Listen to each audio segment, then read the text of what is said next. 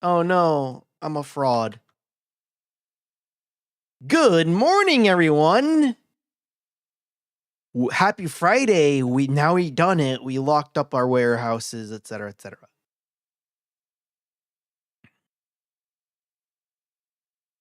But yes, it's Friday. It is Friday.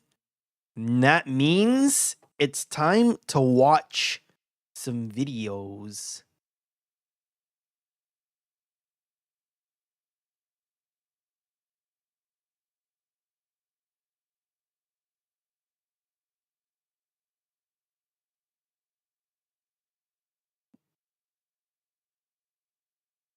What kind of videos, though?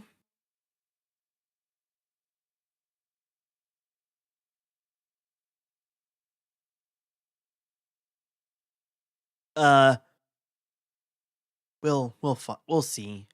You'll see. You'll see.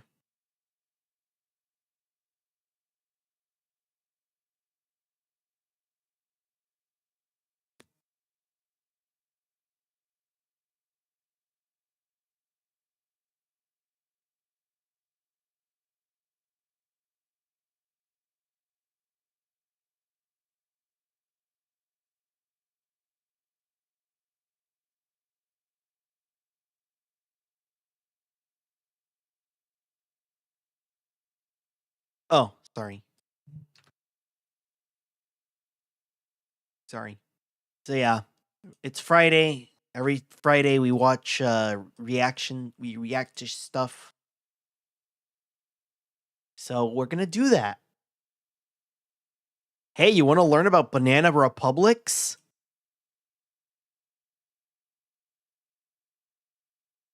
Maybe it would get your bingo cards out. I screwed up. Hey, you wanna learn about banana republics?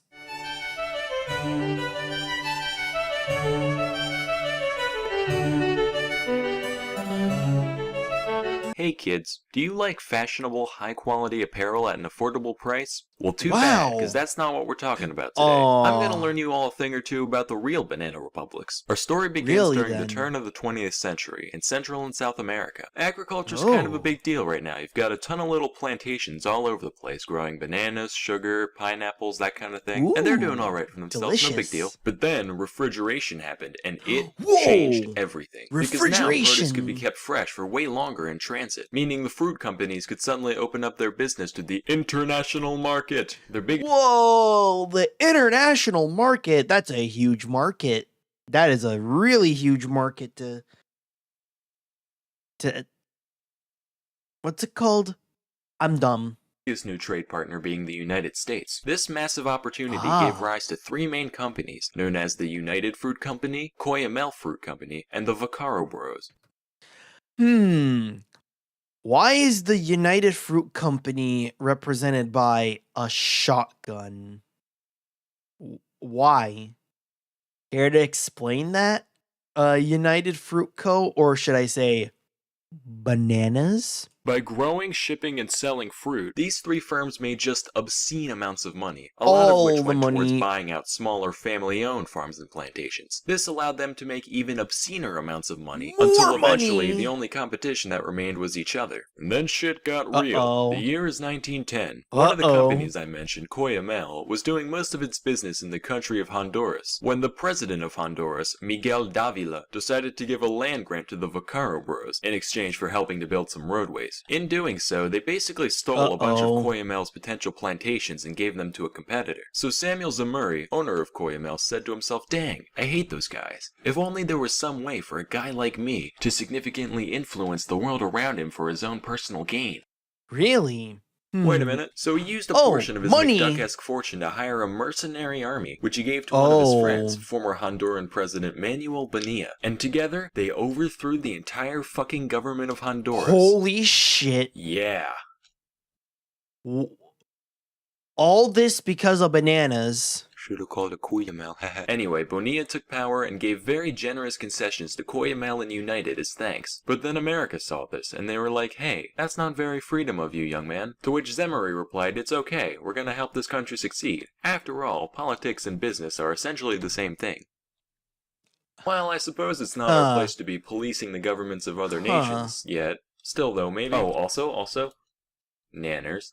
Alright, so do what you want. So with their interests secured, the businesses continued to thrive and expand. But since they got cut so many breaks by the government, very little of their commerce actually ended up benefiting Honduras as a whole. In fact, the national debt of Honduras got so bad that the government ended up not being able to perform a lot of its functions. So in response, the three fruit companies stepped in and said, no worries, we got this. And decided to basically build the nation's infrastructure for them, including roads, railways, shipping lines, telegraphs, telephone lines, radio towers. They even switched the whole country off to the US dollar. Keep in mind, this wasn't out of the goodness of their hearts. It was mostly just to make their own businesses function more efficiently. But it was it's not for the benefit of everyone else. It's for the benefit of banana. Anyway, now, not only did they have total power over their plantations, but also a monopoly over nearly every major industry in the country. Many other Central American nations soon followed this pattern, creating a corrupt sort of symbiosis whereby the fruit companies get huge tax breaks and land grants in exchange for a modernized infrastructure and payoffs to the rich minority. And so, the banana republics were born. Sounds like a pretty sweet gig, right? And it was. A bit. For the upper 5% of the populations who happen to hold some direct share in the plantations or shipping lines. For your average Jose, though, life mostly consisted of working on land that wasn't even theirs in exchange for dirt poor wages. Slavery! So that's how things were for like a decade and a half. At some point, Cuyamel was bought out by United, but then Zamore became the owner of the whole thing, somehow, and the Vaccaro company was renamed to Standard Fruit. Then one day, in 1944... Standard Fruit, yeah. You got United Fruit and then Standard Fruit. Wow. And the Vaccaro company was renamed to Standard Fruit. Then one day, in 1944, the country of Guatemala had a democratic revolution, and the newly elected leader, Juan Jose Arevalo, wasn't happy with how the companies treated his people. So he implemented several reforms, like a minimum wage law and universal suffrage. And while the populace got a lot of benefit out of this, United Fruit most certainly did not, because more rights for their workers means less profits for the business as a whole. Then Guatemala got a new president, Jacobo Arbenz, and he continued these reforms. And United continued to get the metaphorical shaft until finally, in 1953, they decided to go to the USA for help. Oh, Eisenhower. Yo, what's up? This Jacobo guy, he's making us pay minimum wages. Well, that doesn't sound very good for business. That's not all, though. He's also taking our unused land and giving it back to the people. Does that sound familiar? Oh, dear. Oh, no. By the way it's looking, Dwight, I'd say he's a dirty, collectivizing, commie. Commie!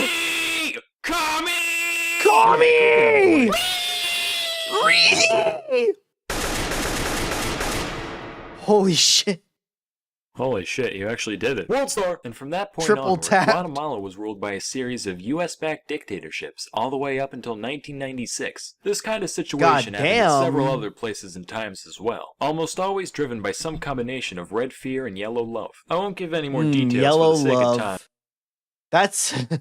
That's what old Uncle Blue Sharks is. My uncle got a little bit of that yellow love. He has a Taiwanese. He has a Thai girlfriend now. I mean, but that doesn't mean they weren't big deals. So you might be wondering, where did these companies go? Surely the Clan of Banana Shenanigans can't still be around today. Well, that's where you're wrong. Clan of Banana They're still in Shenanigans. operation, just under different names. Standard Fruit changed their name in 1991 to become none other than Dole Food Company. You know, when I was a kid, I used to play a lot of Super Monkey Ball, and I used to wonder, what kind of cruel tyrant would just stick an ape in a ball for their own amusement? Well, now I know. We've always known. I knew there was something messed up about that company, but I couldn't put my finger on it. Good bananas, though. Those bastards. As for United, one day in 1976, their CEO decided he couldn't take the heat anymore, so he jumped out the fucking window. That's a real thing, look it up. Then some other guy bought the company and renamed it to, drumroll please, Chiquita Banana. That's right, ladies and gentlemen. The face you once knew as an innocent, fun-loving dancer/fruit merchant is actually a ruthless tyrant who overthrows I knew there was something messed up about her. Democracies and undermines basic human rights for her own profit. Anyway, that's all for today. Till next time, I'm Salmonella, and thank you for watching. I knew there was something up with that Chiquita banana lady. The algorithm does have a sense of comedy. Now, I don't really know. Wait, what was the context for this anyway? Oh. Oh. Yup.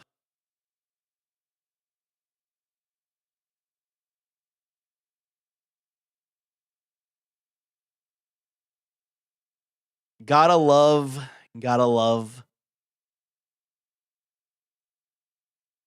Yeah, there you go. United Fruit Company literally has a gun in their logo. Not exactly subtle.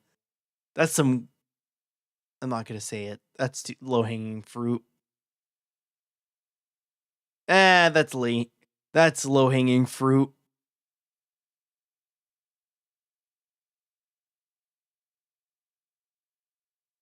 Oh, also, Dole was also partly responsible for the coup to overthrow the Hawaiian monarchy and annexing to America.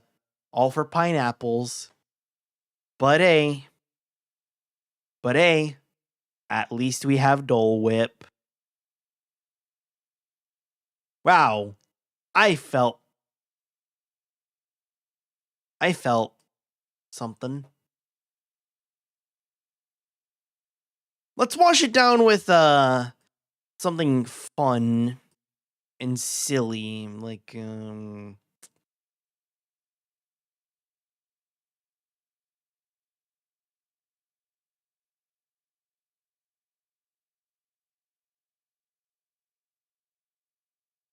know, Jono.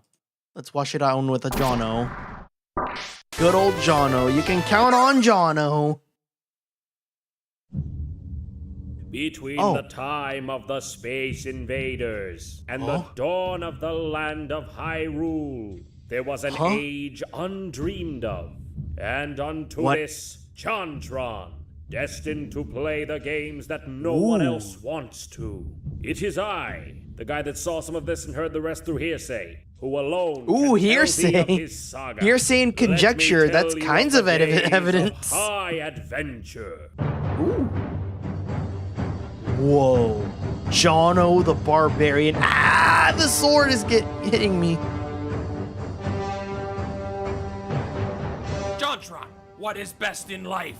To crush your enemies, to see them driven before you, and to hear the lamentation of the women. Yeah. I was gonna say a day at the beach, but what did you say? Something about maiming? Jesus Christ. Maiming. I love maiming. The Barbarian, originally portrayed by Arnold Schwarzenegger. Guy doesn't take shit from no one. You kill his entire family, he comes back 20 years later and beheads you in front of your entire snake cult. And becomes the governor of the state of California. That's fucking metal as fuck, dude. Fucking metal as fuck. Of the same gory yeah. Let's have a look at some of the older titles first, like Conan, Hall of Volta on the Commodore 64. This should have everything I could possibly It always comes back to the Commodore 64, doesn't it? What better place to experience it than here, in the basement? The birthplace of fantasy. Hell yeah. Conan. Ooh, that's a brown note. Well, that's a bit of a tonal shift, but this is from the 80s, so I'll let it slide. Conan, presented by a bunch of white guys named Eric. Sounds about right. Thanks, Hall Eric. Volta, by the way, not a real place. I checked. What? Before the game starts, it shows you a cast of characters. Right, here's As you can Conan. see here, we have Conan and Volta. Yeah, well, I'm glad, Volta. Otherwise, the title of this game would be very misleading. Oh, look, an avian ally. Avian this is my ally. kind of game right here. Very nice. Close to home. Jacques, come here. You got to see this. Uh-oh. Oh, no, I think I left him upstairs. Where's Bird? His alarm, right? Where's Bird? Hey, John, it's me. I brought your life-saving medicine. Oh, no. Oh, no. Continue, guy. No. That's probably nothing. We got an object list, too. Locked door. Not so much an object as it is an idea of objects working in tandem. Extra sword? Can there be an extra sword if there's just no sword at all here? This game is pretty much like every Commodore 64 game. Primitive and clunky. Yep, true. Yeah! Whoa, hold on. Swordering! Was that boomerang sword? Boomerang That sets it apart. sword. That's a whole different class of epic. The aim of the game is Nice. to traverse the stage and get to this little object up here. What do you think this thing is? I don't know. Do you know? All I know is I want to get to it. In that way, I suppose it has a Blinky strange artifact. power over me. I want that as a So gamer. trivial. I'm literally a so magpie. alluring. It's very Like a alluring. goddamned piece of sharp cheddar. I want it sharp so bad. cheddar. I want that. It's not bad for a C64 game, but Jeez. goddamn if it isn't hard as Conan's pecs. I have to get past this bad enemy, but he's just so hard to pin down. Damn. Come on, get down already. Come on. Oh, Well, it's a good thing they don't just Your let me die in struggles peace or were anything. in I fucking vain. disintegrate, and it tells me my struggles were in vain. God Not just this damn. struggle. All my struggles. You know, some of us do All this your for enjoyment, struggles were all right? in This vain. is our escape. All of Who them. wrote this game, Nietzsche? Every time you die, it gives you one of these day-brightening tidbits. A watery barrier. Oh yeah, I can see that. You know, you A could've told me watery that a second ago. barrier. Darn. Yeah, front flip into the You lava. beat a heated retreat? And this game I shall not complete. Let's take a look next at Conan the Cimmerian for the MS-DOS. Oh boy. Yes. DOS. Yes. Yes. Look at Oh, this. That's what I'm talking about. Look That's at what that I'm here for. art. Decapitations and barbarism. Okay, all right. Not so much here for the long scrolls with flesh-colored ink, but hey, we got 1 out of 2. We're I doing all can't right. read that. Can't read that. Excuse me, is this Conan or is this SimCity? Yeah, what was...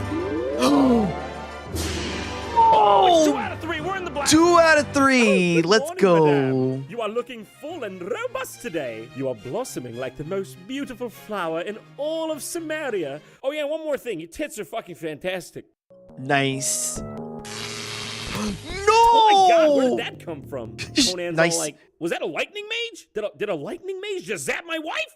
This game's one of those. Why'd old they adventure zap RPG him, you types. son of her Look around zap- on a map, visit towns in various locations, talk Why? to the local populace, and get immersed in the world. One of my favorite things about this kind of game is the open-ended gameplay. It's Look so at that different from a border, book or a though. film, 'cause You really Wow. get to strike out and make your own Sick. story. I think Conan's feeling real bad today.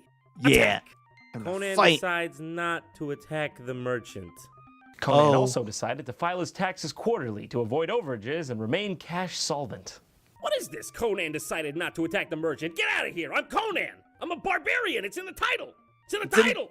It's in the title. It's in the title. He can't do barbarism. Well, the thing is, actually, he doesn't attack random civilians because he don't roll like that. He don't roll like that. It's only like an RP. Think of it as like a more of an RPG class than actual, Mongolian barbarians, so to speak. I'm coping. I get to decide who gets attacked and who gets conversed with, all right? Let me tell you how you know you're playing a Conan game. They spent more time drawing his pecs than his face. Seriously, Nice. he's got no face. Ah, my first fight, finally. Time to put Fight. the B in barbarian, you know what I'm saying? Yeah, time to fight. Not while under attack. When What? exactly is a better time to click the enemy with my sword than when he's attacking me? Forgive my ignorance, but I wasn't aware there was a better time. Rug. Ooh. Oh, of course. Sword is for rug. Sword is for not rug. enemy. It is for rug. No one in this world can you trust, Conan. Not men, not women, not beasts. But this you can trust. Sword. You can But trust only your for sword. rugs. Only for Yep. rugs and shit, seriously. Only for rugs, Oh, I though. found my favorite room. It's the one where Oh, you I can't- fucking see. Oh Well, my at least God. someone had the decency to stick a chimera down here with me, honestly. Yeah, What do thanks. I do? Use sword. This weapon is already in use. I can guarantee you with 100% certainty, this item is not already in use. All right, how about swing, tiring. chop. Conan does not know that attack. God damn it. What do you Like the Matrix, mean? Riddle's grandmother knows that What do you attack. mean? It's like 80% gravity. Gravity does most of the job. I'm stuck. Gravity. That was mostly I'm stuck. gravity. I'm goddamn stuck. Can't move. I can't attack people. I can't use my sword. All I can do is touch rug and walk around and get fucking stuck. Oh, look at that leprous peasant. Yeah, Oh, she's moving right yeah. I along. gotta She's love the having more fun DOS than me in this era. fucking It's game. all. All right, last on the list. Oh, it's Conan better- for NES. Well, at least it's better than whatever modern shit's coming out these days, to be honest. Please let this version be good. How could they fuck this one up? It's Conan for the NES. It's for NES.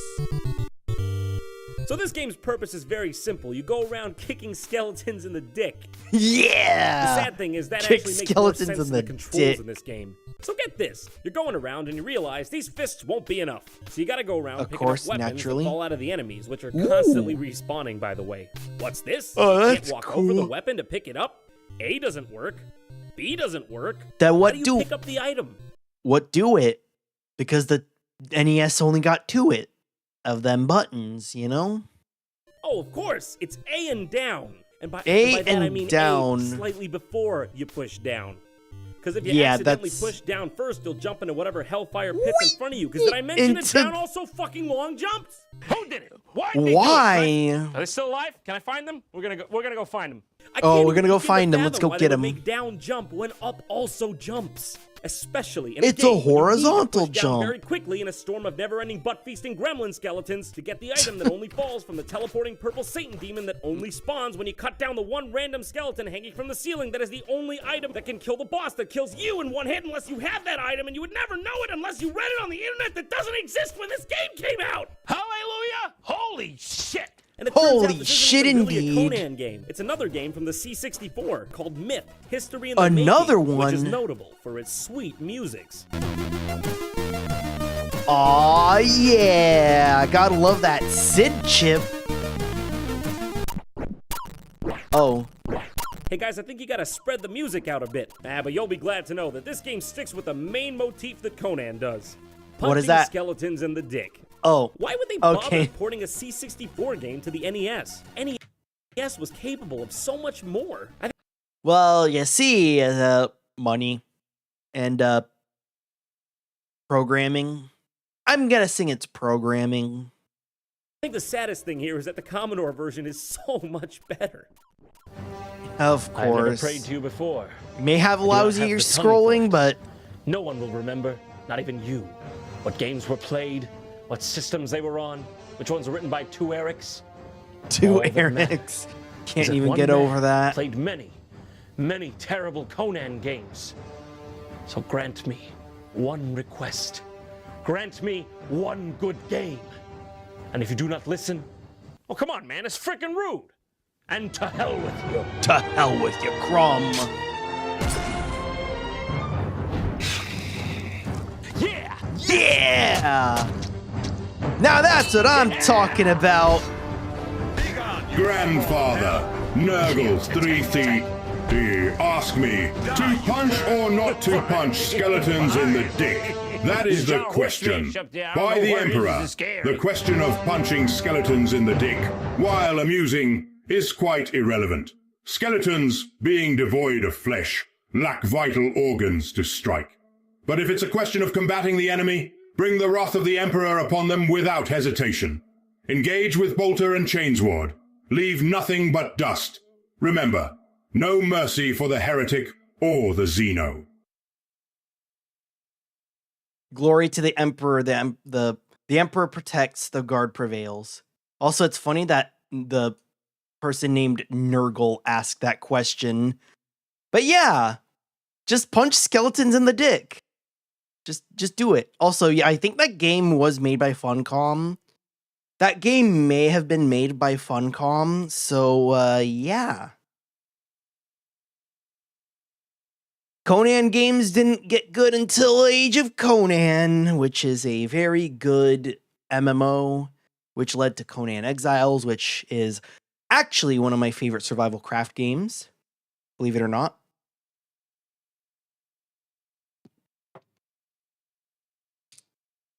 Yeah, same with Mad Max, really. Yeah, gotta love that Mad Max game. That didn't Monolith Soft do? Fun fact, Conan's original creator was a close friend of H.P. Lovecraft and was the guy who conceived Weird Tales to publish Call of Cthulhu. So Lovecraft was also in cahoots with Sandy Peterson, the guy that made the city levels in Doom. Yeah, sword is used for maiming and beheading. Cutting butter at the dinner table. Rug? Yes. Absolute rug. Sword is for rug. Not for enemy, but for rug. I think this episode was just an excuse to show off his sword.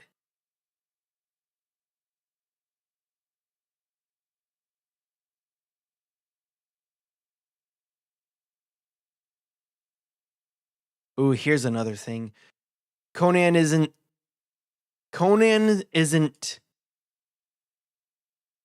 really a dumb brute. Has actually a lot of wisdom and open-mindedness in the books. His principal flaw was he was a sucker for a pretty face. His love interests either died dramatically and made him act very unwisely post-mortem, or had been manipulating him the entire time and doing precisely what they wanted him to do. Yeah. Never trust women. Never trust women. That's the lore of, that's the true takeaway of, that's the true wisdom of these fantasy books.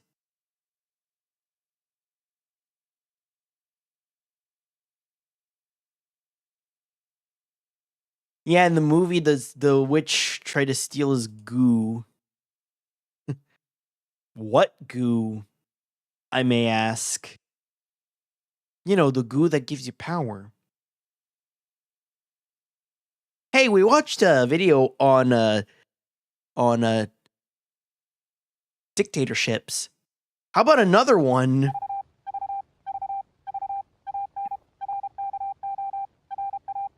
Yes, the Defunct Land production. Yeah, I see, yeah. The Defunct Land production. A season 3 episode by Kevin Perjurer. Ooh. Walt's Epcot. Oh boy.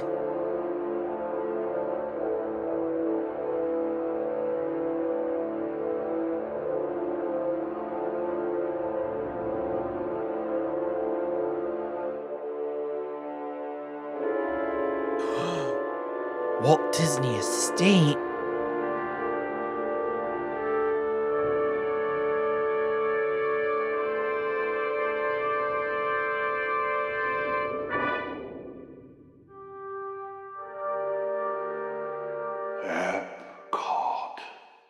Epcot was his sled.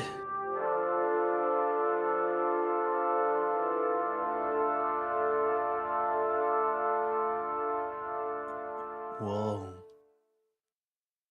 A once-in-a-lifetime opportunity for everyone who participates. Speaking for myself and the entire Disney organization, we're ready to go right now. Oh, really? Wasn't that a dream? Doesn't that wow. Our corporation clap, is dedicated clap. to making Walt Disney's dream a reality, but it cannot be done without the help of you people here in Florida. We must have a... This is Roy Disney on February 2nd, 1967. He is Dramatized. speaking to an audience of over 900 people in Winter Park, Florida. This group of business leaders, politicians, and members of the press had just sat through the first public screening of what would become known as the Epcot film. This 25-minute film was the final notable on-screen appearance of Walter Elias Disney. Walt had passed less than 2 months before the first screening of the film, on December 15, 1966, at the age of 65. The project that he was proposing in the Epcot film was his most ambitious dream. It was the culmination of his life's work. 65 years of a man's life. That's a lot to try to get into a presentation, but it's not enough to listen to what Walt Disney said. It is important to understand who he was. What was the last thing that he planned? Maybe what Epcot, was his last magnum project, opus, would reveal something about him. The world was still mourning the loss of the storyteller, the loss of the character, the death of Uncle Walt. All the they death saw was of a big Disney, American, one of the a biggest. very But how was he slow, any different than Ford, or painful Hearst, death, or John Doe? He was as loved and as hated and as talked about as any person in his time. But when he came to die, he had something on his mind called Epcot. What does it mean? It deserves investigation. What could Epcot, that be? Its origins and the its big fate. golf ball? Certainly, it must turn out to be a very simple thing. A simple thing, huh? Yeah, I don't think that's true. For most of its development, Walt's Epcot project was top secret, with only a select few people within Walt Disney Productions aware of its existence. One of these people was Harrison Buzz Price. Price first met Walt Disney in 1953, when Price was employed at the Stanford Research Institute, an economic development research firm. Price conducted the initial feasibility study for Walt's amusement park concept, Disneyland. And Walt and Price maintained a great working relationship throughout the process. This was largely due to the way in which Price communicated with Walt about his ideas. Price quickly learned that Walt hated to be told no. Many of Walt's ideas were risky, and some saw them as ridiculous and impossible. His older brother Roy, who was in charge of the company's finances, was often put in the position of pushing back on Walt's ambition, which put a constant strain on their relationship. Price knew to always say yes to Walt's ideas first before diving into the project's constraints. This simple yet ingenious strategy led to a partnership between the two that would last over a decade, and any time Walt was considering a new construction project, he would call upon Price to do a feasibility study. In 1957, 2 years after Disneyland opened, Walt hired Price to do a study for a new project that he was calling the City of the Arts, or Seven Arts City. The City of the Arts would be a combination of a shopping district, an art school, and most interestingly, a planned community. The City of the Arts would be a functioning city of artists and art students, living, working, and showcasing their creations to visitors. It would feature restaurants, shops, and model homes. Price was tasked once again with determining a location, while Walt began planning his community of artists. Walt believed that one of his best abilities was to bring people, especially creative people, together. He often thought that he knew what was best for the people that worked for him, and that he had the answers to their problems. For instance, when Walt built his new animation studio in Burbank in 1939, he designed every aspect of the space to create a perfect creative environment. Walt even considered placing apartments at his Burbank studio for his animators to live in, because he believed that they would enjoy the convenience and that it would result in better work. This was an objectively terrible idea. Even without living on the lot, many of Walt's animators grew frustrated with Walt's philosophy and business practices. You might not want to resistance do to this that. criticism led to the infamous studio strike in 1941. What do you mean my freaking workplace is right next to me that I could just walk to? Why? It's like you look out the window, you're like, fuck, I have to go to work tomorrow. God damn it. Why? Why do I have to do that? Did not dissuade Walt from his City of the Arts project and the idea of building a community of artists, something Walt felt that he was already good at, minus that one time that it went horribly wrong. Despite Walt's confidence in himself, over time, the City of the Arts concept was reduced to an innovative art school, dropping the planned community aspect. The City of the Arts would eventually evolve into the California Institute of the Arts, or as it is popularly known, CalArts. The Bean Mouth Factory. Both financially and creatively, with Price at his side. Price watched Walt design his university with a level of vigor that matched and at times surpassed his effort to build Disneyland. At one point, Walt explained to Price, quote, "This is the thing that I'm going to be remembered for."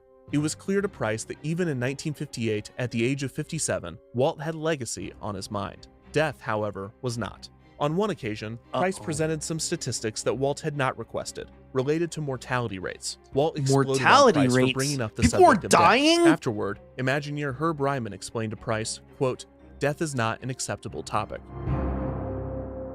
This is Disney, damn it! Death is not acceptable. Even though most of Disney's most well-known moments is death. Staking his legacy in CalArts, the feeling was fleeting.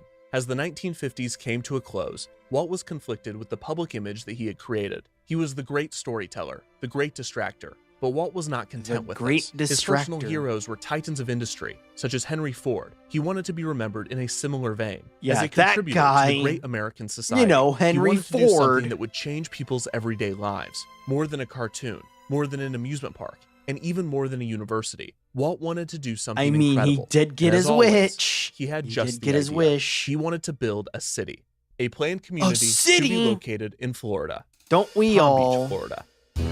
In 1959, Walt was pursuing NBC to take over the distribution of his television show. NBC was eager to distribute Walt's hit show, but they were interested in even more. NBC and their parent company, that's why he's called RCA, Florida, because he's Walt's from original Florida. deal with ABC, in which Walt created a show for the network in exchange for financing for the construction of Disneyland. NBC and RCA wanted to build a second Disneyland on the East Coast, near New York City. Walt was interested, and he hired Price to do a study on the area. Price's report was not stellar. The weather in New York would force the park to operate seasonally rather than year-round. There were few plots with enough space and suitable land to build the park. And most New York of New York's cold is tourists were on insane, business-related trips from what I as opposed hear. to visiting for leisure. For all of these reasons, Walt turned down the New York proposal. But this would not be the end of the talks with RCA and NBC. Shortly after New York was rejected, a man named John D. MacArthur entered the conversation. MacArthur was a billionaire businessman and real estate investor who owned around 6,000 acres of land in Palm Beach, Florida. Wow. He was looking for developers, and there was none more lucrative than Walt Disney. Walt was thrilled by the amount of land MacArthur was offering. Disneyland consisted of 160 acres total, which included the park, parking lot, and other facilities. There was little room for Disneyland to grow inside the land that Disney owned. And after the park opened, Anaheim saw a development boom. It was especially noticeable directly outside the park, where cheap motels and tourist traps boxed Disneyland in on all sides. This outraged Walt, and it made MacArthur's 6,000 acres, over 30 times the amount used for Disneyland, all the more attractive. Of course, 6,000 acres was far too much for just a theme park, which allowed Walt to dream bigger than he ever had before. Walt began to outline his plans. He would use 400 acres of the land for a new theme park and resort space, and the rest would be used for a new planned community, or as Walt called it, a city of tomorrow. This would solve the Anaheim problem by surrounding the new theme park and resort with a development of his own design. Setting of the city of tomorrow. Another, more broad frustration of Walt's. Scott. Walt Disney, like many people in the late 1950s, was worried about the state of many major American cities. He was concerned about crime, poverty, education, and other issues. But more than anything, Walt Disney was obsessed with traffic. Throughout his life, Walt had seen the automobile go from a futuristic technology to a constant nuisance. Cars had flooded American cities, and the pedestrian had become secondary to the automobile. Attempts to mitigate traffic within major cities had not worked, and Walt wondered how the problem might be eliminated should a city be built from scratch with the automobile in mind. Another consideration was the effects of white flight on cities, in which middle and upper class white populations moved en masse out of the city and into suburbs, often to escape immigration and the civil rights movements of the era. This diverted vital resources out of inner-city communities, leaving them in a state of disarray. The problems the cities faced were in the forefront of many Americans' minds, and it would soon consume the mind of Walt, who took to the idea of developing his own community. Despite having no urban planning experience, he once again believed that he was the best person for the job, and he was not alone in this belief. Many prominent urban designers had been pointing to Disneyland's radial design, with its hub-and-spoke layout, as a brilliant piece of urban planning. Walt's popularity and influence among the public was also seen as a major advantage, one that had often led people to encourage him to run for some sort of office. Futurist author Ray Bradbury, a friend of Walt's, once suggested that he run for mayor of Los Angeles because he believed that only Walt could solve the city's traffic issues. Ray Bradbury Walt responded, quote, "Why would I run for mayor when I am already king?" It was a joke, but not entirely untrue. What is a mayor to a king? Walt was used to having control, something he would not have in the political sphere. If he wanted to solve the problems of the urban environment, it needed to be a private venture. Palm Beach presented this opportunity. Walt planned for a city that would use state-of-the-art technology and groundbreaking urban design techniques. It was at this point that he began referring to the project as EPCOT, an acronym for Experimental Prototype Community of Tomorrow. Price was once again asked to do a feasibility study as initial plans were drafted. One study proposed the use of 12,000 acres to accommodate 65,000 residents. It would include 23 schools, 21 churches, 15 playgrounds, 2 parks, 2 golf courses, and 3 waterfront hotels. Price's studies were extensive, doing the lion's share of the work in determining what a city of this size would need to function properly. More importantly, through these studies, Price concluded that an East Coast entertainment complex would not compete with Disneyland. In fact, 2/3 of the US population lived east of the Mississippi, but they accounted for less than 10% of Disneyland's guests. The East Coast was an untapped market, and Price's study showed the promise of such a venture. Despite the heavy research and positive conclusions, Untapped the Palm market, Beach you project quickly say? fell apart, reportedly due Better to get Roy going Disney before clashing with MacArthur. Knots rolls Unsurprisingly, in. the ambitious City of Tomorrow Was Knots a proposal thing for Palm back Beach then? concerned Roy, and the deal fell through. I don't know. But now Walt wanted to build a city, and there was nothing that could stop the idea city. from growing in his mind. We all had By 1960, we all with the had Palm that Beach thought. plans abandoned, Walt was beginning the early stages of work on pavilions for That's the a good 1964 New dinosaur. York World's Fair, another major step toward Epcot. You will be- While the East you will was an be untapped super market, unpopular it was in- unclear if the population was several open to being decades. tapped by Walt Disney. Plus, Disney was building pavilions for major corporations like General Electric and Ford, and he believed that these type of corporate partnerships would be the only way for a project as big as Epcot to work. Walt hoped that major American companies would help construct Epcot, Oh, set up a there facility goes another within the city, ecological and employ the disaster. city's residents. The fair also We gave all him the remember chance to Balloon work with a man Fest. that was considered the most influential city planner in the world at the time, the fair's president, Robert Moses. When Walt showed Moses his early plans for Moses. Epcot, Moses was amazed. He believed that Walt's plans would lead to the first accident-free, noise-free, and pollution-free city. This was Finally. ironic, as Moses' approach to city planning was the opposite of Walt's. Moses had focused on adding more and more expressways and highways to the densely populated New York City. Add another creating many lane of the to it. problems Walt was Surely trying to that will rectify fix with Epcot. traffic. Walt would not have to worry about Won't- Moses, though, that will as trick- New York had already been crossed off of the list of potential locations. By 1963, Walt was deep in production on the World's Fair pavilions, but he was making time to search for a location for Epcot. Walt had Price study numerous potential venues: Washington, D.C., Colorado, Baltimore, and New Jersey, among others. Price was also busy studying a spot for a ski resort in the Sequoia National Forest in California, and Walt was in talks to construct an indoor theme park in St. Louis. Walt was adding projects at a rate faster than ever before. Whoa, he mentioned to Price crazy. that all of their projects would, quote, keep the organization busy for 40 years. Longevity For bred legacy, 40 years. and legacy was on his mind. Legacy. It's all about legacy. I guess those 40 years ended.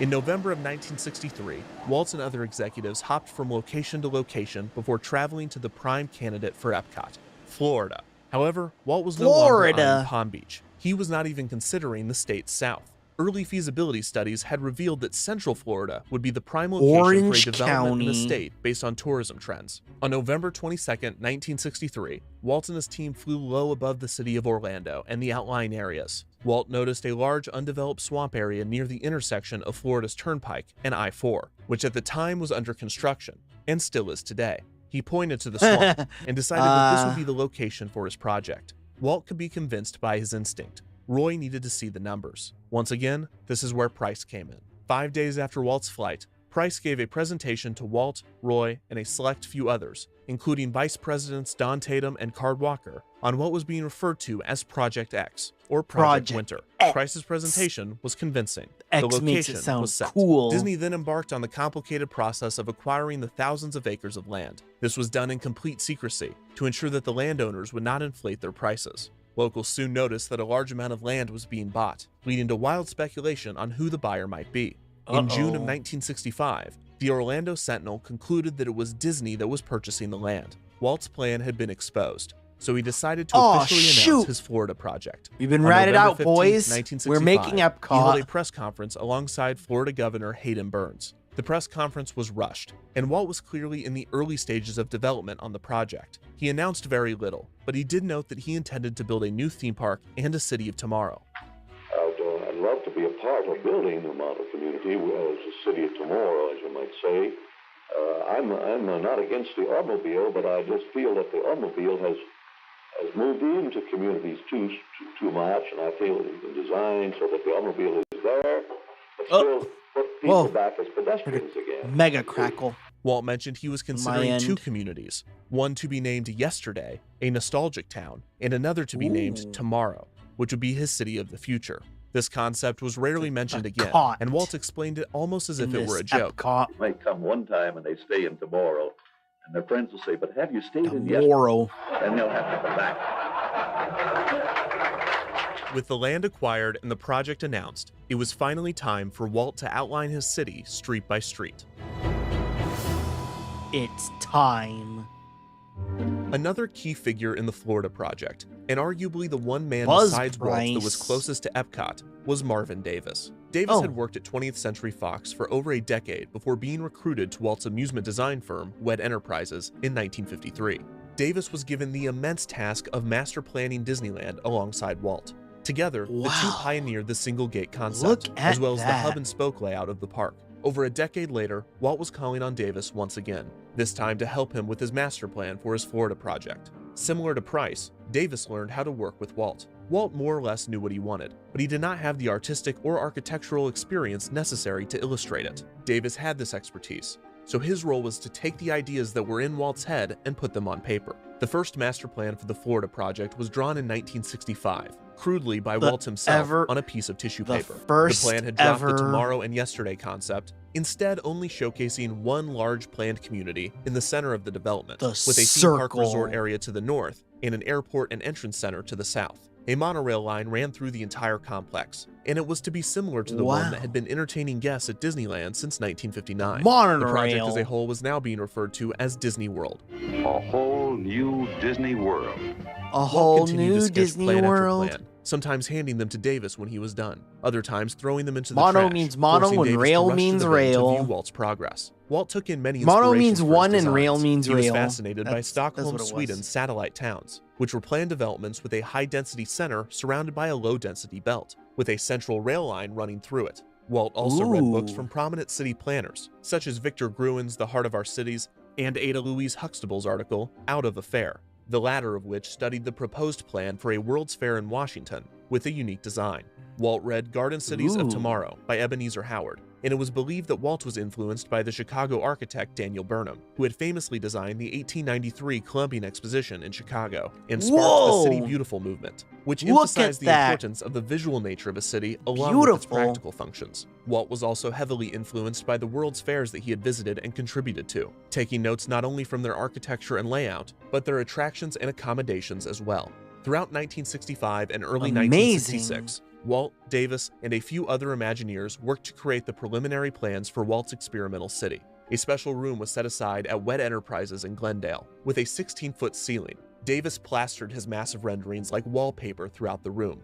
The plans that the small team drafted for Epcot throughout 1966 were not concrete, and Walt expected many aspects of the designs to change. But what was planned, drafted, and mocked up were certainly the most bold, stunning, and unbelievable ideas that Walt had ever dreamed. Oh? According to Walt's plans, visitors would enter Disney World through the Grand Entrance Complex. This complex had short-term parking for 11,000 cars and was connected to an airport of the future via monorail. The airport would have been the world's first operational jetport with a radial design. The airport of the future would have also used an experimental baggage handling system and other state-of-the-art technologies. A custom communications network, later named WEDCOM and to be built and sponsored by RCA, would keep track of everything on property, from utility management to pollution control. In the entrance complex, it would allow receptionists to pull up guest resort reservations and billing information, which would have been groundbreaking in 1966. Outside of the entrance complex would be motels, trailer parks, and campsites, one of which would be located in the property's West Swamp and was referred to as wilderness camping. After checking in, guests would board a monorail and head north to start their vacation. Go camping. The first stop would be the Disney World go Industrial camping Complex. near Also radially designed, industry. this 1,000-acre complex would provide employment for many of Epcot's residents. In the renderings done by Davis and his team, one complex with 6 branches was featured. Guests or residents would leave the monorail station and board a People Mover car. The People Mover was a transportation system developed by Wed Enterprises, inspired by the unique system that was used to move Ford cars at the Ford Pavilion that Disney designed for the 1964 New York World's Fair. The People Mover went through many different designs, but it was eventually decided to have trains consisting of 4 cars each, with each car carrying 4 people. Wed Enterprises planned to test the technology at Disneyland, and a 5/8 scale People Mover system would be installed during the 1967 Tomorrowland renovation as one of the area's new signature attractions. In Disney World's Industrial Park, there would be a different People Mover track for each branch, taking residents from the monorail line to their place of work or taking guests on a tour of the facilities. Each branch would feature multiple buildings surrounding the People Mover station, with parking behind each for commuters. The facilities would be run by major American corporations, with GE, Westinghouse, Monsanto, and RCA approached to use the space. Monsanto, our old friends at the Monsanto The 6 company. million people who visit Disney World each year will look behind the scenes at experimental prototype plants. I love chugging research and Agent development Orange. laboratories, and It's computer so centers yummy. for major corporations. Visitors would be And able to view spicy. the inner workings of these companies, seeing them developing new technology that would be installed in Epcot. After the Disney World Industrial Park, the monorail line would approach the main attraction of Disney World, the experimental prototype community of tomorrow. This There it impressive is, 5,000-acre city Epcot. would, unsurprisingly, be radially designed. The city would have been 3 miles in diameter and divided into 4 sections. The center of Epcot would be the city's business and commerce center. Whoa! There it Epcot's is. dynamic urban center will offer the excitement and variety of activities found only in metropolitan cities. Cultural, social, business, and entertainment. This consisted of the city's icon, the Cosmopolitan Hotel and Convention Center, a 30-story, 600-room hotel that would have been the highest point in the city. The hotel and convention center would rest on top of Epcot's 50-acre business and commerce center, an entirely enclosed, climate-controlled shopping district and commercial space, which would have included offices, banks, service shops, warehouses, retail space, hospitality services, and a television studio. A The shopping mall to district would rival the prominently Mall of feature an international Tomorrow. showcase, in which Disney World guests and The Epcot Mall of America residents could even. shop, dine, and watch shows in various country pavilions depicted with themed facades, such as a British Square, an Asian marketplace, and a South American plaza. This was inspired by similar areas found at numerous World's Fairs, as well as a canceled concept for Disneyland named International Street. Epcot's international pavilions would feature roaming entertainers from each of the countries, teaching guests about their customs. Walt hopes This that the place commercial seems like center an and international amazing pavilions would ensure and that amazing. vacationers would visit the city, rather than just passing it by on their way to the theme park.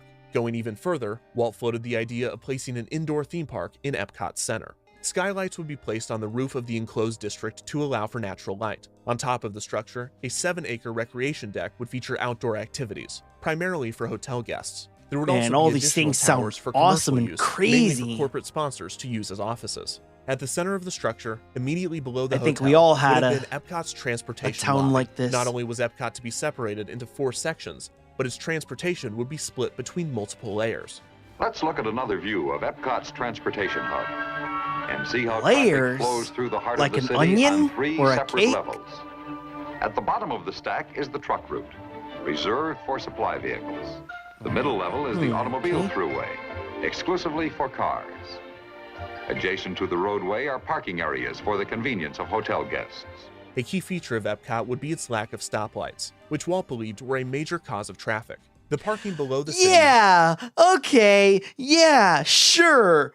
A major cause of traffic for no reason whatsoever. Yeah, yeah, yeah, was reserved for hotel guests and apartment residents, but it would have been made prohibitively expensive to encourage residents not to own cars. One idea was to have an extensive electric car rental service for residents wanting to leave on the weekends. Pedestrians would roam above the automobile layer. Above pedestrians, people movers and monorails would zip by. The transportation lobby was the central hub for all of these modes of transportation. Immediately outside of the central shopping district were high-density apartments, as well as other non-retail buildings such as administration, fire stations, post offices, sports stadiums, libraries, and hospitals. The hospitals would have tapped into WEDCOM, which would have easily stored and quickly distributed medical research and patient data. There was also to be a center of the arts, borrowing concepts from Walt's City of the Arts. After high-density housing was Epcot's Greenbelt, which would have featured parks and Greenbelt. playgrounds, as well as the city's churches Dude's and playing schools. Sim Walt City. had ambitious plans for Epcot's education. Or City He wanted Skylines. to reimagine the school curriculum. I think someone replacing did lectures and try to- tests with a game-like learning environment.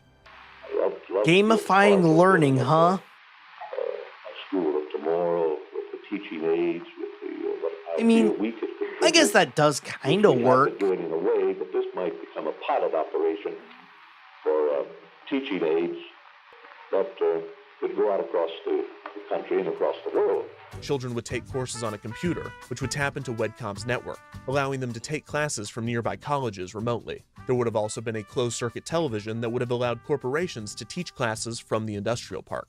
The Greenbelt would also feature 2 large auto dealerships and service areas. Yeah, imagine getting taught in school by a closed circuit television and then just seeing some guy get absolutely fucking obliterated like a live leak video. Oh wait, this isn't China. Finally, the Greenbelt would boast a teen center, a feature that Walt was personally passionate about. Teenage crime was a major problem in cities, and Walt felt that the best way to control the wayward, rebellious youth was to give them their own dedicated, supervised space. Davis recalled that, quote, Walt had great hopes of using this community as a model form of treating the teenage problem, and his idea was to devise a system by which youths would judge their peers, monitoring their behavior, because the teens of the 60s loved nothing more than hanging out with a bunch of narcs in a building designed by a 60-year-old man. It is worth noting that they the sure unruly love that. generation Walt was attempting to corral was in fact the baby boomers. Finally, The after the fucking Greenbelt would be boomers. Epcot's low-density housing neighborhoods. The fucking boomers. Of course. Now look what happened. Now look what happened. Especially to the non-straight edge types. To the baby boomers. Finally, after the Greenbelt would be Epcot's low-density housing neighborhoods, where the majority of citizens would live. Like the industrial park, people mover tracks would take Epcot's residents from the city center to their homes. Each of these tracks would have 4 or 5 stations along them, one in the center of each cul-de-sac. The people mover would only stop at a station if signaled by someone in the train or someone at the station, and the maximum amount of time before a train would arrive was said to be 3 minutes. Unlike most cul-de-sacs, Epcot's neighborhoods were free of streets in order for children to play and walk safely. The space in the middle of the cul-de-sac would have been used for leisure space, with the road system instead wrapping around the back of the homes. The homes of Epcot would have little to no private lawn space, with most of the greenery surrounding the home reserved for the public. The house itself would be, quote, completely self-sufficient, according to Admiral Joe Fowler, a longtime collaborator of Walt's. Every house in Epcot would have been self-powered, possibly by some form of renewable energy. Much of the house would have been automated, similar to the I wonder if there's going to be a Monsanto house of the nuclear future reactor that was at constructed Epcot. for Disneyland's Tomorrowland. I mean, you gotta Also, have to. Throughout Epcot, a With series that of mu- underground that- tubes would with that carry much trash power from draw, each home it's and building mandatory. and transport it directly to Waste Management Services, a technology called Automated Vacuum Collection, or AVAC. This was inspired by Walt growing annoyed with the garbage trucks outside of his own home waking him up at night. Closed-circuit television would also be wired into the homes, allowing residents to watch sports, entertainment, and school activities taking place on the Greenbelt.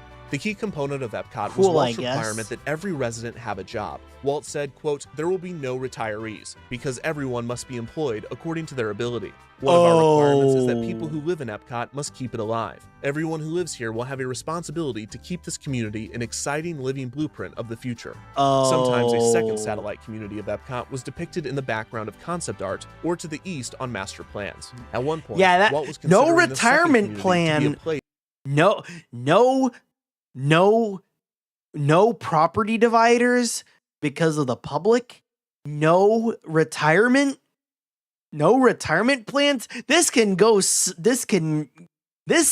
This sounds amazing. For Epcot's residents to live once they had retired. I lied as naturally as I The final section of breathed. Disney World was, of course, the theme parks and resorts. On And of most course, master plans, Disneyland, the new Disney park World, was of represented course, by a map naturally. that looked nearly identical to that of Disneyland. Bay Lake, a natural lake near the proposed theme park, would have been extended with a man-made portion that would have surrounded the city. Other features of the theme park resort were an ice rink and a roller rink, and multiple golf courses. A roller Walt rink? viewed the theme park as a Don't do necessity crack. to get funding for the project. Go to a and roller to get rink. vacationers into the complex. I wonder what happened But his in that passion for the place. second theme park only went as far as it could help the development of Epcot. When pressed about making plans for the new theme park, Walt reportedly said, quote, I want to do Epcot.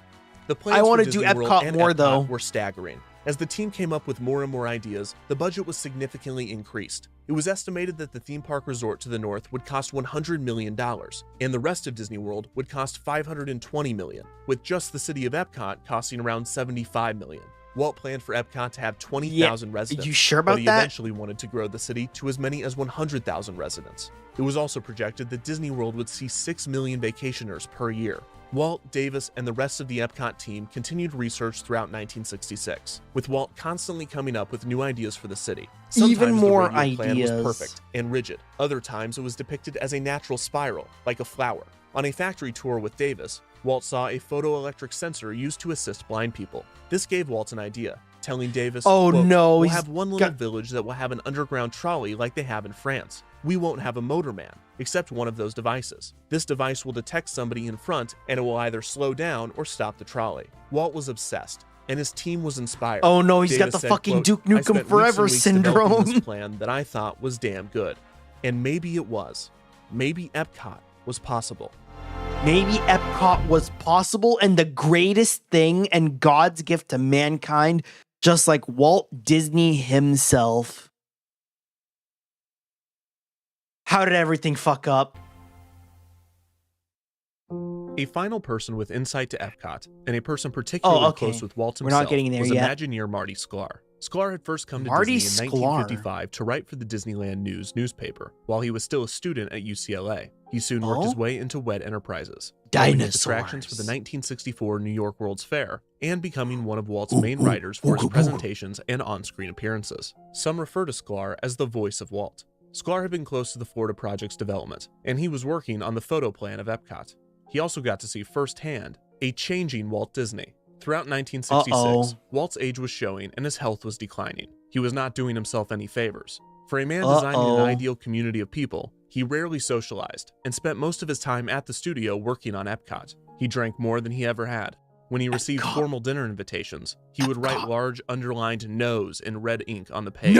He had few hobbies and seemed to be happiest when entertaining his grandchildren. Walt was quieter than usual and was acting rather strangely. He frequently called the in-house songwriting duo the Sherman Brothers to his office, demanding that they play from the Mary Poppins number, Feed the Birds, always tearing up at the music. Why is unclear. Walt might have been tired after all of those decades of work.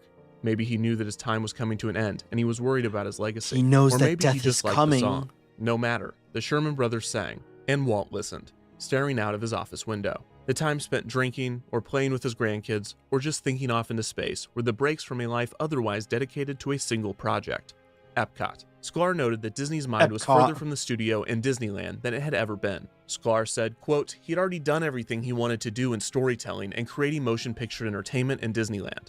In the spring of 1966, Walt was in good spirits, traveling throughout the country, meeting with companies to sponsor Epcot. Walt and his team met with nearly 100 major American corporations, most of which were interested in sponsoring the project. Walt also viewed interesting concepts that major cities were implementing, such as an interesting garbage recycling project in Tampa and new shopping malls in New York and Pennsylvania. But as the plans progressed, and spring gave way to summer, and then summer gave way to fall, ideation was turning into desperation. Buzz Price described Epcot as a project created, quote, in the last stages of a man's life, in a hurry to do what he said he wanted to do, which is to leave 25 years of work for his organization. And that organization had concerns with Walt's proposal. Most pressing was Walt's insistence that he have complete control over the city. The team had been able to create the Reedy Creek Drainage District, a special district that gave Disney more powers to govern their land. And the team was courting the Florida legislature to create the Reedy Creek Improvement District, which would give Disney autonomy from nearly all local and county oversight. The efforts to establish autonomy from the various levels of government was only half of the battle. The other half was avoiding Epcot residents from self-governing. Walt wanted Epcot to have permanent residents. However, his attorneys pushed back on this idea, explaining that permanent residents would want to vote on matters related to the city and hold elected positions of power within Epcot. This was unacceptable. Walt felt that he knew what was best for his residents, and if they were able to vote, they could only make matters worse for his experimental community. Walt needed control, not just over Epcot, but the lives of his residents as well. The plans outlined for Epcot claimed that everything from appliances to light bulbs would be constantly refreshed with experimental technology, and it is implied that the residents would not have a choice as to whether or not they were testing out the products. Walt immediately shifted to the idea of having temporary rotating residents leasing property, with no one staying longer than 9 months. This would prevent Epcot from becoming a democracy. Instead, Walt's Epcot would be run not by the people or by the elite, but by Walt Disney alone. He knew what was best for his people. It was his community, first and foremost. The concerns we call that a dictatorship raised by the attorneys prompted more discussion from within the team. You know, the same way a functioning city and an attraction for the visitors. The same way a premise that brought up privacy concerns. Look over the Disney chat. advisor Ray Watson pressed Walt on the issue, saying, quote, now you're not going to go out and get milk in your pajamas. You're going to have to dress up and put on a tie because these people that live there are now on exhibit. Watson continued, explaining, quote, you need to decide whether you are indeed building a community that is a natural community where people will come, raise their families, form their own city government, grow, and so forth. But if you're doing this as a place for an exhibit, then you need to separate that. On top of privacy Imagine concerns, clapping the someone's residents would lack basic cheeks. freedoms, which some Imagineers saw as a non-starter for the project. Imagineer yeah, Carl Bongiorno whole said, tram quote, of everyone people knew that you couldn't get have to 25,000 watch. people living in a community and constantly change, upgrade, move, innovate, go into people's homes, take out appliances, put new ones in, control everything about the project when you have a one-man, one-vote democracy. While the community in Epcot was under scrutiny, others doubted the prototype aspect, as companies were rarely interested in showing off products when they were in the development stage. Disney Imagineer John Hench brought up this concern. Hench recalled that Walt, quote, didn't understand how jealous people are of keeping it secret and not exposing it. And then there was the issue of the T in Epcot, tomorrow. Tomorrow was always fast approaching, and as proved by Disneyland's Tomorrow always happens. it was expensive to keep up with the future. Walt's goal was for Epcot to always be 25 years ahead of its time, a costly proposition. Yeah, that's not fucking happening. Moore's Law is a thing. The Epcot team. Outside the Moore's collaborative Law. bubble, opinions toward the project were much more cynical.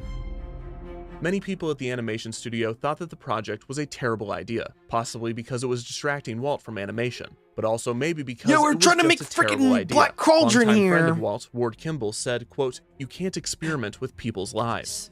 As with Palm Beach, Walt's brother Roy was wary of Epcot, and he was especially worried at its scale. But for many within the company and outside of it, Walt had earned the benefit of the doubt. No one believed that a feature-length animated film would be successful, and just as few thought Walt could pull off a project like Disneyland. By this point, everyone had learned their lesson. Do not underestimate Walt Disney. However, do not the proposition underestimate of Walt Epcot Disney. was on an Okay, maybe entirely not different level. this Epcot thing. was unlike anything ever imagined, except it also wasn't. At its What? core, the idea of a company constructing and owning a town full of citizens whose residency was dependent on their employment was not new. In 1884, industrialist George Pullman created Pullman, a 4,000-acre town on the south side of Chicago. With over 1,000 homes and 12,000 residents, Pullman was initially a huge success, thanks to its innovative design and amenities. However, like the plans for Epcot, workers were only allowed to rent and were evicted if fired, and everything from saloons to libraries were at the full discretion of Pullman. Underlying issues came to a head after the economic downturn of 1894, and after only a decade, Pullman succumbed to a workers' strike. After government intervention, the strike turned violent, killing 30 people. Pullman was then annexed back into Chicago. In 1928, Henry Ford created a rubber factory and town named Fordlandia in the Amazon jungle, in which he tried to impose his personal ideals on indigenous workers, dictating their diet and banning alcohol, tobacco, and women to increase productivity. Banning women? I don't know. That seems kind of base to me. Oh, wait. This is in the Amazon. Yeah, Ford fucked up. Riots and strikes ensued, and ultimately, no rubber was manufactured. Company towns such as these were once a don't common ban practice, Brazilian women. especially for long-term remote jobs such as mining. But these cities rarely lasted for long, especially under the ownership of a single company. Two of the most common reasons for the demise of a company town were lack of property ownership or the enforcement of a social ideology, both things that Epcot would have. Epcot was different from other company towns in many ways, but it was alarmingly similar, and it very well could have experienced the same unrest that other experimental towns did. Disney. If the historical examples of company towns were not concerning enough, then one could look to the Disney studio itself as a cautionary tale. It is true that Walt had not failed with his first feature film or with his theme park, but it could be argued that he had already tried and failed to build a community. The Walt 1941 Disney strike with Banana the Disney studio Republic occurred for many reasons, but most animators recalled that the moment that everything changed was when the company moved from the Hyperion to the Burbank studio. As aforementioned, Walt had designed the space himself, trying to anticipate every need and accommodate each individual. In this, he undoubtedly failed. Despite all of Walt's planning and innovation, it all the new comes environment down to had none of that. the charm of the previous studio, and the transition set the stage for tensions among the staff. There's a possibility that Epcot would have experienced the same problems. Walt felt he knew best for his animators, best for his audience, and now best for his citizens. He had been right in the past, but he had also been very wrong. And as Epcot progressed, more doubters emerged with increasing merit. And Epcot was dead wrong. If I can't put landmines on my lawn, then what's the fucking point? If I can't buy land and put landmines and dinosaur statues and sentry guns and LiDAR technology and build a nuclear reactor in my backyard, what's the fucking point? Walt briefly considered a merger with GE, wondering if Epcot might work better in the hands of a company in the urban design space. The merger could have also separated the project from its detractors at the studio, but ultimately nothing would come of these talks. Sklar described the plans for Epcot as, quote, Scene 1. Walt was just getting Scene started. 1. Who knew how it was going to end up? It is difficult to scrutinize plans that are clearly preliminary and make a value or efficacy judgment on them. Walt's 1966 plans for Epcot were surface level. He accounted for the citizens' convenience and nothing more. There were little to no plans to deal with any of the difficult or complex issues the cities faced, and in most cases, the solution would have likely been to expel them from the city. Walt said there would be, quote, no slum areas because we won't let them develop, which probably would have been true, as everyone needed to have a job, and if they didn't, they would have likely been evicted from the city. But this was not a scalable idea. In fact, Epcot as a whole would not have been replicable. The project was only viable because it was an attraction. The city's primary industry would have been tourism, need to get a so job. It needed to remain unique. Walt knew this, and he was not looking to build a perfect city that could be reproduced throughout the country, but rather an environment to test smaller ideas and technology. Davis said, quote, it was his philosophy not to build a city that would solve all the urban problems all over the world, but to give a chance to American industry to experiment and show to the world just how the problems of traffic and housing could be solved. Still, even if Epcot was not intended to be utopia, many wondered how Disney would deal with human behavior. What would happen when a sponsor moved or laid off their workforce? Would this or worse, go under? What would happen when all the money runs out? Result in mass evictions. How would Epcot deal with the repercussions of a serious crime, like murder? How would Disney handle racial integration and race relations? Any follow-up questions to the Epcot proposal did not have any answers. Despite the lack of depth and comprehensiveness, Walt was suddenly turning his attention from planning the city to announcing it. In the fall of 1966, Walt was racing to get as many of his Epcot ideas distributed as possible. Hurry, I'm dying here! Determination. Epcot would keep Disney alive. Get all it would be his shit. Legacy.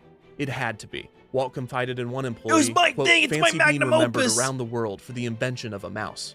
Walt Disney was more. The world That needed to fucking remember rat. him as more. I don't want He to was be showing his remembered by that feelings now more fucking than rat. ever. I want to be. On one occasion, I want to make a Walt mega pointed city. to a section of an Epcot map, saying, quote, this is where the park bench will be, where Lily and I are going to sit at night and watch all the people. People that would be happy. People that would be a community. His community. In October of 1966, Walt approached Marvin Davis about constructing a model of the city, and he asked Sklar to write a film explaining Epcot. The film was to star Walt, who would explain the purpose, ideals, and concepts of the Florida project. There would be two films, both the same, barring their endings, in which Walt would address the audience directly, with one spiel being directed toward the Florida legislature, and the other being directed toward corporations. Walt shot the film on October 27, 1966. He donned the Uncle Walt persona that he had grown to dislike over the years. The persona he feared would consume his legacy. But despite it being a character, it was a character that could sell. And sell he did. And sell he did. Be a showcase to the world for the ingenuity and imagination of American free enterprise. Walt gave an overview of the Florida project, as well as the plans for Epcot. I actually do wonder. An instrumental of the Carousel of Progress's theme song, There's a Great Big Beautiful Tomorrow, played. Sklar said that the film was, quote, not just a sales job. Epcot was his blueprint, coming out of his head, a blueprint of what was on his mind. Before Walt introduced a narrated tour of the city concept, he stressed that these plans were still in their preliminary phases, and that they would change many times. And boy was he right. The times they are a Just 3 weeks after filming the Epcot film, Walt was admitted to the hospital to undergo surgery to stop pain he had been having in his neck and leg. But the doctors found something much more concerning. Spots and a lump on Walt's left lung. It was cancer. Those that knew Walt knew that he was a heavy smoker. The cause of the cancer was not surprising, but nothing could have prepared anyone for the death of Walt Disney. Walt was the least prepared of all, complaining that the operation would take time away from his work on Epcot. Before he went in for the surgery, he yelled at Davis and VP Joe Potter, quote, why are you dragging your feet? Is it because of the money? Have you been talking to Roy? Roy thinks Epcot is a loser, but don't take any notice of him. Disney World will make all of the profits we need for this operation. Son of a bitch, Roy. On November 21st, always a thorn at after my side. Successful surgery, Walt left the hospital early to return to the studio. Walt was in denial, claiming that he was ready to get back to work. Some of his staff were optimistic. Others knew the truth. This would be the last day that Walt Disney visited his studio. On November 25th, Walt flew to his ranch in Palm Springs to rest. But just 5 days later, he flew back to Burbank and was admitted to the hospital right across the street from his studio. In what would ultimately be his deathbed, Walt continued his work. When his son-in-law, Ron Miller, a producer at the studio, visited him, Walt explained that when he got out of the hospital, he would leave the studio to Miller and other executives such as Card Walker and Don Tatum. Walt didn't have time for the studio anymore. He needed to focus on Epcot. It was the greatest thing that he would ever do, he told Miller. In the hospital, Walt would draw the 7th preliminary master plot plan of Disney World. He worked on it until the day before he died. When his brother Roy visited him in the hospital, Walt pointed to the tiled ceiling above his bed, using it as a grid for a blueprint that he traced with a finger. He said, quote, "Now there is where the highway will run. There is the route for the monorail." Walt Disney would die the next psychosis. day, December 15th, Epcot psychosis. Just 10 days after his 65th birthday. And then he's dead. A nation in mourning. The world properly mourned the loss of the entertainment giant, and his company was left with a media empire and 27,000 acres of nothing but scenery and What the fuck are we gonna do with all this Davis Everglade? Roy after Walt's passing, bringing what with him the fuck are we gonna do with all this Everglade city. land? After Davis presented Walt's final project, Roy simply said, quote, "Marvin, Walt's dead. He need not say anything more. Walt Disney Walt's Productions dead. would not build a city, Epcot's especially dead. not without Walt Disney. The Roy world's instead saved invested all of the for resources now. into bringing part of his brother's dream to reality, the theme park and resort area. Roy presented the Epcot film for the first time on February 2nd, 1967, to a group of officials in Winter Park, Florida. The Epcot city concept remained in conversation over the years, and was especially helpful in obtaining favorable political agreements, such as the Reedy Creek Improvement District, and other powers that may not have been granted to a theme park resort alone. Roy would rename Disney World to Walt Disney World to honor his brother. Aw. The resort opened with the So that's Magic why they Kingdom call it theme Walt park Disney and 2 World. resort hotels. Epcot was nowhere to be found. However, elements No were present, Epcot. such as the utilidors, a tunnel system on top of which the park was built, and an AVAC garbage collection system similar to the one that Walt proposed. The map that Well, Walt some drew was things the didn't go foundation to for the waste. resort's planning. And the Contemporary Hotel, one of 2 Disney World hotels that Davis would help design, would resemble many of the Epcot renderings, both aesthetically and with its signature feature, a monorail that passed through the monorail. structure. Walt Disney World Resort The opened one on October rail. 1st, 1971.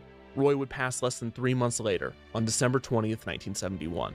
Walt Disney Productions And was thus left in the ends the hands of Walt Walt's Disney son-in-law, lineage. Ron Miller, executives Card Walker and Don Tatum, as well as the countless other artists that had worked on the company's projects. These would be the people left to grapple with what would become of Epcot. If it wasn't to be a city, what would it be?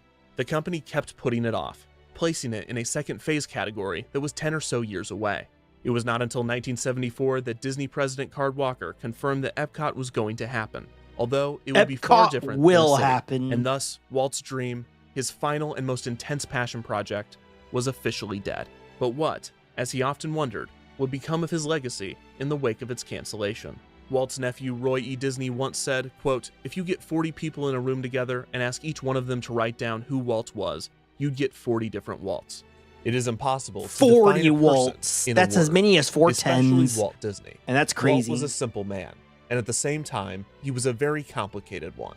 He was a futurist Simple that yet traded in complex. nostalgia, a conservative, obsessed with progress, a gentle mentor with an impatient temper.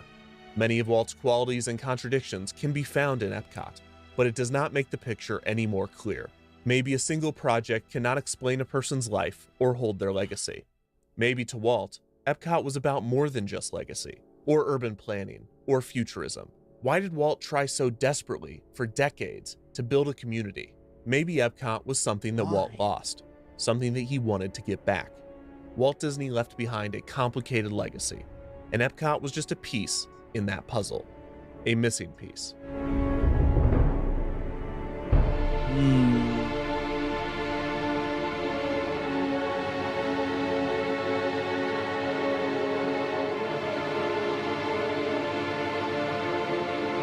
That's the story of Epcot. The world's craziest game of SimCity.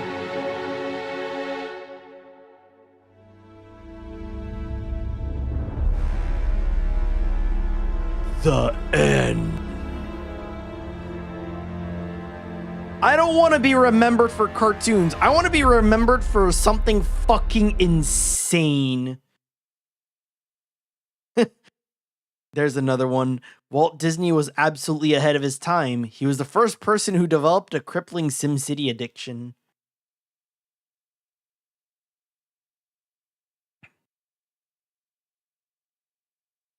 I clicked expecting a theme park documentary and ended up learning that the BioShock games were a lot closer to potential reality than I thought. Yep. Rapture and possibly Columbia were heavily inspired by Epcot. What did Ken Levine mean by this? Actually, yeah, now that I think about it, BioShock is essentially what if Epcot absolutely did fuck up? And that's what would happen. Walt really said, I'm a good animator, so I think I can manage a small dictatorship.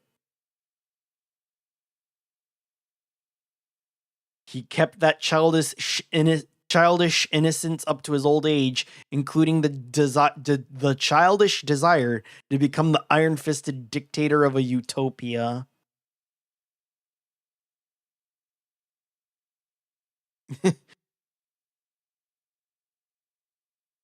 I'm glad we live in the timeline where Epcot is known for being in the Disney park that people drink way too much in, rather than the timeline where Epcot is the start of a sci-fi dystopian novel. Mickey Shock. Mickey Shock. Oh man. There will be no retirees except retirees are 20% of Florida's population. Wow. And why should I run for mayor when I'm already king? Is a Dracula flow tier line.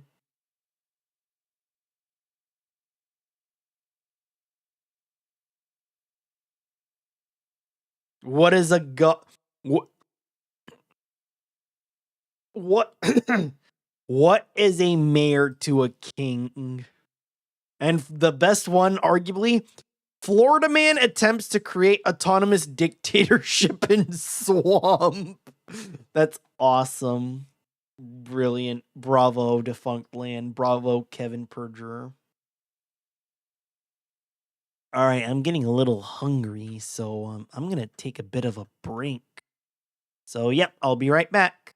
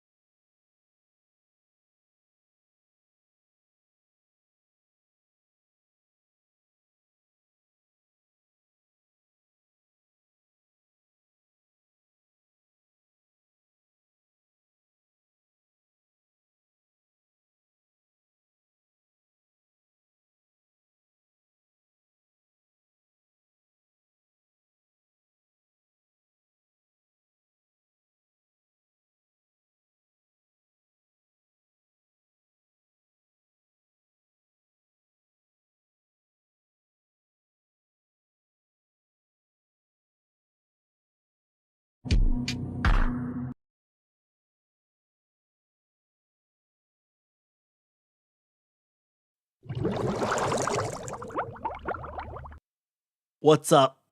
I'm back.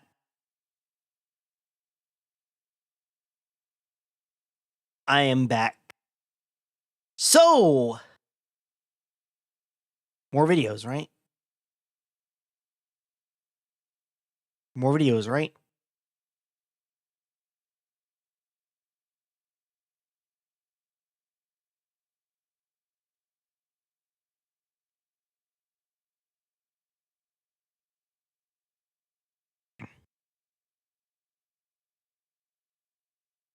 So yeah, more videos, right? Let's go back to the Academy. This episode of Salmonella Academy is brought to you... Brought to you by who? Brought to me by who? Who? Whom? Hey kids, if you've been on Earth for Hey, any amount of Sam. time, you should know that this place is pretty wet and wild. With water Ooh, just yeah, falling from wet the and sky wild. whenever it I'm feels from like there. it's no surprise The that ocean. floods are among nature's most common means of wrecking humanity's hard work. Haha. However, not every flood has been made out Nerd. of plain old H2O. Today, we're going to talk about some of the few non-water Craig! liquid disasters that mankind has endured. Craig! January 15th, 1919 was a particularly warm day for Boston, at around 40 degrees Fahrenheit, well above the freezing temperatures of the past week. Men wore their hats a little less Cold. snugly, children huddled about the fire a little less closely, and a metal tank containing 2.3 million gallons of molasses decided to collapse. Now, I know what you're thinking. Shit. Sam, I've never even held a molasses before. I didn't know there was 2.3 deep million fried gallons of it in the molasses. world. What was that much molasses doing in one place? Well, young grasshopper, as with most things, the answer is alcohol. As the cylinder Of came course tumbling- young it's grasshopper, alcohol. As with most things, the answer is alcohol. Ah, yes, the children return to the mines as it's a little colder there. Milk and cheese.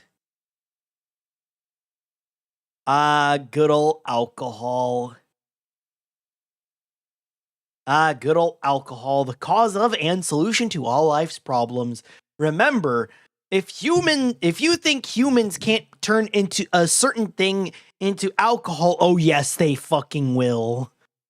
Oh yes, they fucking will. Grapes, if you leave the grape juice in a dark, damp spot long enough, it turns into wine.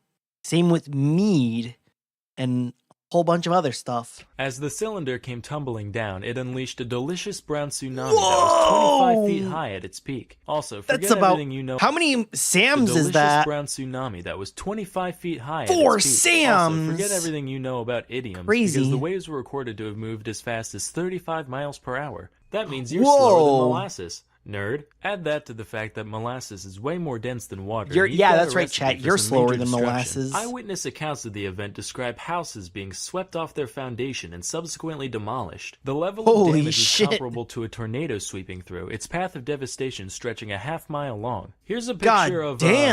something. I can't tell what it was supposed to be. All I know is that molasses clearly does not play. That's not Molasses all, though. A don't truck was fuck picked up around. and chucked into the harbor. A train Holy car got shit. knocked off its tracks, and a bunch Molasses of dogs is and horses crazy. just straight up drowned. Oh, and some people too. Around 150 were injured and 21 were killed in the disaster. Talk Jeez. about the sweet release of death, am I right?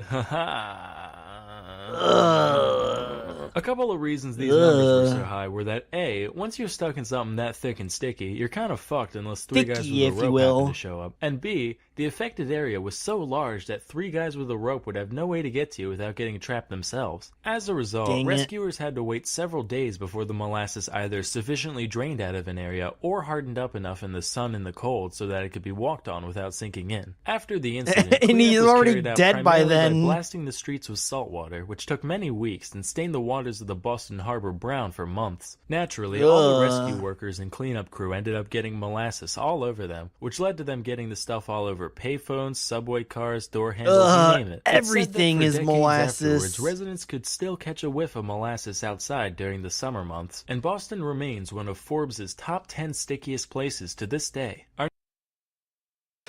Look at that. And now where is it? Boston, Massachusetts. It is much less. It's more stickier than Walla Walla, Washington, but it's less. But it is less sticky than Danica Patrick's navel, Danny Trejo's Novell, r/gruel. I don't even know what that is. And do I want to know? Do I want to know what r/gruel is? Do I really want to know? Oh. It's secretions. It's lady secretions.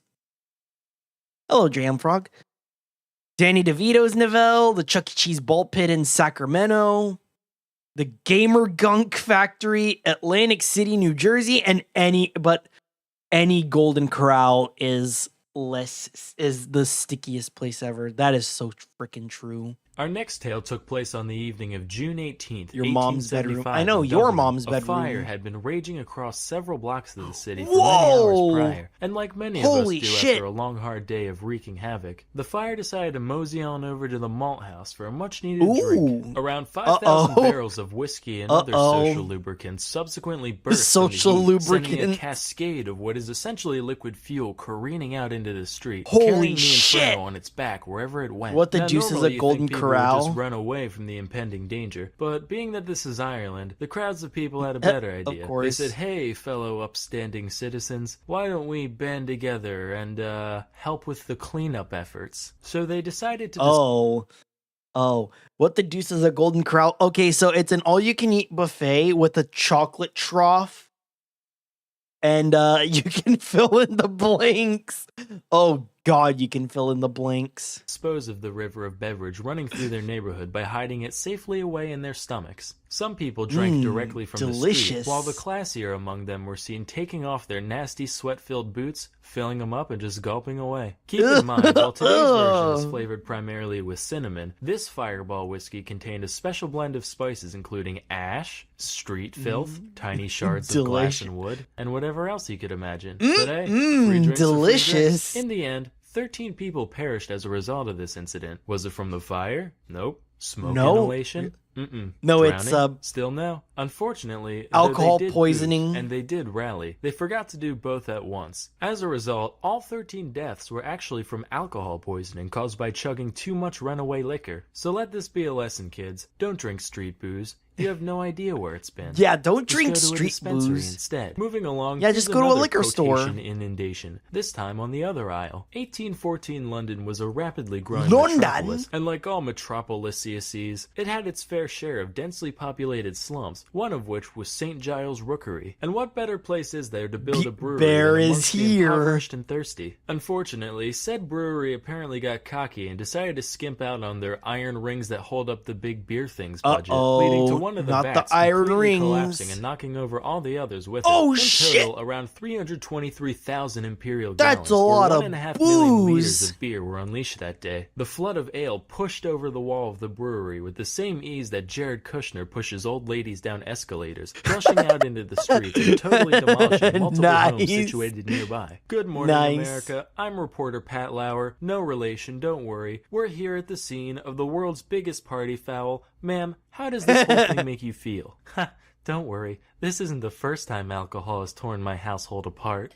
That's funny. My husband has struck me on multiple occasions. At least 8 That's people very are funny. known to have died as a result of the incident, either from drowning or from having their house dropped on them. In spite of this, nobody was held responsible for the disaster, with courts concluding that the collapse was an act of God. I wish people were that it's an lenient act with of God. clauses today, like, "All right, here's your coffee, ma'am." Whoops.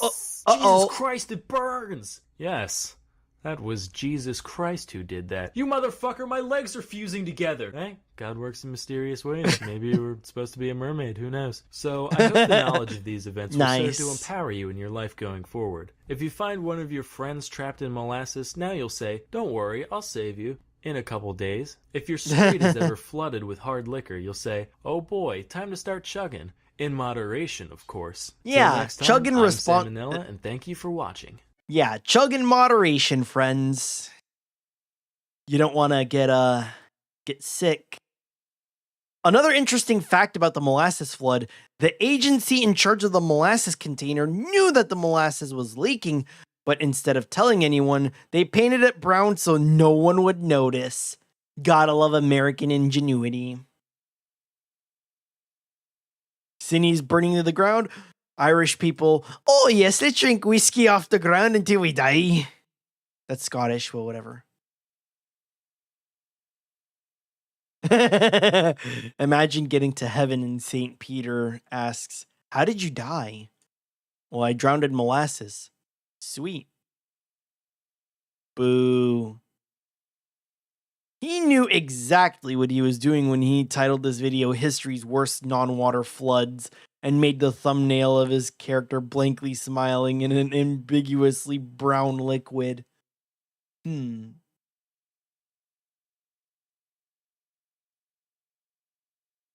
should have gotten a terraria to eat all the food floods.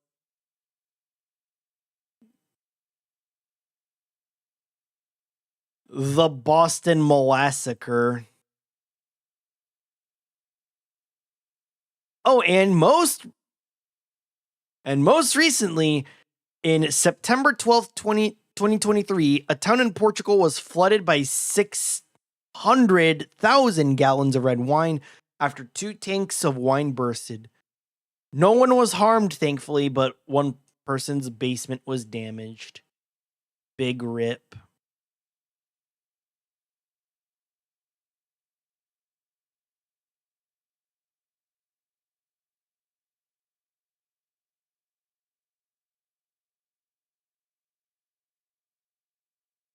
In Britain, there were by 1841 there were over 445,000 licensed brewers, and by 1870 there were 115,000 pubs.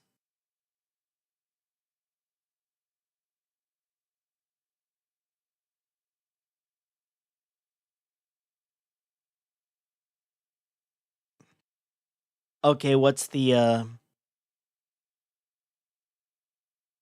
catch?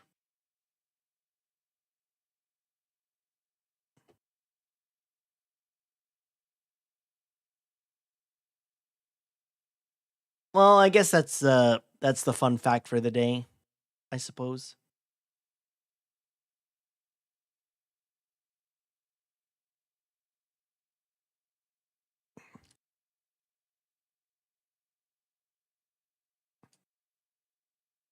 All right, one more Jono, and then we go to Spleen.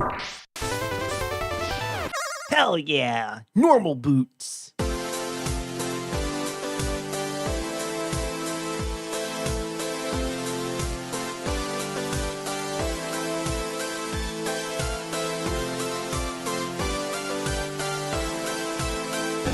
Jontron. Good old Jono. Beep, beep, beep, beep. Throughout history, mankind has faced challenges far and wide, building the Great Wall of China, worldwide plagues, and even escaping our own atmosphere to brave the perilous journey to the infinite. But there are some challenges that were just never meant to be faced. Some peaks too monumental, some chasms too great. Such as? Bravery. And then there's just plain stupidity. But mankind doesn't get anywhere by playing it smart. Some of us have to be the guinea pigs, do the work no one else wants to. And that's why I'm going where no man has ever gone before and come back to tell the tale. Oh? Mission briefing. Subject, Takeshi Kitano, otherwise known as Beat Takeshi. Beat Japanese Takeshi? film director, comedian, singer, actor, author, screenwriter, poet, painter. Okay, damn, what did he... And yeah, what didn't he do? Designer. Yeah, you hear that? One time. One time. Needed. After that, the sea split open and swallowed the Caribbean. Earthquakes ravaged the west coast of America, and goblins were still really, really scary. Goblins! I like goblins!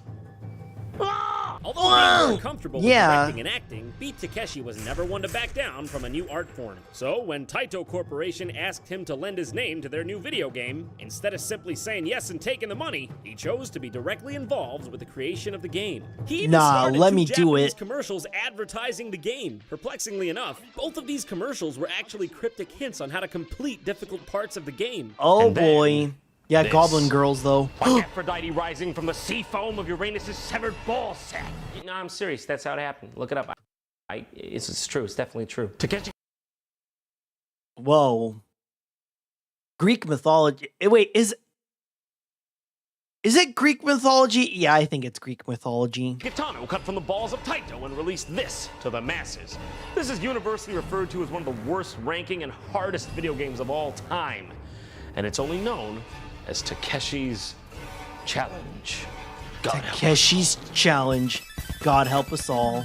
I wish to hear just how cool Takeshi Kitano and how many Krabby Patties he could eat. I wonder that too. There it is. I wonder how many Very Krabby Patties Takeshi could saw eat. on Christmas morning 1986. Put your mind into theirs. Feel the pain. Feel the anger. And at first off, I just want to say there's a password guard in front of this password screen here, and you can just punch him and get a game over. Yeah, just punch him. Before you even play the game. Game over? Nice. I think there has to be a game first for it to be over. Maybe they're talking about the game of life. The game opens up with you getting This is the yelled end at of in your your boss's life. office. Literally. You don't even get fired. It's not concrete. You're just being reprimanded for your mediocrity. Oh yeah? Get your act together, This man. is a video game. I can do what I want. Fuck you, punch. Oh, Merry Christmas, Oh. Japan 1986. Oh my god. Why would I Yeah. try to escape real life by playing a game that's more depressing than real life? Am I supposed to feel good by comparison? Well, at the very least, I can say this game was innovative for its time. It's open-ended and has heavy real-life themes, which most concurrent games have Wow. little of, if any. But perhaps Japan it's a bit 1986. too open-ended. Where am I supposed to go? The bank? Yeah, The culture bubble club? era. Grilled Mormon? Yeah, the Mormons? grilled Mormons. I didn't know he was all right to eat What? those guys. I better should check the bro bowl. Make sure. Yeah, you need to check the bro bowl. Well, I already have no idea what to do, so I guess I'll do what I always do when I'm lost. Drink heavily. Lots Yeah, of drinks, way drink. absolutely above Drink the margin non-alcoholic necessary. Mom is beer. scared. Yeah, non-alcoholic beer. Delicious. It's pitch black? Uh-oh. Oh. Wait, Uh-oh. where am I? Is this woman beating up on me? Oh, What's why is she going on? beating me up? Where the... My home. Well, this explains quite a bit. So you talk to your wife, and your options And- are food, a bath. Oh, and also the walls are all dilapidated as well. Oh. Gohan furu. Let's Ofuro go to suru. bed. I want to Atashi. travel, I want and to... I want a divorce. Ah, yes. Gohan furu. Wait. Gohan nu suru. Ofuro ni suru. Soretomo. Wa. Da. Shi. I want to travel or I want a divorce. This is a video game from the 80s. Keep in mind, at this point, most games look like this or this. Yeah, look They at that. didn't usually Bubble have Bobble. themes of domestic Also by Taito. conflict in them. And they still don't, really. Let's give her the good old one I to mean, divorce and see what yeah, happens. give her And divorce. After all, she is violent. So you can pay alimony or... punch. Ooh, ooh, ooh. Pay alimony or punch. So still is beaten by Hittite mythology, where one guy bit off one guy's dick and gave birth to his kid from his head. I mean, there is a Seth video that I have yet to watch, which we might actually watch after this, where we will learn the beauty and wonder of Egyptian mythology. Punch. Punch. You know, whenever I find myself in this situation, I find that pay alimony works out far smoother in the long run. But Yeah, there is no denying that. but a it's a punch video is game. much more Why not satisfying punch? Short-term solution. Also, I'd just like to point out that there is a licensed Nintendo game with domestic violence in it. You Yeah. murder your wife. wife and children. That's fucking base. Takeshi Kitano is so freaking based for this. Beat your wife and children to death. That's awesome. Literally murder your children. I think I need to repeat that. Literally murder your children. Literally. Walls could talk. They'd say really bad things about that guy. He's just smiling. And remember, Taito is a massive, like, second-party developer for Nintendo. Or at least a very strong partner of Nintendo. Like 99% of people would do this. Out of this house! Out of this house! Spirits be gone from this house. Evil spirit be gone. Whoa! Hell yeah. This is JonTron. This is JonTron. He put on a two-piece suit for that 1 second gag. At least that's what modern JonTron does. Also, that's a good frame. To take on this challenge, I have to think like a salaryman, dress like one, be one. Be a salaryman. Game, God damn it! Ha! You Get are it? not gonna Beat believe Takeshi. this. This game requires an insane amount of trial and error, more than any sane person would be expected to undertake. For starters, you're And Beat supposed to Takeshi ignore is your not a boss at the sane beginning of person. the game because you want to pick up the bonus he gives you later. So you go directly to the bank and close out your account to withdraw the 50,000 yen that are in there. Then you go. Don't even talk to your boss. Just go straight to the bank and cash out. Just go cash out. Go to the local culture club and use the money to buy shamisen lessons. All right. Yeah, it sounds sure. random, right? But yeah, you're sure. supposed to do this because you actually have to start the game out by divorcing your wife. And when you do I that, want a you divorce. have to pay her alimony. And that means that 75% of the money that you're holding on to at that given moment will go to her.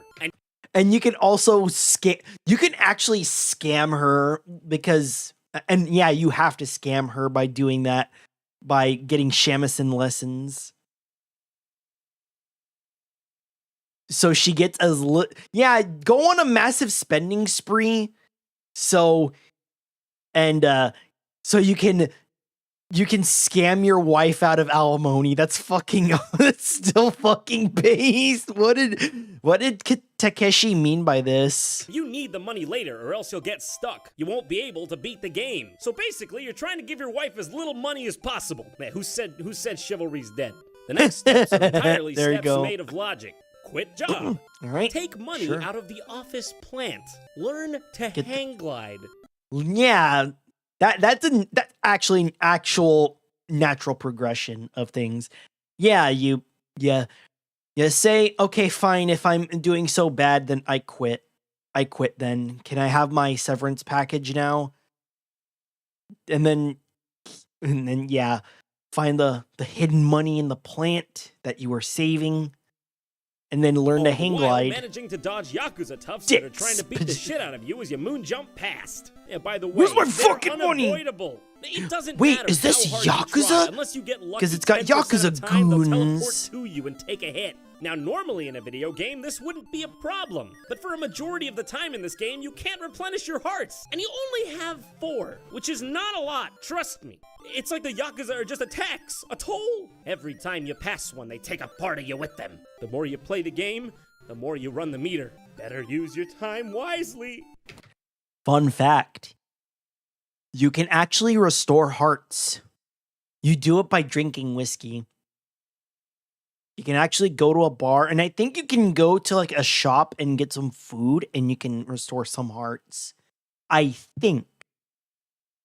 It's just an allegory. It's just an allegory of our inevitable demise. I'm slowly dying. I'm slowly dying just like him. Each obstacle makes an etching in my soul.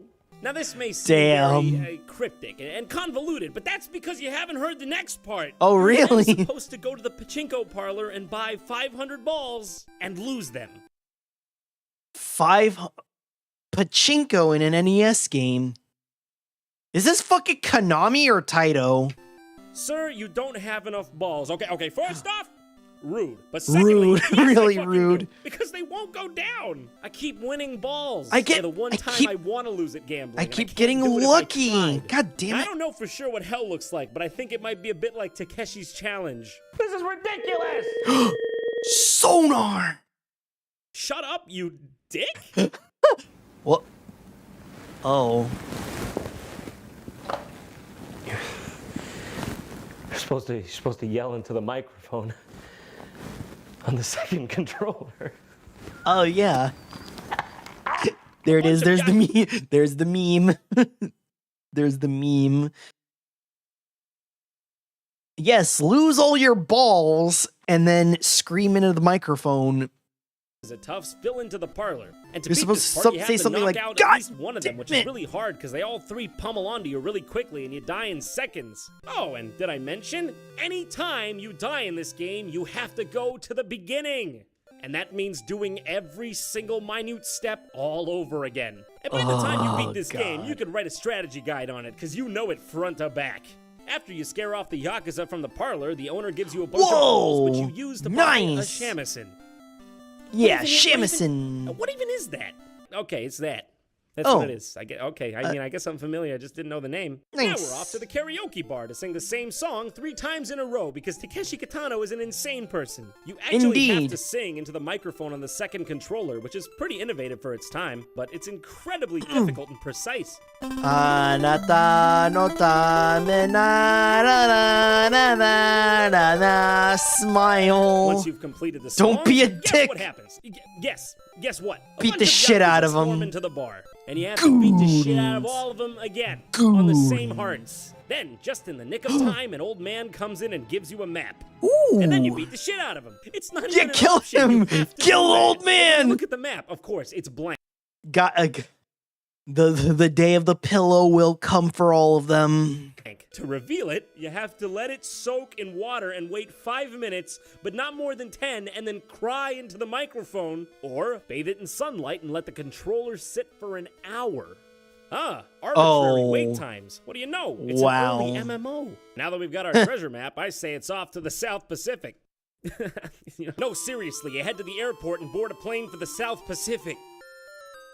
You know, this only just dawned on me right now, but do you realize that this is a Nintendo game in which you quit your job, divorce your wife, and go treasure hunting? 10 out of 10, 10 out of 10, 100 out of 100, best game, best game. Fucking based. If the execution wasn't so lousy, this game is fucking awesome. This is the premise of an indie game. This is an indie game. If an indie developer did this kind of game, it would legitimately be like my personal game of the year. It would be every streamer, every variety streamer, every VTuber would all say, nah, this game is the best game ever. Divorce your wife, quit your job, and go treasure hunting. That's amazing. Forward thinking. Beat Takeshi does it again. When you get there, you get a gun. Well, getting the gun Hell is yeah. cool, I guess. It actually works. It's not just a bait and switch. Only now can you sleep at the hotel and regain your hearts.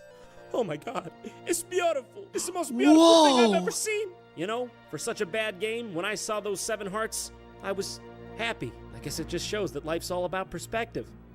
Okay, this next part, I can't even stress enough.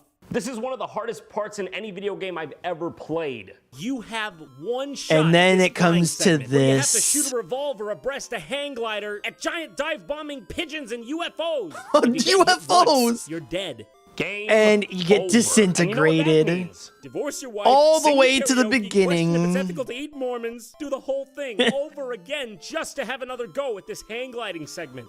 It could take you 20, 30 I think he times took a before you few get hits. this. And it wouldn't even be so bad if you could fully control the hang glider. But once you drop altitude, the only way you can go back up is to hit one of these gusts of wind, which you can accidentally shoot and destroy. Wow, that's awesome. I said, God damn it, great. I shot the wind again and meant it. I shot the wind again. Can you even fathom how hard this is? Was a human actually intended to be able to overcome this? After a while, it breaks you down. The only thing that keeps you going is the thought of what's coming next, the thought of winning. You can't let him beat you. It was designed to beat you. Hey, you want to know how hard this game is? I started this review in 2012.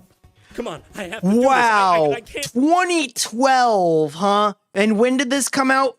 2014. It took him 2 years to beat this. Jesus fucking Christ. Good Lord. Stop until I do this, please. Please. Oh my God. Oh my God, I made it. I did it. I got there. I got to the island. I'm finally here. He did it. In the treasure cave. The island. The final stretch. Of course, they wouldn't give you a break either. There's literally enemies oozing from every crack of this cave. Talk about having some of PTSD. Course. You're looking at this while having flashbacks, having to do the goddamn fucking pigeon section again. It's a non-stop barrage of scorpions, amoebas, pirates, skeletons, and flame balls. And you gotta do it all in one go because you could beat this segment if there wasn't a built-in exploit to the game, which is if you pause the game and unpause it, all the enemies reset. And then, finally, the treasure! Just out of the corner of your eye. Not everyone is created equal. Not in a racist way, I'm talking more about willpower. Sorry if you thought that was a racist or sexist comment. Some are quicker to make an excuse than a commitment. But we live in a world where if you don't decide to be the very best, someone will step up and be happy to take your place. Today, we've scaled a new peak, and you know what? View's pretty good from up here. Takeshi, nice. I beat your challenge. To the victor go the spoils. What do I win? I don't think that's an exploit. I think it's just shit programming. I mean, that would be very on brand. He finally found the treasure. Amazing. That's it. That's all it is. It says amazing, and it's just his face in the corner. The end. After all Lottie. Kitano-sama. 私はずっとあなたの大ファンです。バトルロワイヤルのあなたが本当に好きです。I liked him in Battle Royale as well. 現代ゲームの誕生の地です。なぜたけしの挑戦状を作ったのですか？なぜ私たちに対してこんなことをするのですか？私のことが嫌いなのですか？誰かにやらされたのですか？この封筒には封筒と便箋が同封されていますから。He actually sent it out. Wow, and he did the wax stamp thing. That's awesome. この手紙は支所箱宛てです。どうか返信をください。これはショーの一部ではありません。この撮影が終わったら本当に送付しに行きます。And he actually sent it out. Toxic bad game. 2 out of 10. 2 out of 10. GameSpot. Gah. This game is very poorly made, like zero optimization, and done to make it playable and not have it be stiff as hell for no reason.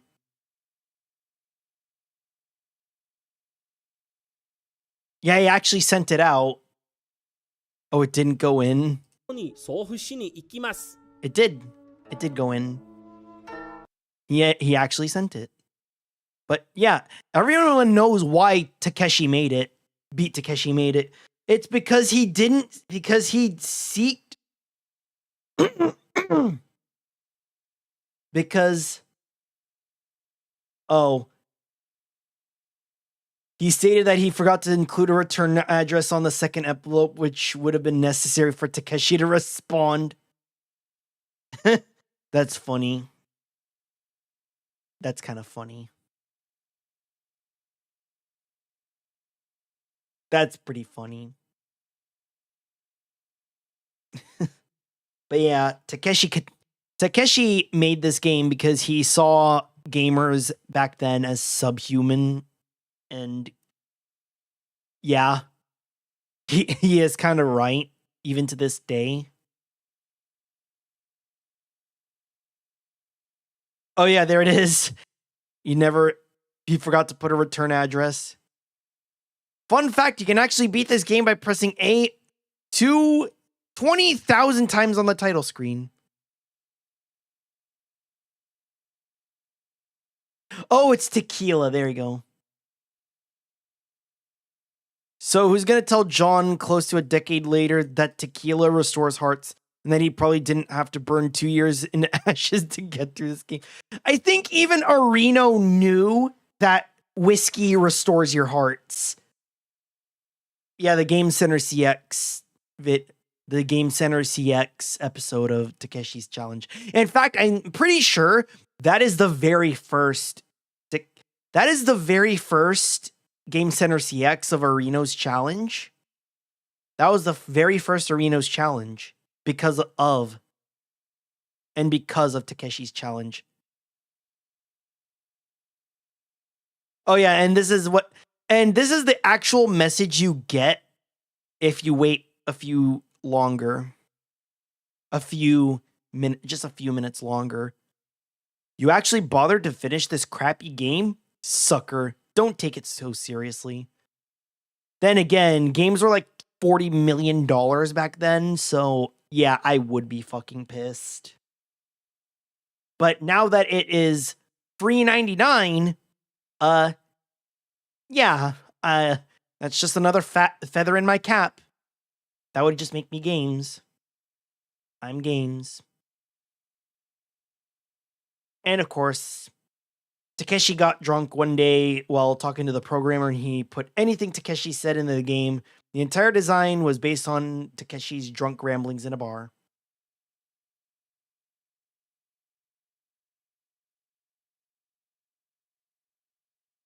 But yeah, if you ever beat Takeshi's Challenge, well, that's just games. I'm games.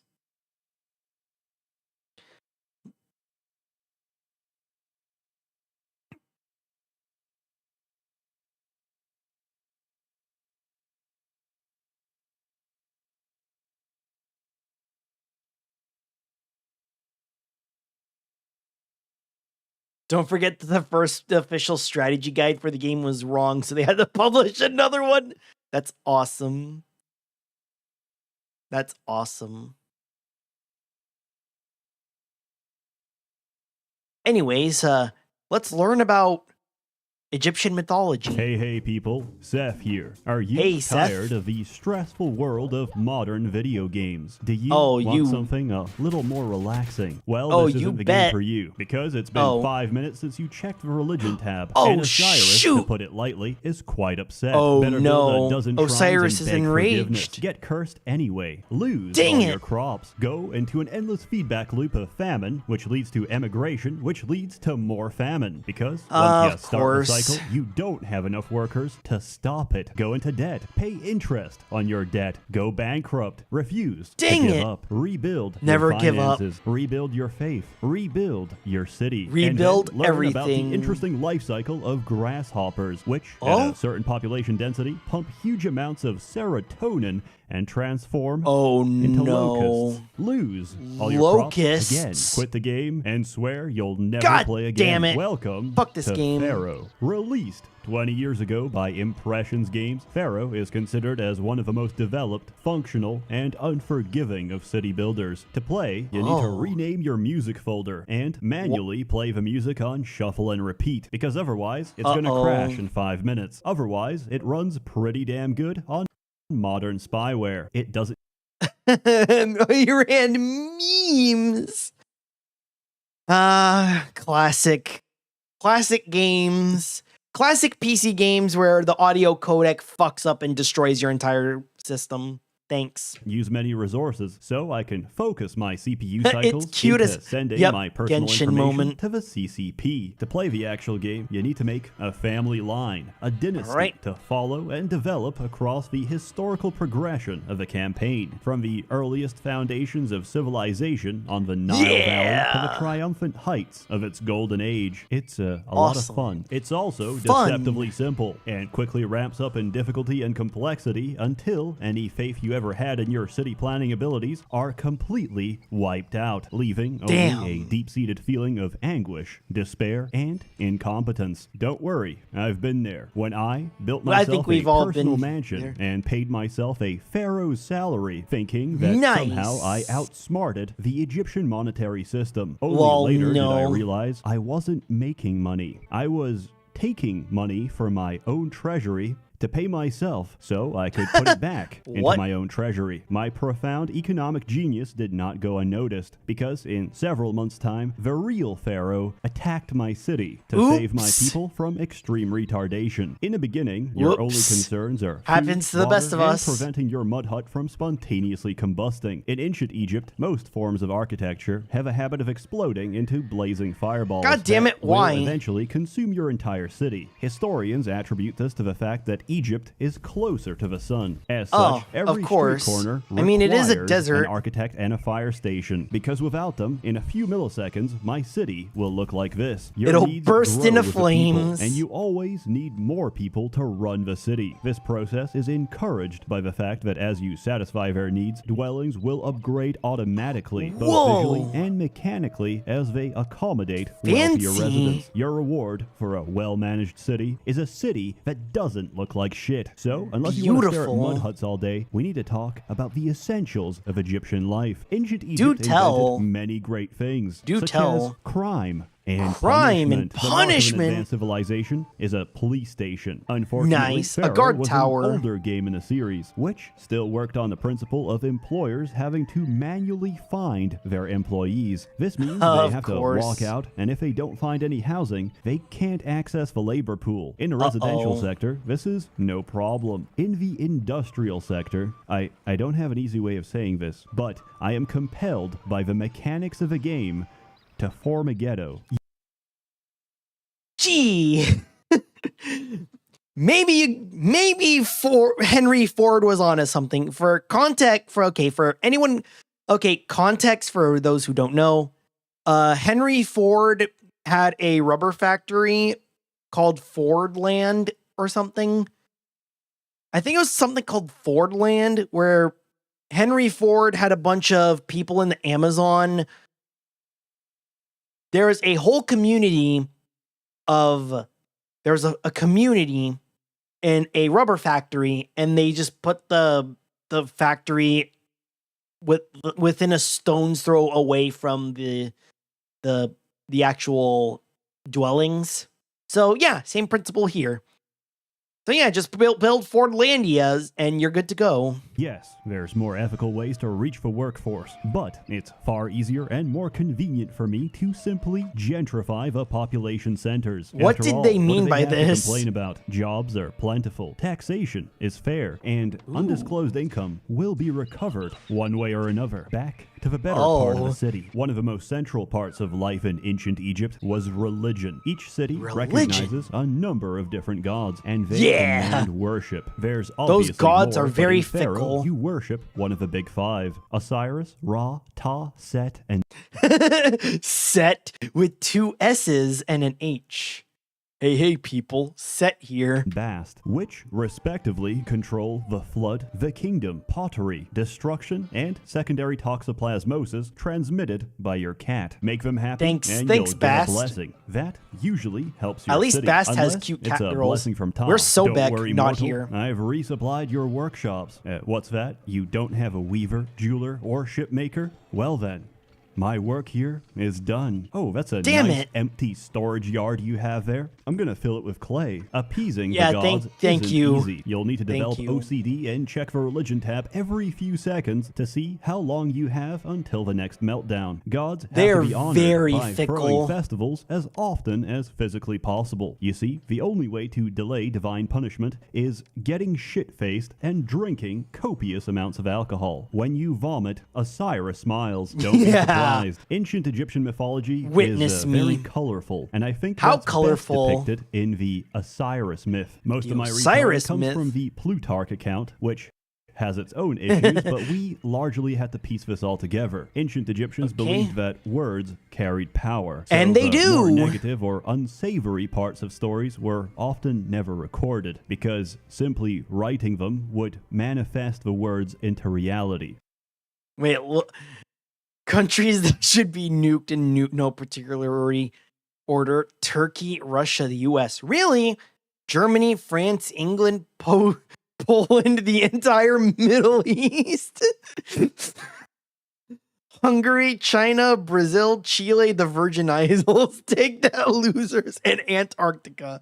Wow, Nico, very cool. Anyway, goes like this. Osiris rules over Egypt. Set didn't like that, so he invites him to a dinner party, during which he loudly proclaims there's a gift at the end. It's a chest, gift, but he'll only give it to whoever fits inside. Every guest tries the chest, but none of them fit except Osiris. As he hops into the chest, Set and his goons lock him inside, decapitate and dismember him into 42 pieces, and throw him downriver. Osiris's grieving wife Isis and his side hoe Nephis team up to find the missing pieces, including his dismembered penis. And Nephis team up to find the missing pieces.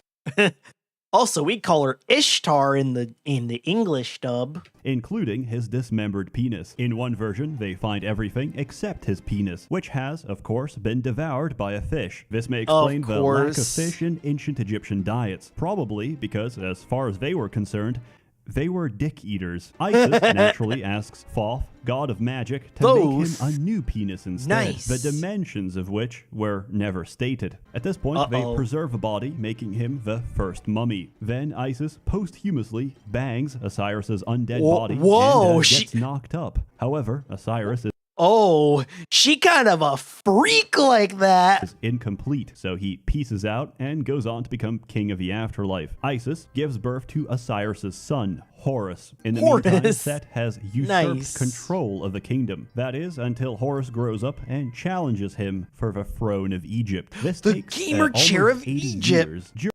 Wait, what was that? What did that say? During which they him for the throne of Egypt. What did that say again? Infamous 80-year filler arc as we catch up to the manga. Almost 80 years, during which they transform into hippos and bite the shit out of each other. Isis attempts to intervene and harpoon Set, but accidentally stabs her son instead. In a perfectly natural response to your mom accidentally harpooning what the fuck, Mom? Horus decapitates his mother. Yeah, Don't take worry, that, it's Mom. not fatal, as Thoth steps. Just decapitating your own mom, that's totally not fatal. Then slaps the stump and replaces it with a head of a cow, which is why Isis is often depicted so. Anyway, where was I? Oh yeah, Set sexually assaults Horus. I mean, we went from dick-eating fish to this. Did you really think it would be safe for work just because it's Egypt? No, that is a very good secondary title. But yeah, history is just weird like that. Let me give you some context. Ancient Egyptians believed semen was a very potent substance. In other words, it's poison. Set came inside Horus, which made him physically ill and made Set a homosexual. Except no homo, because it's all about power dynamics and mental gymnastics with these people. Yeah, Horus survives because he caught the semen. With what? With his hands, of course. I imagine he just slapped it away. No, then get that away from me. Puts Horus's semen on lettuce. Man, don't judge, okay? What? Find you a mom that cares. Find you a mom that'll help you prank your friend by putting a little extra seed in his salad. Thanks, Mom. Set consumes the cum cabbage and gets impregnated by his rival. Set loses the throne of Egypt and Horus takes his rightful place on the throne. Because, well, after eating another dude's nut, getting your own torn off, and tearing out his eyeballs only to proverbially give birth to them once again is kind of a low blow to your reputation. And that is the Osiris myth. And bet they never teach that shit in schools.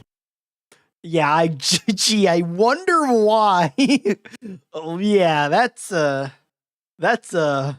very colorful. It's also relevant because Pharaoh is seen as the physical incarnation of Horus. But back to religion. The gods are fickle. You've got local deities and you've got your patron god. Local deities need temples or they get pissed. If a local deity has more temples than another, the other one gets pissed. If the number of temples for each local deity and the patron god are identical, the patron god gets pissed. Satisfying the gods is a delicate balancing act of wasting all your money on temples, but never spending too little or too much that they get jealous and burn your city to the ground. Aside from the extremely spiritual need for fickle faith, your people have a physical need for entertainment. This is where being illiterate really hurts. If you haven't read tutorials, you'll know how to place the entertainers, but no idea how to place the venues. If it shows red, that's because your road is wrong. But your roads are wrong. Well, as a child, I made every road shape possible until finally one of them snapped in place and became green. Once you've got that there down, you go. Entertainment is sorted. And then there's MedJed. Not a phone in sight.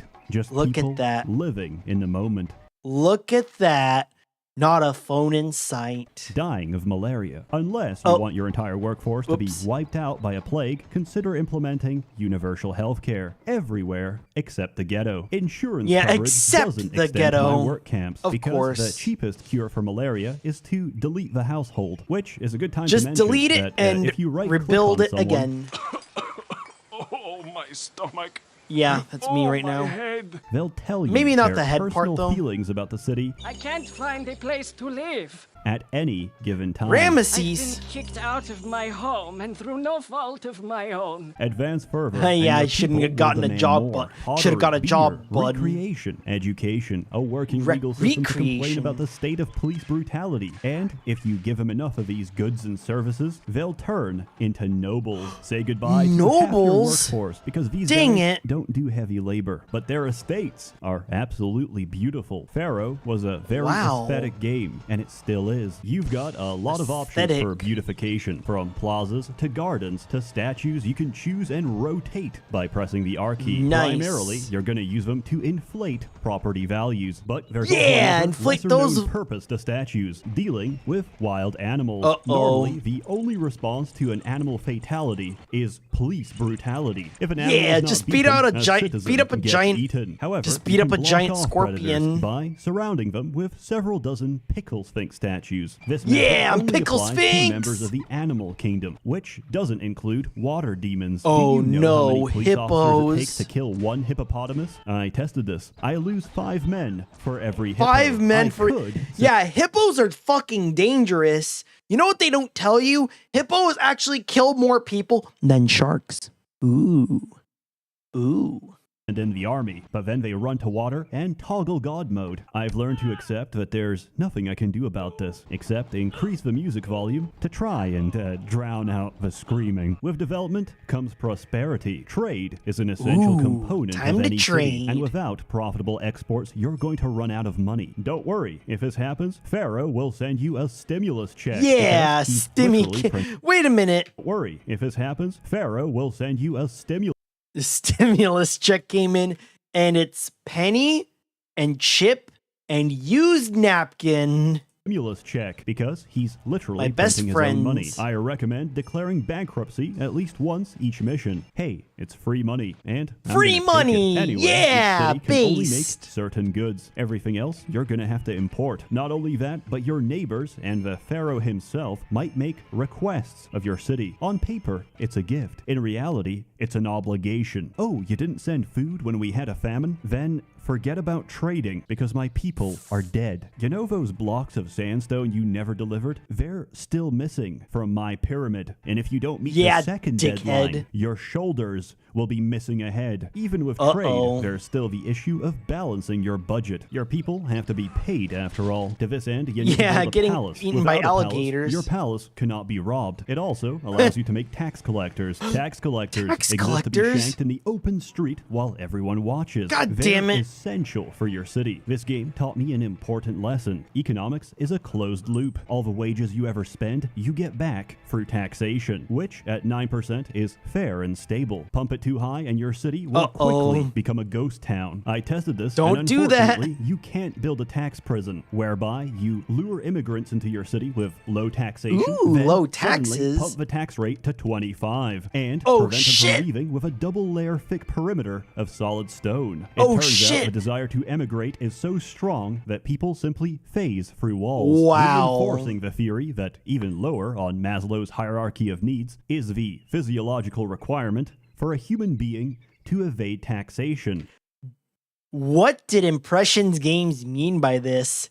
And why are they so fucking base? Ancient Egypt was a real powerhouse and evoked Taxation a is lot of jealousy. theft. I would be too if I lived in a desert. Understandably, they're here to take your crops and murder you. Invasions are common, so combat is inevitable. And I'll be real with you, it's not very good. Most of it boils It's a down city to builder first and an RTS never. Yeah, sure. how many bodies and planks of wood can I throw at the enemy? That is, until you Yeah. get chariots, which were considered by horses. many during the time period to be imbalanced, pay-to-win bullshit. I mean, they Alternative- kind of are. They kind of were, especially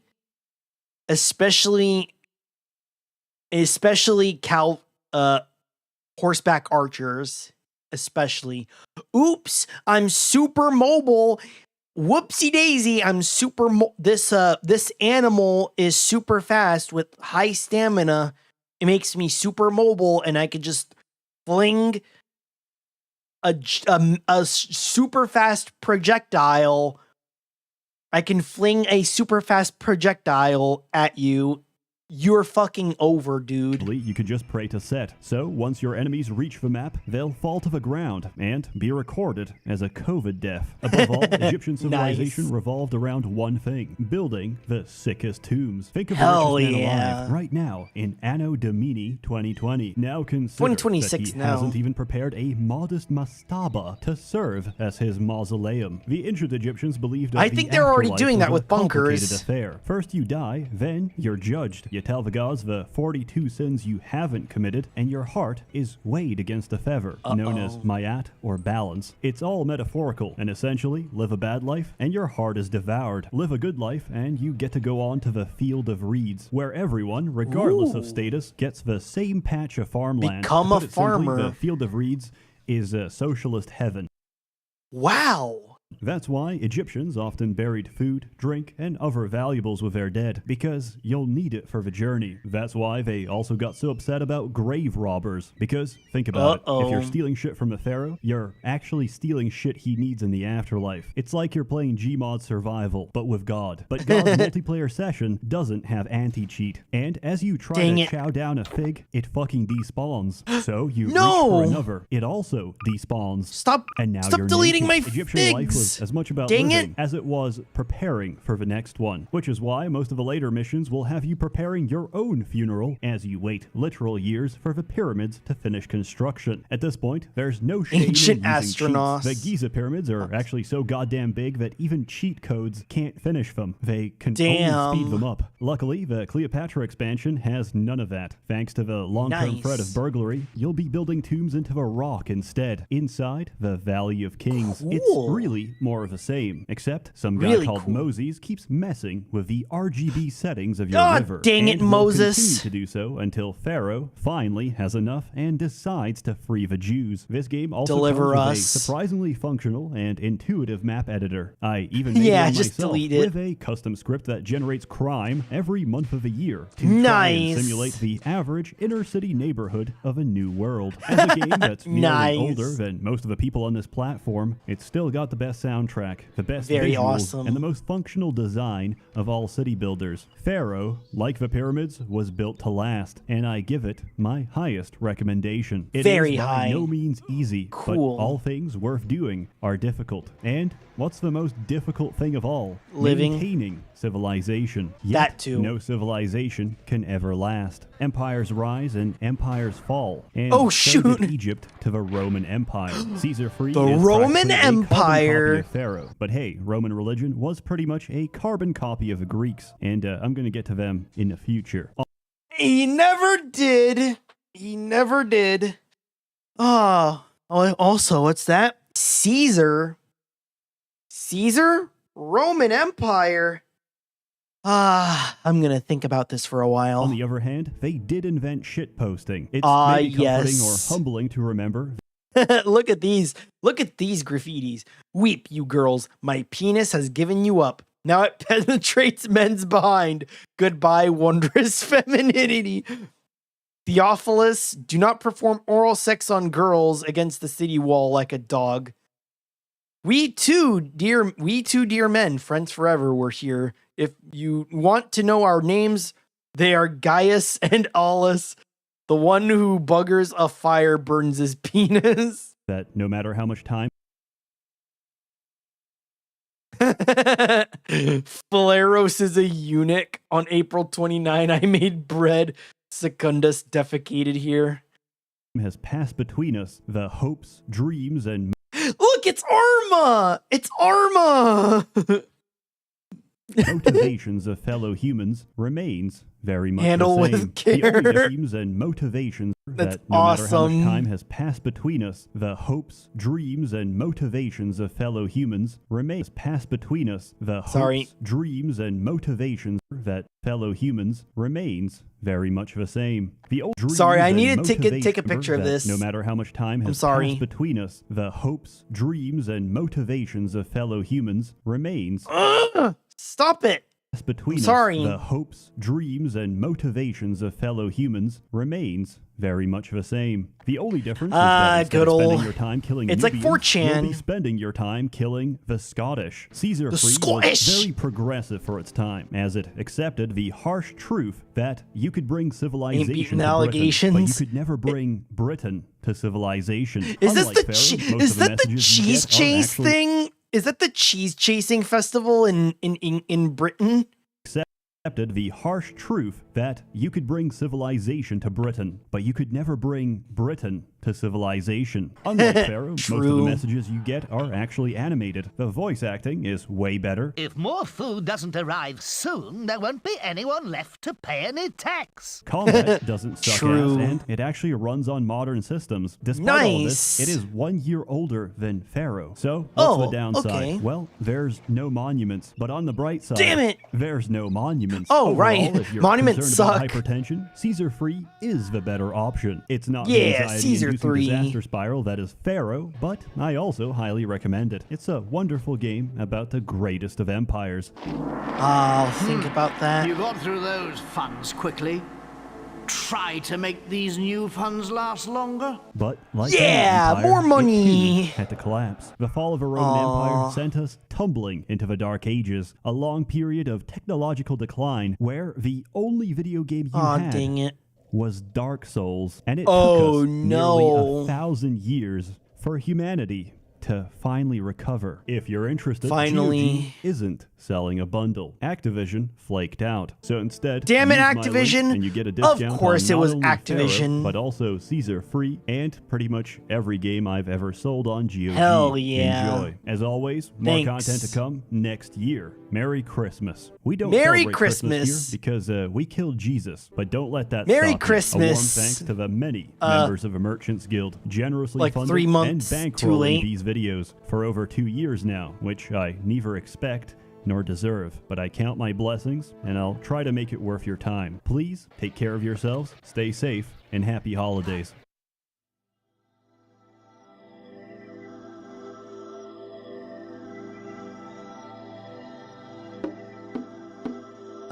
You're welcome. Thank you, Seth. I was sure the Osiris Mist was retelling was just Seth fucking around. He was not. This person lived in Cairo for 3 years. They can confirm that 90% of their constructed buildings are minutes away from either collapse or burning at any given moment.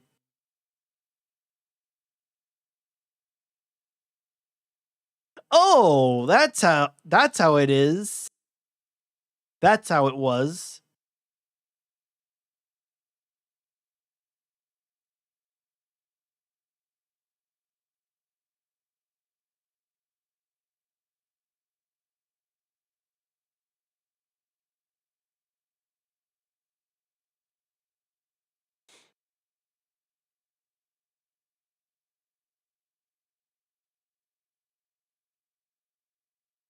True.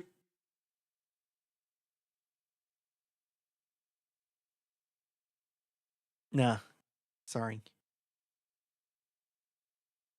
It's a shame he didn't get to Zeus, which came out in 2000 with marked improvements. And yeah, there's a lot of stuff. Girls, guys have no feelings. But men, we 2 dear men, friends forever, we're here. If you want to know our names, they are Gaius and Alice. Fucking Horus, says the God Emperor of mankind. Do you want to read 400 books about the Horus heresy?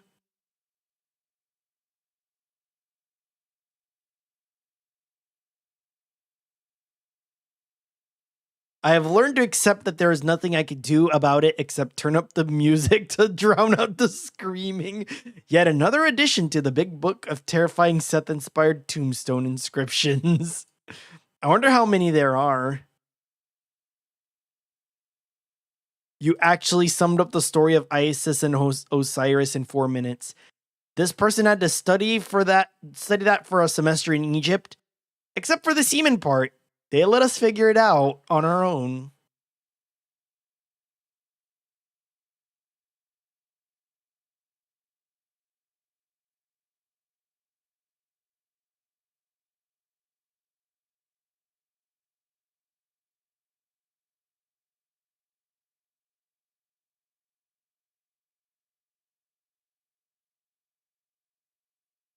And of course, the most important one, actually.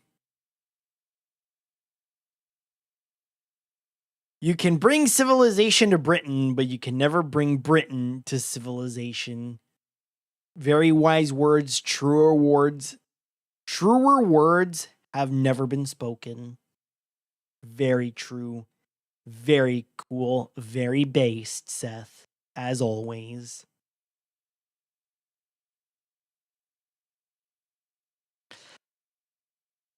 I'm gonna go take a whiz.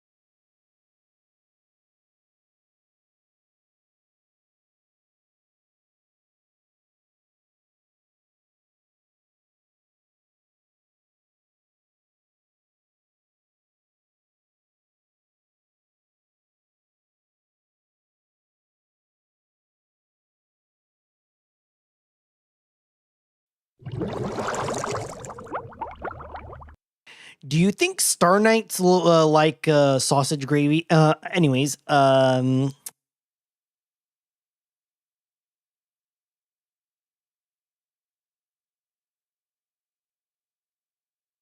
right, and now our featured presentation.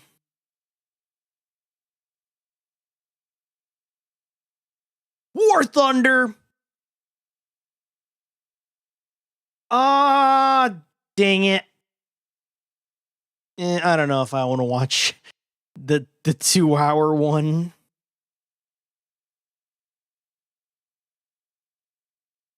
I don't know if I want to watch the 2-hour explained.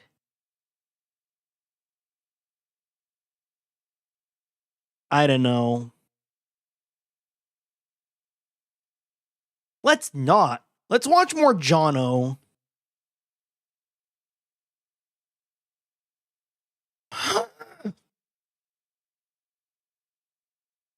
Sorry, I keep muting the audio. As I was saying, Jono. And they said Kratos was the best hero. Shush. They got it wrong, sister. Hercules is clearly better. There he is. Ah, yes, Hercules, my favorite Disney princess. John 9 finally back from Vietnam. Lol. Bird! Jacques back from war, guys! Jacques, come here. Yeah, Jacques. Based on my favorite Greek legend, Heracles. Heracles. Ah, yes, Heracles. I'm glad to see that thing has changed around here. 2 words, one family. Wait a second, Jacques. I've got it. Hercules went through his 12 trials to become immortal, right? Well, I mean, I don't want to stop playing games or doing the things I love to do with you or even making this show. Hasn't stopped you before. I want to become immortal too. It definitely hasn't stopped him before. By playing the 12 games of Wait, what did you fucking just say to me? Kick it! Let's start the party! Let's start the party! Oh yeah, this is the new intro. Oh yeah, this is when the new intro started. Because this is the new era of JonTron. Hell yeah. JonTron. Well, he definitely stopped playing games. Yep, he stopped playing games to watch movies, and now he's a full-time dad.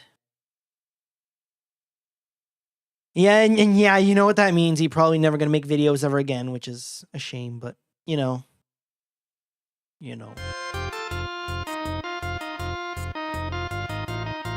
Ooh, Heracles. Look at those pecs. Hercules! Greek myths have always been a fascinating subject to me. Tales of also Chio's dad in the back. Across the sea. Whoa, Jason the Argonauts! The very fabric awesome. Of nature itself. They tell of humans creating larger-than-life heroes and gods in their own Poseidon. No one is safe from his or her own hubris. So to make an example of my point, I'm gonna play a Hercules game on a Commodore 64. Ooh. It's called Hercules. Hercules. I guess they didn't have to try back then. It was the 80s. All I had to worry about was Ronald Reagan talking about Gorbachev. More like the Commodore 64. I'm just kidding. It was actually revolutionary. Ooh. That's what I call it. Good music. Now you know me and everybody's favorite part of Hercules myth was horse. Gotta sheep, love that lion, Sid. Not sure what Gotta this love that is, but Sid it chip, in. like I said before. Fits in good. All right, good thing. It's we got some good. backstory here. Let's begin. Let's begin. Uh-oh.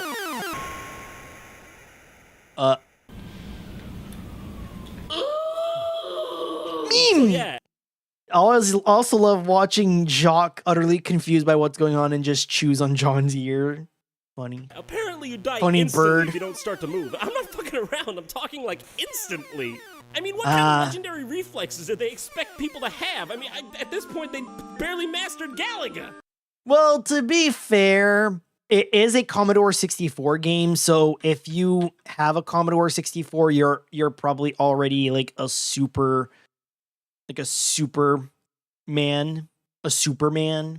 when it comes to gaming. As soon as you die, it skips you ahead randomly to the next level or something, so you don't even have a chance to learn. Thank you for playing King's Quest V. And before you know it, it's over. What the hell is this shit? This was so jarring to me that I had to actually go online and check if that's Is the way Hercules the on the game is Commodore supposed to be, 64 supposed to suck balls? And yeah, that's the way the game is supposed to be.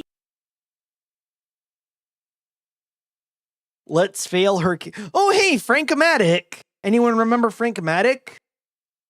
And yeah, this video of Let's Fail Hercules by Frank-O-Matic.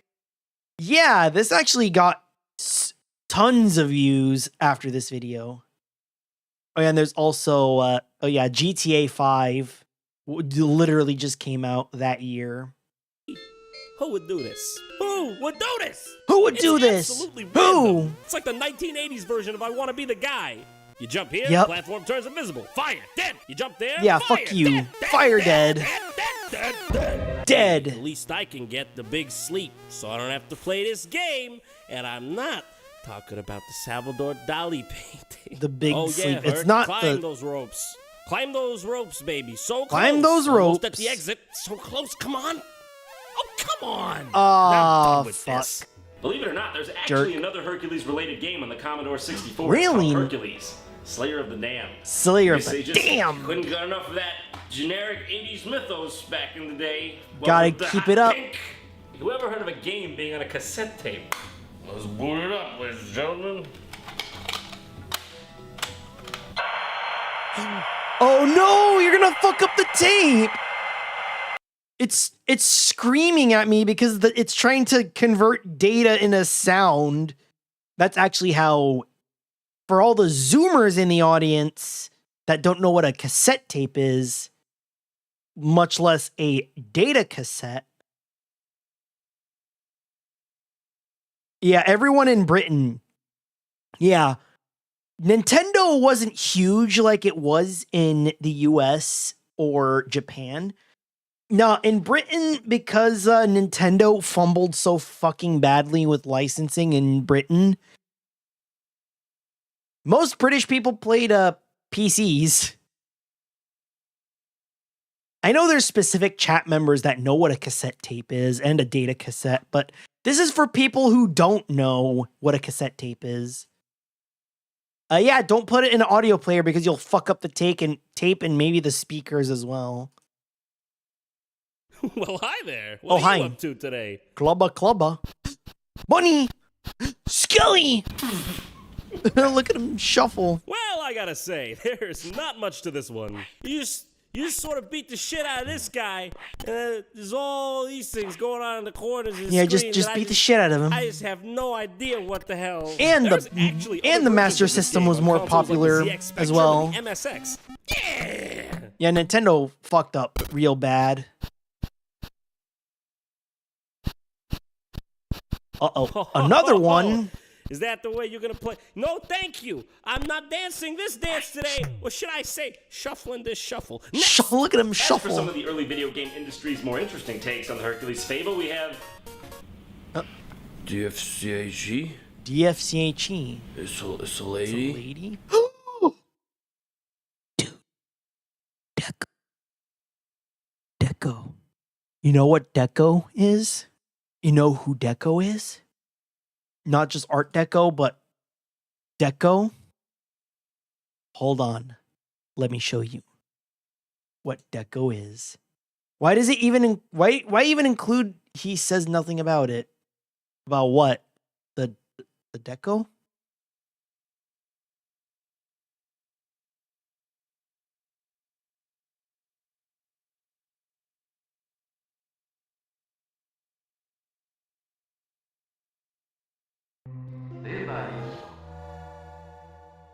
That's right, it's Data East! It's Data East! That's right, Data East Company.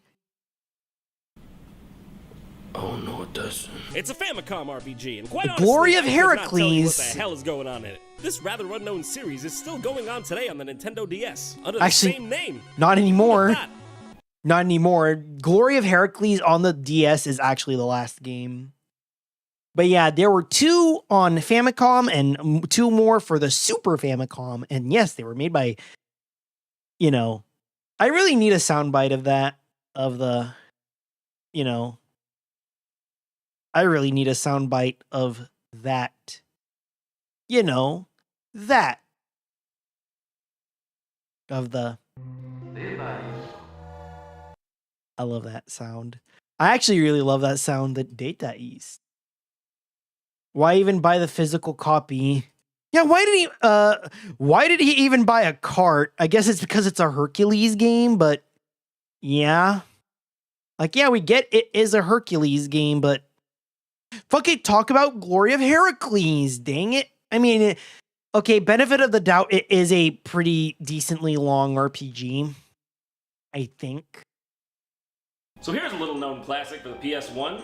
Herc's Adventures, and it's all thanks to the Military Industrial Complex. Military Industrial Complex? Where I'm getting all these games from. Now, if we're being strict on Herc's Adventure. Here, this is actually Hercules. As you can see, he is the Hercules of legend. Starring Hercules from Hercules. It counts. You can also pick from mythological characters Atlanta and Jason. If you're stupid, I don't know who'd want to play these 2. Yeah, why would you ever play... City in Georgia? Why would you play as Atlanta Why would you play as Atlanta or Jason from the Argonauts when it's Herc's adventure? Also, I think one of the Monkey Island guys worked on this. I don't know which one, but he did the art. Nah, I want to play as Hercules. That sounds just a bit too much like Dan Castellaneta. Don't worry, I'm Hercules. Because that is Dan Castellaneta. That is him. So it's basically just a Diablo-style beat-em-up. It's pretty cool, honestly. More like Zombies Ate My Neighbors, because this is basically a spiritual successor to Ghoul Patrol, actually. Because Zombies Ate My Neighbors was the one before it. Before Ghoul Patrol. Games out there for the PS1. The art style's sweet. And the music sounds a near lawsuit level of similar to Star Wars.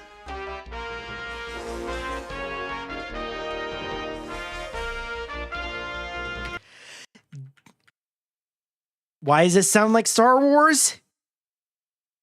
Gee, I wonder why it sounds like Star Wars. Maybe it's because it's by LucasArts. It's Zombies Ate My Neighbors with a bit of that Monkey Island humor, that Ron Gilbert, Tim Schafer humor.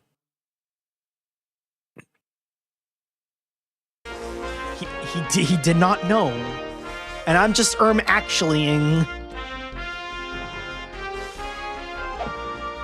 How dare you? It literally is just... Whoa! Zeus! So far. But you still have a long way to go. Seek out the help of my fellow gods. Hera, Poseidon, Athena, and Dionysus. Alright, gotcha. Fantastic. Unbelievable. Hades has many allies. In fact, there's a couple of hundred of them just up ahead. Couple of hundred of them just up ahead. Couple of hundred of them just up ahead. Thank you. I mean, good luck. Yeah, you can definitely tell this is like full throttle era LucasArts or Sam and Max era LucasArts. Sam and Max are definitely getting more animation. Definitely more animation and voice work. Actually, I'm going to look it up right now. I'm going to look up like what the stuff is about Herc's adventure.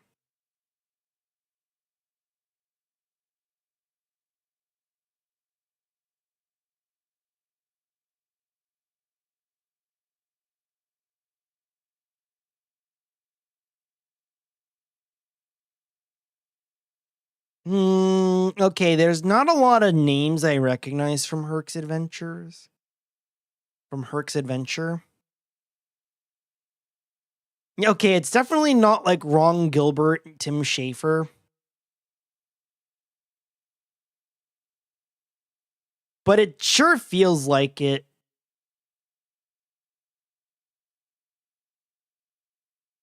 Okay, no, it's not. Okay, never mind. It's actually not Dan Castellaneta. It's Michael Goh, just doing a really good Homer Simpson impression. Doing a really good. I have to play this. I have to play this on stream someday because you know me. I really like Monkey Island. One of my favorite point and clicks. One of my favorite point and clicks. My absolute favorite being Sam and Max Hit the Road, even though I need to finish that. But I love the idea of Sam and Max. Really funny. Thank you. Hades! It's Hades. I shall defeat you, and then you shall serve me in the Excuse me, Hades. Do you think you could speak up a bit? You shall serve me in the You shall save me in the land of the You shall serve me in the land of the dead. That's how he talks. He talks like ASMR. ASMR 80s. Shines. Wait, what's Eat heroes to restore health. The day has come. The news that was sent to change my life has fallen upon me.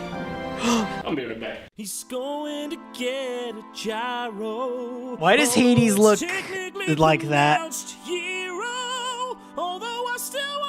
What did LucasArts mean like that by that? Restore Dude, you gonna be alright? Dude, shut up! Disney! I actually did try a hero like a few weeks ago. Man, if it weren't for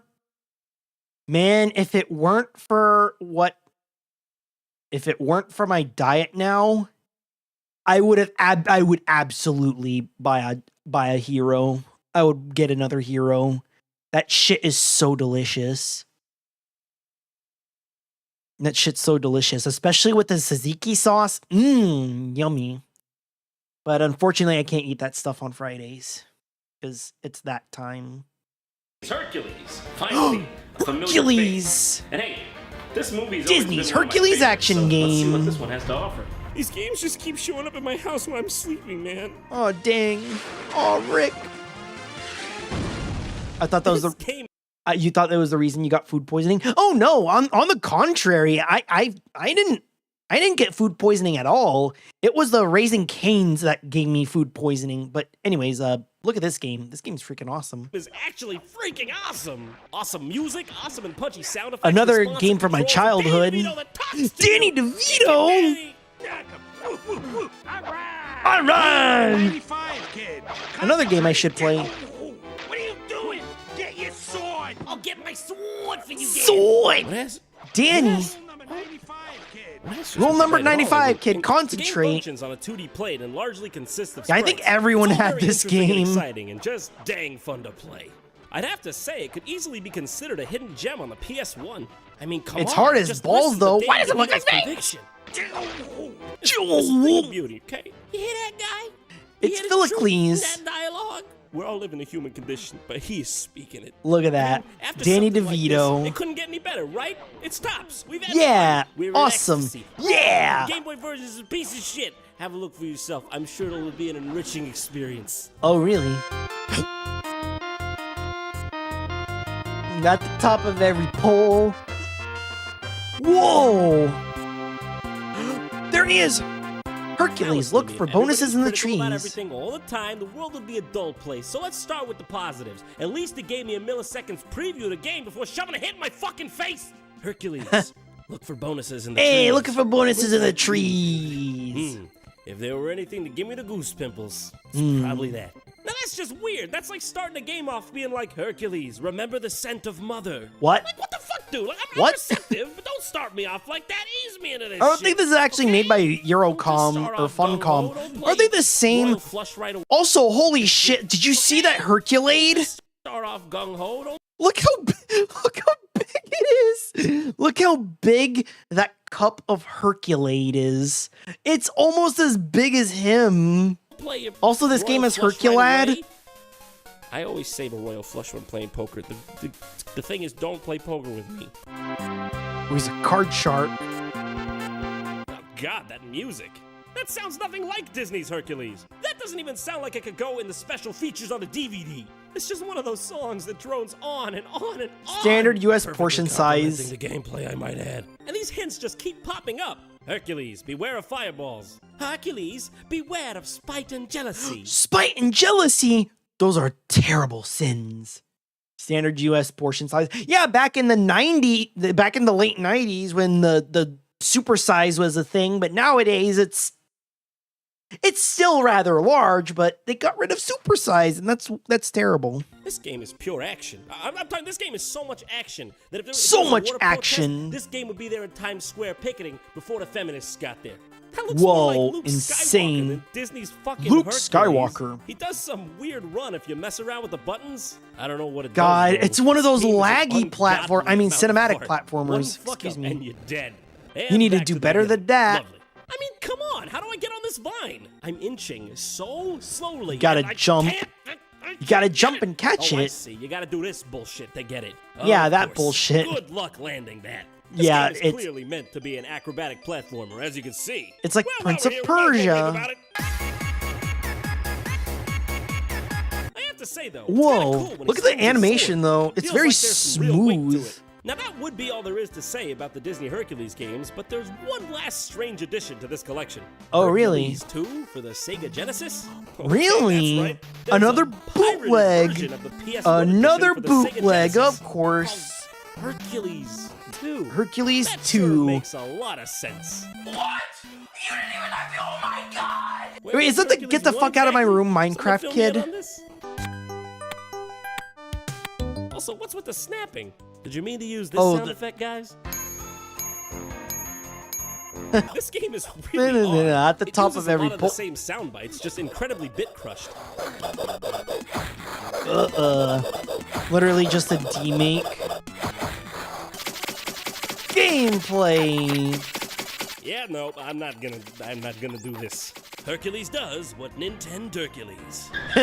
Hercules, Durcules, what Nintendo Hercules. Hercules, the legendary journeys. You know, oh shit! Like the TV show with Arnold Schwarzenegger. Schwarzenegger again. Fabio. Fabio. Al Pacino. Fonzie. The fact that there's a game that pretty much verifies that someone out there hates me. Hercules TV edition. Heracles. Oh, that buzzing. God, this menu music makes me feel like I'm about to embark on an educational adventure. Oh, that buzzing. I'm not knocking that, because I want to do that. So I hope that's what's going to happen. The brain is made up of billions and billions of neurons. Wow. Stay a while, friend, and I will tell you. Stay a while and listen. Yes, I'm buying Sorbo? it. I mean, clearly that is the gate of a man who has an epic tale to tell. Okay, blah, blah, blah, blah. Yeah. Drop. Werewolves. Let's do the super scotch. Good morning. Yeah, Hercules. super scotch. It is time to train. Follow me outside so that we may begin. Okay. I don't feel like I'm being treated appropriately. There's something about this game that's just eerily familiar, isn't it? But I very can't put familiar. My finger on it. How so? What is it? The blue action button? The chicken cooing? That force-like and cozy opening? That holy shit! Holy shit! Should have called it The Legend of Hercules. Ocarina The Legend of Hercules. Seriously, Bless this you. game's introduction is nearly identical to Ocarina of Time. It's like they just want to get my Pavlovian going. My Pavlov. Pavlov response. Hey, Delicious. I need you to clear these rocks out of this field for me, Hercules. Oh boy, menial labor. I mean, honestly, riveting. You get the deadliest and strongest demigod on the planet, and this is what you use him for. This is. I mean, his best sure. application? Well, I mean, yeah. Who else could pick up rocks that big? Your sister? She can't do it. You know, as far as a license, I think my game with sister an can IP do it. This mundane, it's really not that bad. Kind of impressive in scale. Although ultimately, it's nothing I'd write home about. Very mid. But getting stunlocked by cow demons, cow skeletons. The best thing about this game is the overpowered ass pause sound. Whoa! Epic. Let's have a look at it. All right. Nice. Oh no, it's by fucking Titus. It's by Titus. Oh shit. That's not good. Sorry. That's not good. That's an ill omen right there.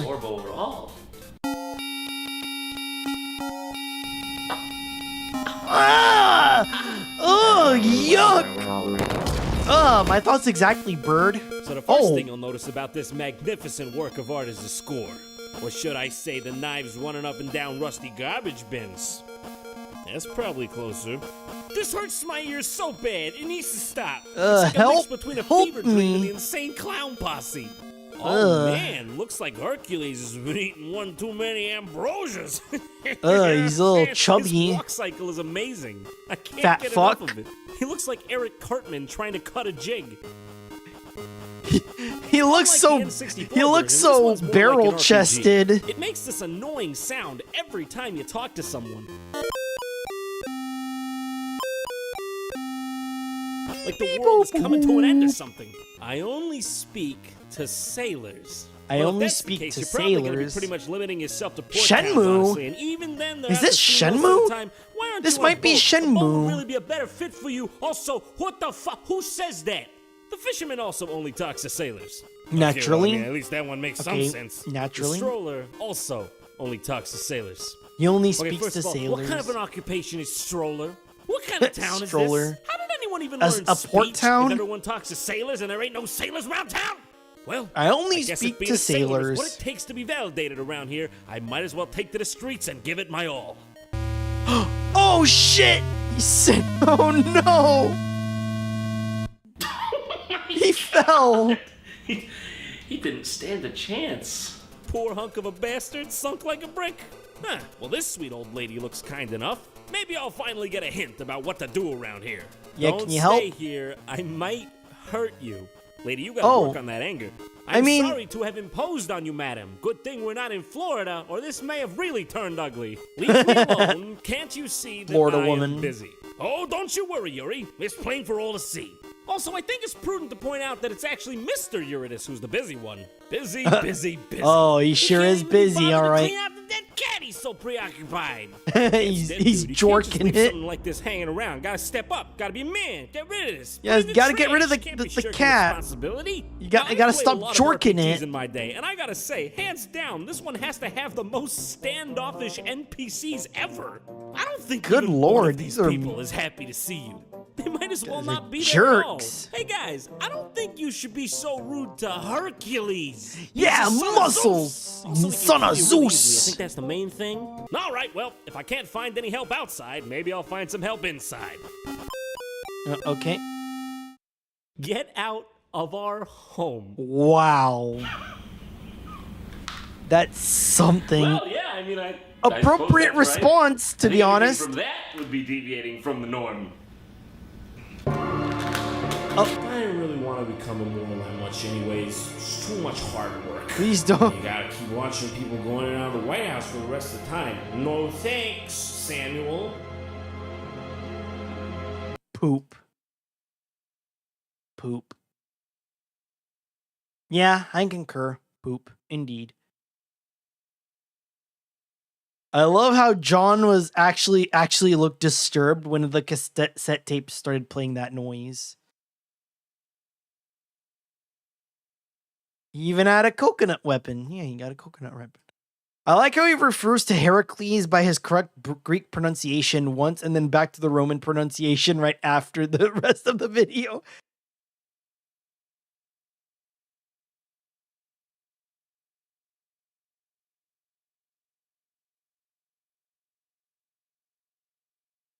I'm unsure if that was a planned reaction or a natural pain response due to Jock nibbling his earlobe off. Oh, that.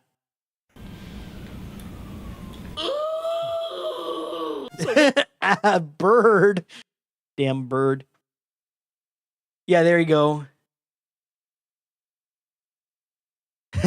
He's the son of Zeus. Then again, to be fair, half the town could be sons of Zeus. The cheating bastard got around. He even got what? Like, how many partners has Zeus had? Not just gods, but mortals as well. And the music sounds a near lawsuit level similar to Star Wars. Yeah, because Herc's Adventure. Copyright 1997, LucasArts Entertainment Company. You know, the Star Wars guys.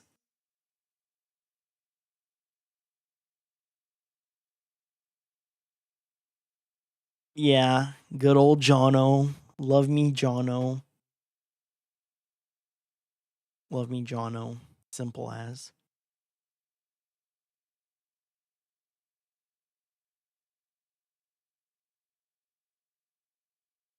Let's look at some absolute terrible animal skeletons before we move on to the last, well, second to last thing. Hey kids, as we all know, Hey, the evolution Sam. of species is an incredible process. Look at that, driven by evolution. little more than the random Evolution, chance that certain baby. mutations may Why does happen it to have provide lips? a practical Brooksy? advantage in a creature's environment. And as a result, there's a lot of things out there that look super dumb once you strip back a few layers. Here's the top 10 worst True. animal skeletons of all time. Wait, the single-celled organism has a skeleton. Why? Super dumb once you strip back a few layers. Here's the top 10 Why worst not? animal skeletons of all time. So first and foremost, I'd like to settle a little debate I've been seeing floating around the past few weeks. Yes, Oh, really? penguins do, in fact, have knees. But in order to hide Yeah. full-grown legs into one plump cylinder, you gotta have a little skeletal trickery on your side. You guys ever do Such wall as- sits in gym class or Oh, I elsewhere? hate One of the those. I most fucking hate torturous exercises out there. I squats. now feel even worse for penguins, because not only did they have to deal with living in a frigid black and white hellscape, the most hostile hostile environment known to man second only to the vacuum of space, all the while constantly pursued by ravenous, bloodthirsty sea dogs, but they're also secretly doing wall sits their entire life. Quick side note, in Mandarin, the word for penguin consists of the characters for business goose, which is fucking hilarious. Like one day a goose put on a suit and said, "Today it is time to make a name for myself, honk." This next guy is known as Parsons chameleon, found in the more remote regions of Madagascar. Notice the fleshy protuberances around its nose area. Turns out, not fleshy, not even remotely fleshy, not even one flesh. Instead, it just has a skull, forever frozen in time in the middle of exploding. Like it sneezed right in the middle of God, shaping it out of clay, and he was just like, whatever, it's a feature now. So for that, this it's not a bug, it's a gets feature. number 9. Intelligent Normally, design. I would have ranked it higher, but that's a dope tail, so he gets some pity points. Yeah, that's Next a pretty is cool. the That's a pretty pufferfish. cool So tail. for most of my life, I've pictured pufferfish as just not having any bones. I know it doesn't really make sense, but neither does them turning into a balloon like a goddamn cartoon. Turns out, in their normal state, they actually look like this, and when they inflate, those concentric rings of spines slide outwards past one another to cover the full area, like the aperture of a camera lens expanding to cover the full frame of the fish. The sheer ingenuity of this design has shattered my childhood dream of real-life balloon animals, which has earned the pufferfish the number 8 spot on this list. Now, if you've gotten around to certain zoological circles, you've been shown this skull and been told, yes, that comes from the dwarf elephant. Oh, you've never seen one? That's because they're extinct. And that thing in the middle? Yes, nothing more than the nose hole to which it's a cyclops. However, if you're a rational, free-thinking adult like me, you can look past the lies spoon-fed to you by Nat Geo and other liberal media outlets and see this for what it is. A cyclops. Next is the orca, psychic resonance. resonance. The killer whale, the panda torpedo, or the SeaWorld slave. Its skeleton is fairly normal at first glance, but check out this little thing under here. That little bony blip is actually all that remains of the legs and pelvis of the orca from when it evolved from land mammals. Wow. Personally, I think that's highly disrespectful to their ancestors. Like, they could have taken the seal route and used those legs for good in the water, but instead, these sea cowards said, "No thanks, we're gonna undo all that evolution and just be bigger, smarter, warmer fish again. But hey, we'll keep this little piece of nothing just to remember you guys by." Truthfully, I could have chosen almost any citation to pick on for this, but the orca's face also reminds me of SCP-682, which is the... I think that's the intent. I think this is the intent as well. Most OP overrated shit out there, so he gets the number 6 spot. Moving on, now bear with me here. In every other mammal on Earth, the canine teeth point down from the gum to the mouth. Yeah? You know, like a tooth. But this guy, known as the Babirusa, said, "Huh," and decided to have them grow up through the entirety of its fucking snoot and out the other end, which is the most nonsensical thing I've ever seen. Like, toenails out the front? How cliche. Let's make them go through the whole foot instead. Look, now I can kick good behind me. That's not all, though. These tusks also keep growing for the creature's entire life, which isn't a problem in and of itself, right? Rodents, they keep chewing stuff to wear them down. Alligators, they just let them fall out now and then. But the Babirusa's like, I'll just nut in a lady pig long before this becomes an issue. So if it lives long enough, the teeth can curve right on around and slowly bore into the thing's face, like built-in Chinese bamboo torture. And occasionally, they can end up actually piercing the skull and shish kebabbing the brain. Now, some people might say that this doesn't belong on this list, given that teeth aren't technically bones. And to those people, kids, we say, eat shit and die. Yeah, they're honorary skeletons. They're honorary skeletons. Have you washed your skeleton today? You got to do that. Teeth are considered part of the skeletal system. They're still part of it. Yeah, enamel is still part of the skeleton system. Yeah, stop it. Next, we have the octopus. The octopus skeleton is so bad that it doesn't even exist. Sure, they got this little thing in the middle, but that doesn't count. That's just chitin. And yeah, they can get in a jar or whatever. But at what cost? At the animal picnics, the crowd shouts, "Bleh, shun the spineless freak." And at the animal wheelbarrow races, with nothing to grab hold of, the cephalopod holds a solitary vigil at the starting line. And lo, the octopus wins naught but a participant medal at the Grand Prix, and the number 4 spot on this list. Moving on, here's the skeleton of a fruit bat. Now, not a big deal to us regular folk, but imagine if humans had no context of bats and they dug this thing up. Like, class, archaeologists have recently found these fossilized remains, and using modern technology, we can see exactly what it would have looked like back when it was alive. This abominable creature is known only to scientists as Finger Boy, and is theorized to have fed upon fruit, insects, and the dreams of orphans, which it would siphon out from the ears of the errant little waifs whilst they slumbered. By the way, if you Finger Boy. That's creepy. This is how This is how aliens would recreate skeletons. Orphans, which it would siphon out from the ears of the errant little waifs whilst they slumbered. By the way, if you Google image bat skeleton, like more than half of them have the ears built in. Just like, I feel the extraordinarily bat-like wings and figure of our decoration are much too subtle for our consumers. Better slap these on. At number 2, I gotta we have make the sure. Anteater. From its oboe-like skull to its gorilla fist and hands, one can only wonder who let this creature exist. Fun fact, if you take the anteater's skull and blow into its nose, it plays a beautiful song recounting the animal's entire life, and then security escorts you out of the museum. Looking at this, I can only pose the question asked for generations long. I kind of want to before my blow own. on an anteater That being, skull. why the long like that. face? Before we get to the number 1 spot, here's a few Funny. honorable mentions. The wolf eel. Ugh. The ostrich. The ostrich. This human-cat hybrid I found on a tabloid site. And of course, the mermaid. The So at our number 1 mermaid? spot, we have Whoa.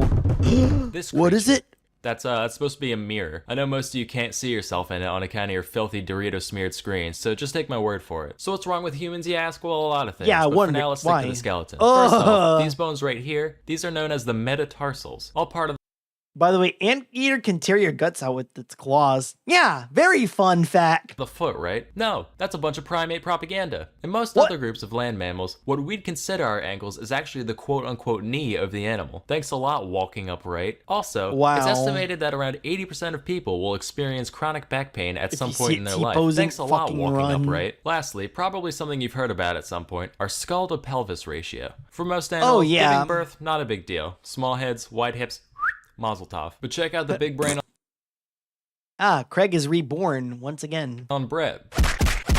Throws a real monkey wrench in the works there. For Yeah, a while, it led to thanks. some problems till those extra brains figured out how to work around it. So I guess you win this round, humans. But that doesn't stop you from also winning the number 1 spot on the worst skeletons of all time. But hey, Yeah, just you 'cause guys you'll fucking forever be flawed suck. on the inside doesn't mean you can't improve yourself on the outside. Anyway, that's all for today. Till next Oh, time, okay. I'm Salmonella, Words of and I'm wisdom. still scared of swine flu. Yeah, aren't we all? Yeah, you humans are really stupid. Like, what? Why you design this body like this? It's ridiculous. Imagine your species developing their bones for thousands of years to adapt to the environment just to get put on the top 10 worst skeletons. Imagine not having a skeleton at all and also being burned alive in direct sunlight. Yep, that's the life of a worm. This man disses orcas for only having a speck of legs and pelvis, but we have a speck of a tail. Unlike you guys, I still got a tail. Once I see the human spine being described as, imagine an engineer make an excellent bridge, then someone turned the structure of this bridge into a skyscraper. Yeah, thanks. Oh, this is scary. Imagine you walking through the jungle and on a peaceful night and just see finger boys sprinting towards you.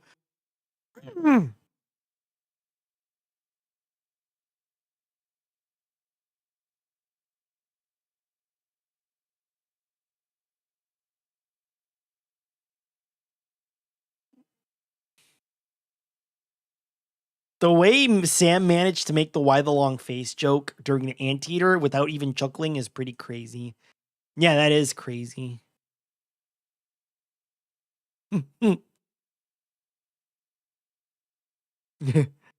Today is the day I'm to make a name for myself. Honk. Untitled Goose Game. Yeah, I can't wait for House to make their big walk. Should be coming out this year as a recording. And finally, elephant skulls are the reason why Greeks thought cyclopses exist. Yeah.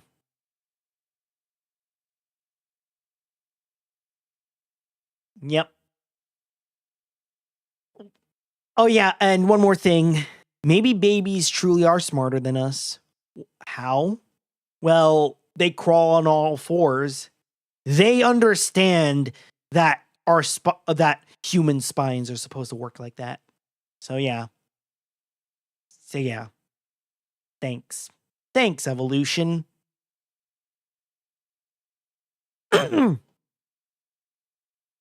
All right, I got one more in me, and it's going to be this one. My father used to tell me something in this world will remain unchanged. Ted Fujita. I woke up one day in a strange place, somewhere really? most people wouldn't think to go. I found myself in a town that seemed just like any other. Decent size, plenty of jobs, and not much crime. The air outside was temperate and calm. It wasn't that humid, but it wasn't quite dry either. There were lots of places to go, things to do, people of all ages who were kind and humble. It was surrounded by such incredible natural beauty, as if it existed simultaneously in the middle of nowhere and everywhere. Ooh. If you didn't know any better, you might be tempted to call it paradise. But don't be deceived. There's a reason why most people don't come here, for this place carries with it a terrible curse. A curse? What kind of curse? Aside from terrible. In the 1830s, the Muskogee Indians were expelled from their ancestral lands in what is now northern Alabama. But where would they go? Talladega. As it turned Yeah, out, remember the Talladega? lawmakers who sealed their fate didn't know either. Thus far, the recently purchased Louisiana territory was scarcely explored. I wonder if there's a whole lineage of lands Implement described a vast videos, like prairie lacking any valuable resources. which ones are best to Far watch enough after. west, the forest disappeared and the soil became infertile for agriculture. Naturally, when the government learned of this, the region was earmarked as the ideal destination for America's native people. Perfect. Under the veneer of a humanitarian exchange of territory, American You can't grow stuff on it? the Perfect. most ruthless land grab in the history of the nation, ignoring whatever treaties or federal protections that were supposedly in place at the time. The government effectively seized millions of acres through a vicious campaign of threats, lies, and coercion. The extorted lands would be used almost exclusively as a means of expanding slavery, while its original inhabitants were exiled slavery. into what most understood as a barren wasteland, someplace no tax-paying American would ever have any reason to go. The Creeks, along with a dozen or so other indigenous tribes, would be forcibly marched through more than 500 miles of hostile wilderness to what some imagined to be the edge of the world. Thousands died along the way. Many others starved to death once they got there. Those who survived had to gradually adapt to the stark change in scenery. Nearly everything about this place was different from where they'd come, but one thing remained the same: the strikingly red soil. Their final tether to the land they once called home. The Chickasaw people would name the new territory after the Red Earth, christening the place we now know as Oklahoma. Oklahoma. Oh, you can best be described as a land of extremes, a term that applies to its history, geography, OU! and especially Yes, climate. yes, I love It is OU. played host to Texas some of the can most bizarre and suck the unnerving chrome off events a that America Chevy. has ever witnessed. Oh. And yet the rest of the country has a hard time remembering that it exists. In today's culture, Oklahoma. it is known unaffectionately as one of the flyover states. I'd like the to- part of the country considered so boring and uneventful that there's no point in visiting. Perhaps it's I'd like to. Unironically, though, I'd probably want to live in a flyover state if it meant something like that. It beats living here in shit ass California. Most Americans prefer to ignore Oklahoma because this place was at the center of one of the most shameful chapters in our nation's history. How so? Oh! For a childish Exploded! interpretation, the state of Oklahoma sort of looks like a gun pointing westward. No, This it looks like a resemblance is pot. actually Who quite thinks fitting when this? we discover its dark origins. Who Most thinks Americans this? know about the Trail of Tears, but it would be far from the last injustice to befall the people of the Indian Territory. By the end of the 1830s, the displaced tribes had finally settled into what was supposed to be their last compromise. It took just 10 years before their sovereignty was under threat once again. In 1848, gold. Someone found gold in here! And the Everyone complexion of get in America here! was forever altered. Soon after, railroads were running from coast to coast. With the railroads came a new wave of intruders, and with intruders came the same old story: plunder, exploitation, and stupendous greed. Before long, oil was discovered beneath the Indian Territory, and all Oil, of a sudden, the native land yeehaw! was Time coveted for a once land again. grab! The news spelled doom for not just the displaced tribes, but the Plains Indians as well. The oldest inhabitants of Oklahoma were some of the last nomadic people in the world and relied on the vast landscape for survival. Their fate would be sealed by one of the most disturbing effects of westward expansion. At the beginning Manifest of the 19th century, destiny. as many as 60 million bison dotted the Great Plains. However, once bison hide was discovered to possess valuable industrial properties, hunters began to slaughter them with unprecedented efficiency. The landscape was left littered with millions of skinned, rotting carcasses as far as the eye could see. Why don't you just harvest the meat? Are they stupid?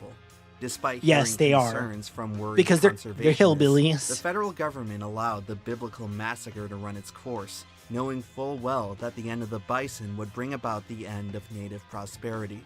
By the end of the 1880s, the American bison was all but extinct, and the starving Plains Indians surrendered the last of their freedoms.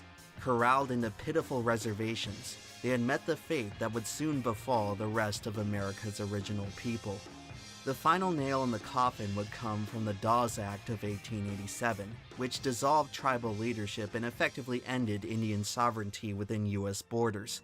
Children were forcibly sent away to re-education facilities where they were to be stripped of their cultural identity.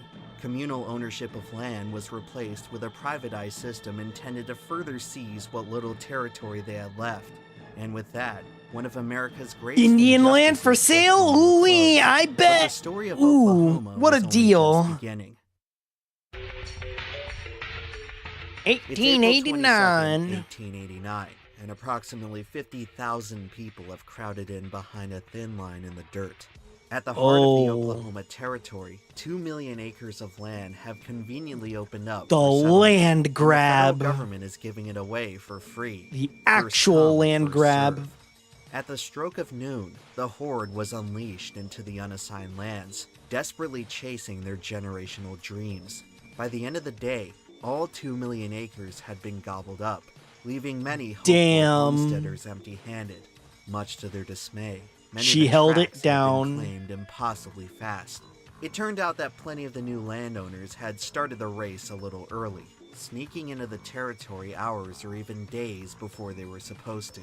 Those who jumped the gun were called Sooners, a moniker that would go on to define all Oklahomans. Yeah, we're a bunch of Sooners, y'all! The state's most iconic term of endearment is literally named after a Sooner cheated their way to glory. Just like the Yankees. Oh, what's that? Yankee supposed to be a mocking term? Nah. We're gonna turn it into a term of endearment. If this tale has taught us anything thus far, it's that so-called laws and rules and treaties are quite malleable. Oh, what a day, what a lovely day. We might as well think of them as a bunch of made-up imaginary crap based on nothing that can be disregarded on a whim with no consequences whatsoever. Man-made laws are, quite simply, designed to be broken. The same can't be said, however, so for true. the laws of nature. And the Sooners were about to learn a harsh lesson about their new place of residence. If you're waiting for something interesting to happen in Oklahoma, all you have to do is watch the skies. While any watch the skies, traveler. Calm and temperate, it doesn't take long for things to turn ugly. The state is home to some of the most threatening weather events on the planet. Towering thunderclouds with blistering lightning, flooding rain, and golf ball-sized hail are common fixtures in the region. In the early 20th century, the state's growing population only exacerbated the extreme conditions. Decades of poor farming practices contributed to the infamous Dust Bowl, during which billowing clouds of sediment blocked out the sun and buried entire communities alive. The storms raged for almost 10 years, contributing to perhaps the most severe poverty and destitution to ever exist in America. The abysmal conditions in Oklahoma forced many residents to abandon their homesteads entirely, never to return. Those who remain would eventually get to know another force of nature that was even more frightening. Force of nature? Force of nature. From my personal experience, there's an unnerving feeling you get passing through the endless landscape of the Great Plains. It's a sensation that's hard to put into words. All I can guess is that there's some vestigial part of our mammal brain that doesn't like wide open spaces. Our deepest instincts compel us to seek shelter, or else some nightmarish predator will swoop down and take us away. In the plains, there's nowhere to hide. With no mountains or trees blocking the horizon, The sky is bigger out here. Over time, the people of Oklahoma have learned to fear it. It's a twister! A twister! Oh shit! Meteorology, Twister! The Great Plains are known by another name, Tornado Alley, home to the most notorious phenomenon in all of weather. If you tried to describe a tornado to someone who hadn't heard of one, they might not believe it was real. The idea of a swirling vortex of terror that obliterates anything in its path is something you almost have to see to believe, but doing so is easier said than done. For most of history, tornadoes were scarcely witnessed and much less understood. Even as research into atmospheric processes improved, scientists still struggled to predict them with any degree of accuracy. This limitation was especially dangerous for the people of Oklahoma, a place that sees more tornadoes than anywhere else on the planet. It turns out that the Plains Indians had a good reason to be nomads, because any permanent structure in Tornado Alley runs the risk of being destroyed without a moment's notice. The region sits at the confluence of 3 continental air masses, the interaction of which results in extreme atmospheric instability. The warming months of spring create the ideal conditions for the formation of supercell thunderstorms, the breeding ground of tornadoes. It's quite the coincidence that Oklahoma has so many casinos. That's a lot of casinos. Is itself a perpetual gamble. It's an all too common story for residents to go to bed at night and wake up no longer having a town to live in. With the state seeing more than 50 tornadoes per year on average, all you can do is hope and pray that you don't cross paths with any of them. The odds are less in your favor the further you venture into the center of the state, within the region formerly known as the Unassigned Lands. Today, the area encompasses 2 of Oklahoma's biggest urban settlements, Oklahoma City, the state capital, and Norman, home to the state university, and ironically enough, the National Weather Service. However, about halfway between these 2 right in the fucking centers lies another right in the city, front lines. About 50,000 that most of America has never heard of. Welcome to Moore, Oklahoma, otherwise known as the tornado capital of the world. Within days of its incorporation in 1893, the town was immediately struck by a powerful twister that killed 31 of its founding residents. It was subsequently struck again in 1937. Oklahoma, the capital, Oklahoma City, the capital of Oklahoma, Oklahoma, cause subtlety. And again in what's 65, subtlety? 73, 74, 75, and finally in 1991. That's 12 Holy confirmed shit. tornadoes in just a century of existence, for a target no greater than 25 square miles. However, the streak of misfortune didn't seem to scare away new residents, and Moore's population kept growing. Despite the remarkable number of tornadoes hitting the city, the modern townsfolk had yet to experience one that was truly catastrophic. For better or worse, not all twisters are created equal. For the longest time, their true power was a mystery to the scientific world. That was until the groundbreaking research of one man. His name was Ted Fujita, although most only known by one letter. After decades of comprehensively studying tornado damage, Fujita devised a revolutionary scale to measure their intensity. About half of all confirmed tornadoes register as an F0, the weakest classification. With F0? wind speeds under 73 I love Captain miles per hour. Falcon. Moving up the scale, the F1 classification makes up an additional third of recorded cases. At an F2 rating, things start to get dangerous, as wind speeds are now fast enough to destroy vehicles and mobile homes. An F3 will leave any man-made structure severely damaged, with winds potentially reaching 200 miles per hour. Beyond this point, tornadoes begin to pose an extraordinary threat to human life. At F4 intensity, tried and true notions of shelter begin to break F4 down. noob? Houses are completely ripped apart, and vehicles are lifted into the sky. Taking cover in an interior closet or underground bunker starts to become necessary for survival. The odds of any given tornado reaching F4 strength is about 1 in 100, making them relatively uncommon. However, in tornado-prone regions, an F4 may be expected to come around once in a generation. What's truly rare is the highest and most dangerous rating on the Fujita scale, the elusive F5. The F5. Across the worldwide history of recorded weather, Fewer than 70 have ever been officially documented. 67? Aside from a few exceptions, the F5 phenomenon is almost exclusively limited to the southeastern and midwestern United States. For whatever reason, the forces of nature have reserved their full fury for the heart of America. It is here where you can capture a glimpse of the most powerful winds on Earth.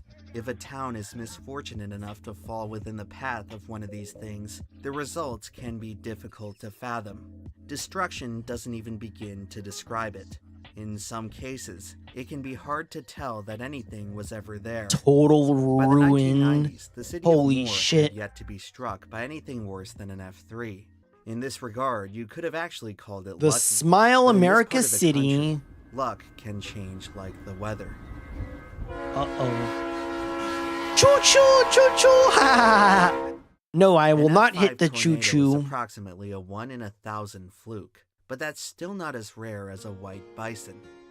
The albinism white bison? observed across the animal kingdom is exceedingly peculiar among the American bison. Historically, the chance of a spontaneous albino bison birth is estimated to be 1 in 10 million. Due to their extreme rarity, many indigenous tribes in the Great Plains believe the white bison to hold tremendous spiritual significance. The Lakota people consider its arrival to signal a powerful omen of change. One of the first documented sightings of the creature was in 1933, right around the beginning of the Dust Bowl. The next true albino wouldn't resurface until May 9, 1996, when a white calf named Medicine Wheel was born on the Lakota reservation. It had arrived the very same day as the blockbuster film Twister, whose story depicts an F5 tornado tearing through Oklahoma. The movie premiered at the Penn Square Mall, just 13 miles north of Moore. Maybe this is all just a bunch of meaningless superstition, but it makes what happens next just a bit less tough to swallow. Oh. Henry Darger? At the end of Isn't that the balloon guy? The city of Moore would be visited by another F2, its 13th tornado of the past century. When something keeps happening far more than it probably should, we may intuitively expect it to cool off in the future. However, this way of thinking is a fallacy. For independent events like the gambler's weather, fallacy. the odds don't care about what's Let's already go gambling. transpired. If something can happen, there's nothing stopping it from happening again. This harsh truth of the cosmos runs contrary to our limited human purview of fairness. What's about to happen to Moore, Oklahoma is going to seem preposterously unfair. But just remember, there's nothing rigged about the forces of nature. The sun may not always shine, but the weather's always fair. It's always fair. May 3rd, 1999. The early hours of May 3rd, 1999 started like any other, with only a slight chance of thunderstorms expected later in the day.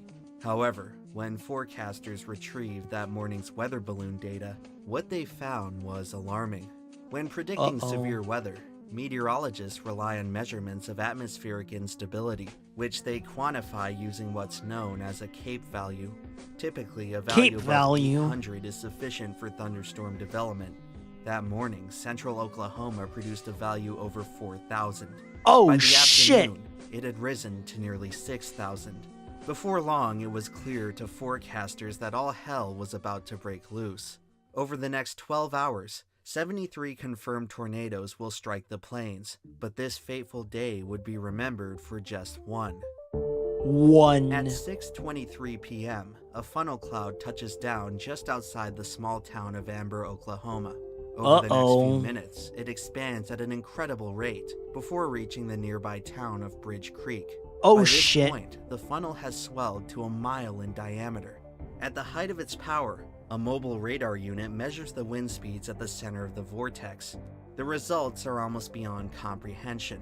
The radar clocked a velocity of 301 miles per hour, the highest wind speed ever recorded on Earth. It's an F5. So powerful that it was almost off the charts.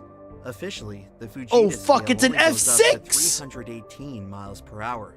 Since the radar measurement had a 20 mile per hour margin of error, there's a small chance, but a chance nonetheless, that this tornado broke the limit and crossed over into the forbidden category of F6. Inconceivable. Theorized such a storm, one he described as inconceivable. Ultimately, he would never get to witness the greatest challenge to his system, passing away just 6 months earlier. Damn. It seems that as soon as Fujita left our world, his greatest nightmare was dragged into it. So, the strongest tornado in history has just appeared. Where could it be headed? Oh, fuck! Not more!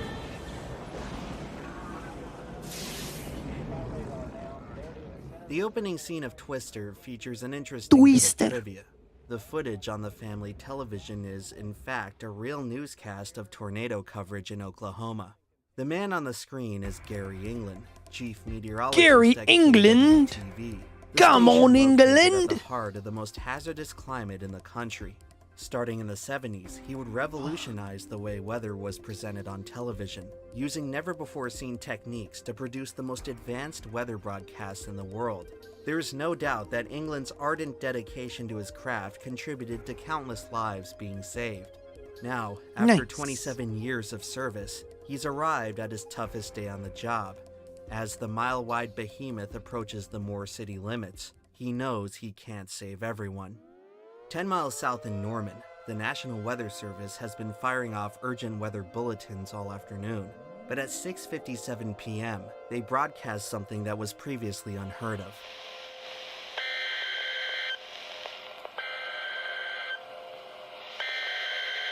Oh shit.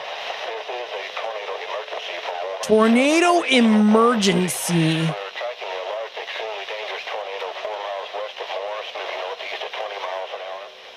The typical procedure in situations like these was to issue a tornado warning, but this was no typical situation. The F5 bearing down on Moore had instigated the world's first tornado emergency. The circumstances were so dire that existing terminology could no longer convey it, so they had to invent one. This storm is moving into West Moore as we speak. You should have already taken your tornado precautions in the Moore area. Let me tell you folks, this is deadly, deadly serious. Take your tornado precautions. Do it now.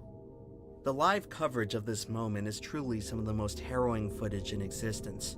Few other broadcasts have ever conveyed such profound feelings of doom and hopelessness. And what you're looking at is a gigantic damage path from Ranger 9. Good God! Moving into the metro area.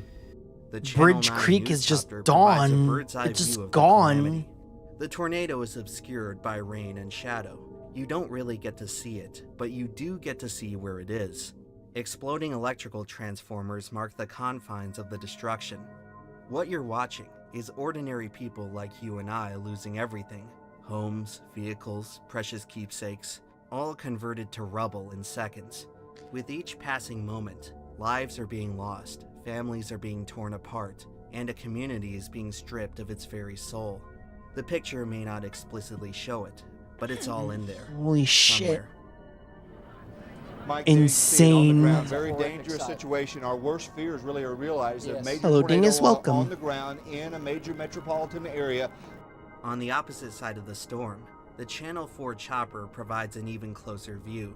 The scenes are apocalyptic, something straight out of a kaiju film. The scale of the kaiju is our puny frame of reference. On the ground, is a tornado. Capture a far more visceral angle. While staring at the footage, meteorologist Mike Morgan is momentarily left speechless. He has never seen anything like this. Your radio, forget the live pictures, go get safe. Oh my gosh. Holy. Folks, we plead with you, just go to your safe spot. Take shelter. You don't really get a sense of how far it went just by looking at the map. To truly appreciate the scope of destruction, you have to retrace the Take path cover and itself. fucking run. It takes a long time, much longer than you imagine it would. The farther you go, the more eerie it gets, knowing that everything you see would have been mangled beyond recognition. On your FM dial on 104.1, 107.7. That is damage. Okay. Yes. Go ahead, Jim. Mike. Yes. You gotta look at this. This is phenomenal. It's gone. The neighborhood is gone. It's gone. It is The gone, whole neighborhood's gone. There goes the neighborhood neighborhood. is gone. There's nothing. That is F5 tornado damage. 260-mile-an-hour winds plus. After an hour and 25 minutes, the rampage came to a merciful end. The tornado ended up carving a 38-mile scar in the earth. The damage it left behind was otherworldly. Asphalt had been stripped from the road. Holy shit. Trees had been completely debarked.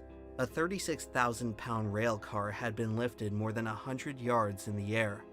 In total, more than 8,000 homes were damaged or destroyed, many of which were reduced to nothing more than a concrete slab.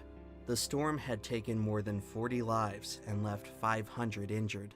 Total damages were estimated in excess of $1 billion. $1 billion? Tornado in history to that point. It took 2 months to clean up all the debris. For sale fixer-upper. Yeah, it sure fucking is. Afterward. It sure is. You can still see it today if you look hard enough. In the meantime, the city of Moore was gradually rebuilt and fortified with new safety precautions. The improvements would be put to the test in the May of 2003. The next tornado to return to Moore would be another violent one. Almost 4 years to the day of the tragedy, an F4 touched down right in the middle of the city. Despite taking a similar path to the F5, this twister would not record a single fatality. Overcoming such a dangerous threat provided a huge boost to the town's morale. Did it. It allowed many residents to finally put the events of 1999 behind them. Over the next few years, the world of meteorology would also move on from the F5 in a literal sense. The 1999 storm had provided so much data about wind damage that it made scientists reevaluate how tornadoes were classified. It turned out that tornado-force winds were actually more destructive than what was initially understood, and that Fujita's old system had to be recalibrated. Rather fittingly, the final act of the May 3rd twister was breaking the very scale that had tried to measure it. Wow. Starting in 2007, the Weather Service ushered in the enhanced Fujita scale. The From that enhanced point on, Fujita the most scale. powerful tornadoes would be designated as EF5. And with that, the Terror of 99 had cemented its legacy as the last F5. In 2010, the city of Moore got its first taste of the new scale, as an EF4 grazed the southern outskirts of the town. As was the case in 2003, it had dodged another bullet, avoiding any fatalities within city limits. By now, the people of Moore had accepted recurring tornado encounters as an inevitability, but they could at least take solace in knowing that the worst was behind them. After all, a storm like the one in 1999 only comes around once in a lifetime. It seemed like that old omen about the white bison had finally run its course. Except, all the way back in 1996, there were actually 2 albino bison. 2 of them? The first one died out Really? not long after the F5 devastated Moore, but the second one kept on kicking. Its name was White Cloud. White In the spring of Cloud, huh? 2013, the clouds over Moore were brewing again. Oh, Starting no. on May 18th, Tornado Alley began to stir once more. Over the next 48 hours, more than 30 tornadoes touched down across the plains. The disturbance reached its highest instability around noon on May the 20th, with Cape values approaching 5,000. 5,000! The skies over central Oklahoma had turned a shade of black not seen for quite some time. Shit, not again. The second day. Just before 3 in the afternoon, a funnel cloud descends over the city of Newcastle and begins to head east. As the people of Moore gaze to the west, they are greeted with a familiar sight. The twister enters the city limits Not with again. 200-mile-per-hour winds. Doppler radar captures the image of a debris ball more than a mile wide. At the age of 73, Gary England can only watch in horror as he is once again powerless to stop the carnage. 3 months after this, he will walk away from the job for good. But not fuck this tornado business. I'm out of here. Nemesis. Screw At the it. city's edge, the tornado engulfs the Celestial Acres Ranch. More than 100 horses are lifted into the sky before being cast back down to earth. A traffic jam is formed on nearby Santa Fe Avenue from panicked parents racing to get their children out of school. The gridlock only offers them a front row seat to the most terrifying sight of their lives. Briarwood Elementary suffers a direct hit. After a 12,000-gallon water tank caves in the roof, the entire structure disintegrates within the vortex. Moments later, nearby Plaza Towers Elementary is totally demolished as the eye of the storm passes overhead at full strength. God damn, this tornado really hates kids. Tornado as most would imagine it. Good lord. It has mutated into a towering wall of darkness, wide enough to devour entire neighborhoods at once. The maelstrom strikes at the heart of the city, stacking cars on top of the Moore Medical Center. The hospital is spared from total collapse, but the surrounding homes are effectively wiped off the map. The twister would not let up until it sliced all the way through the rest of the city, only relenting after there was nothing left in its path. 26 dead, 212 injured, and $2 billion When the done. dust settled and the debris stopped falling, the sickening reality began to set in. After the damage was surveyed, the results were indisputable. The May 20th tornado entered the record books as an EF5. It happened again. I mean, what else can you really say at this point? This town had already suffered the ultimate indignity.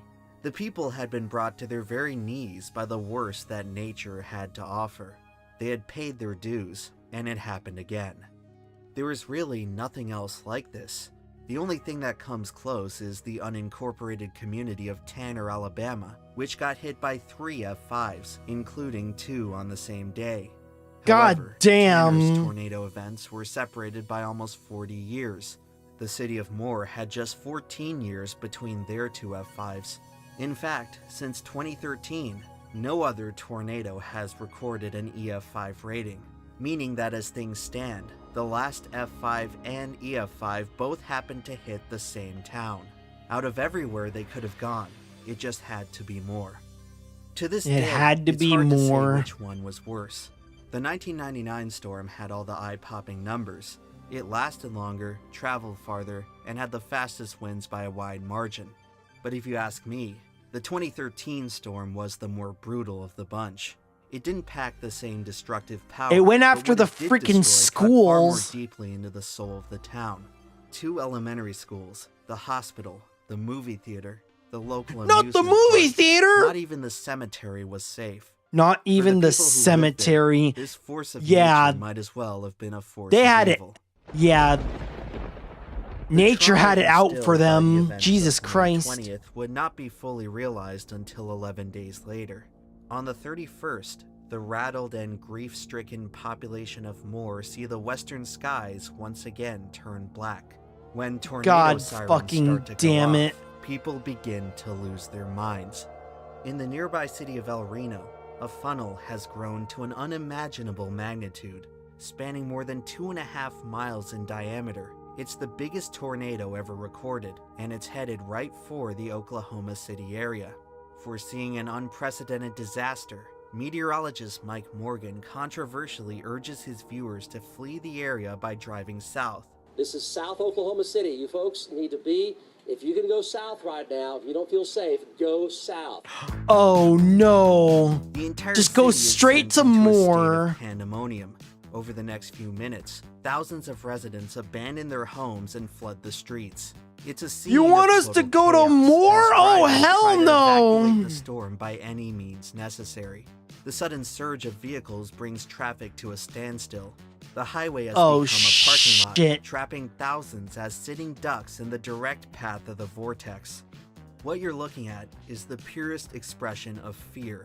Not the type of fear tied up with our modern sensibilities of pride or vanity. No, this fear is far more guttural, a sensation that predates man, something that can only be experienced after witnessing a level of wrath beyond our comprehension. This is fear rooted in desperation. The same desperation Fear of rooted in flying birds once desperation. it's caught in a spider's web. It was desperation which first brought the Sooners to the unassigned lands. Now, more than a century later, they're just as desperate to escape. The people of Moore lived as their forefathers did, racing toward the horizon while trying to outrun fate. Moments before striking the interstate, the tornado dissipates and retreats back into the clouds. Had it continued ahead, as many as 500 lives could have been lost. The catastrophe may have been averted, but the tornado's true power had already been shown. While the city could Rule be of thumb, rebuilt avoid time and time Oklahoma. again, there was no repairing the people. Yep. This is what it looks like when human beings have learned to fear the sky itself. Today, when you shouldn't have Morn, taken all it's that hard to stolen tell that land. anything happened at all. It's almost uncanny how ordinary it looks. A stranger passing through would have a hard time telling it apart from any other town in America. The difference, however, can be found in the people who call this place home. The locals here have this unmistakable humility. You get the sense that they're living off borrowed time. Only after experiencing such tremendous hardship can you truly appreciate what everyone else takes for granted. It requires a great deal of wisdom to savor the uneventful. The most impactful part of a tornado is the moment it's taken us the furthest from normality, when survivors first emerge from the rubble to gaze upon the alien wasteland around Good them. Lord. For a brief moment, man is transported to the world as it existed for eons, and we get a rare opportunity to witness ourselves at our most fundamental state. The worst damage Ted Fujita The most ever real. studied was not in Oklahoma or Texas or Alabama. It was in Nagasaki, after the detonation of the atomic bomb. When it happened, Fujita was living as a student 80 miles away in Kokura, the original target for Fat Man. On the day of the bombing, the city was obscured by clouds, forcing the mission to divert its focus to the secondary target. Fujita was quite literally spared by the weather. He would dedicate the rest of his life to studying it. Poetic. However, his very first research assignment was no act of God. It had been the only time in history that tornado force winds were harnessed as an act of war. For centuries, philosophers have attempted to answer the question of whether human beings are inherently cruel. It's a term often ascribed to powerful deities, forces of nature, or the whims of fate itself. However, the capacity to act with cruelty is a uniquely human attribute. Nothing else in the natural world is capable of governing their decisions through hatred. This behavior is endemic to man. The question is whether we're destined to be like this. The past 10,000 years of non-stop warfare, conquest, and torture certainly do us no favors in this regard. In fact, the number of people who have perished from man-made conflict far outweighs those killed by tornadoes or any other natural disaster. The vices of modern man are difficult to overcome. However, it is through crisis which we are offered a rare opportunity at redemption. In the aftermath of the most powerful tornadoes, the brightest aspects of humanity often shine through. Amidst the ruins, there is no longer a material world to divide us. In this moment of immense scarcity, human life has been made precious. All of a sudden, animosity is faded away, grudges are forgiven. People leave their ordinary lives behind and become heroes. Before long, however, the outside world intervenes. Everyone gets snapped back to reality, where they begin the slow and steady march back to business as usual. Back to normality. The journey through Wonderland was only temporary. Back to being a as is normie. the nature of all tornadoes. These things that so profoundly alter the destiny of everything they touch only exist for a matter of minutes. In time, the memories will fade. Some may look back on it as nothing more than a bad dream. But for as long as they live, the feeling of that moment never really goes away.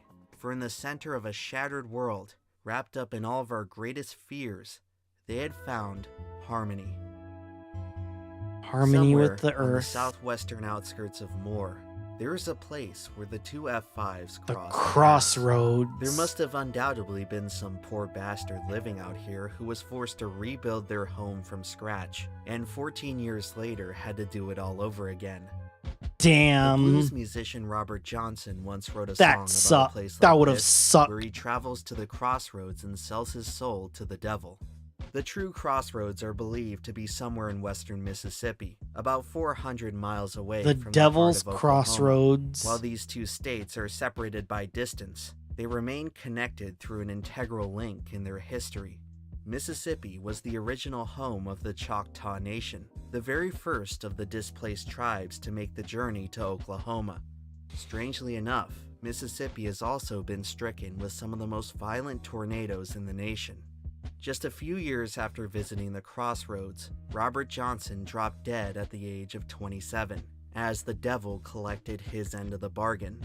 The idea of the crossroads actually goes back thousands of years in folklore, appearing in cultures from all around the world.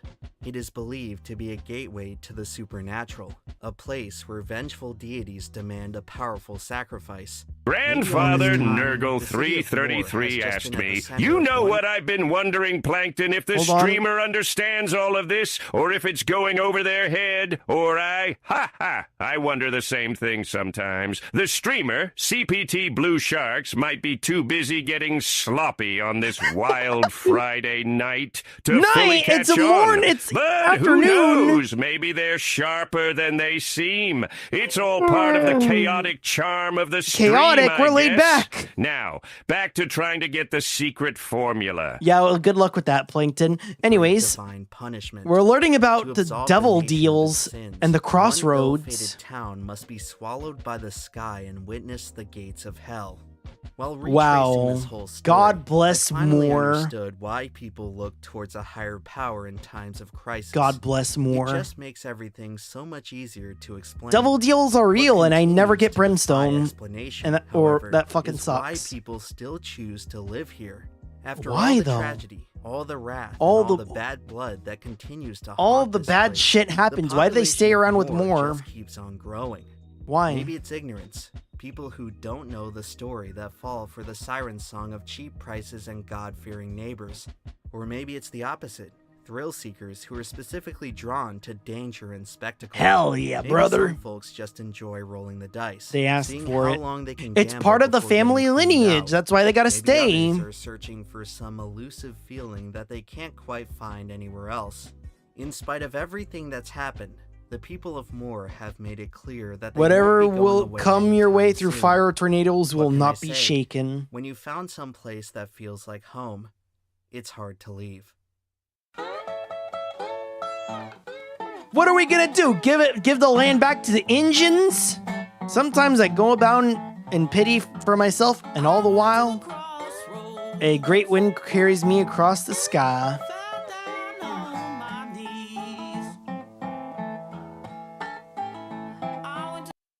I went into the crossroads. So yeah, it's either keep up the family lineage and stay in the tornado alley, or give the land back to the engines, and I will be dead and buried in the ground before I give any land back to the engines. Get hit by two F5s and puts up a water tower asking for more. Hell yeah. Fujita was secretly holding back the strongest tornadoes with his aura, and when he passed away, no one was left to hold him at bay. Damn, that's bars. Who's that guy from Tekken? Who's that guy from Tekken? That's Lars.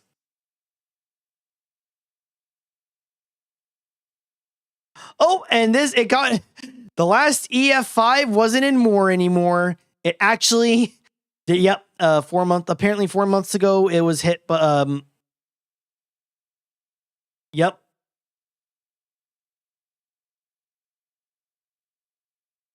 Enderlin, North Dakota.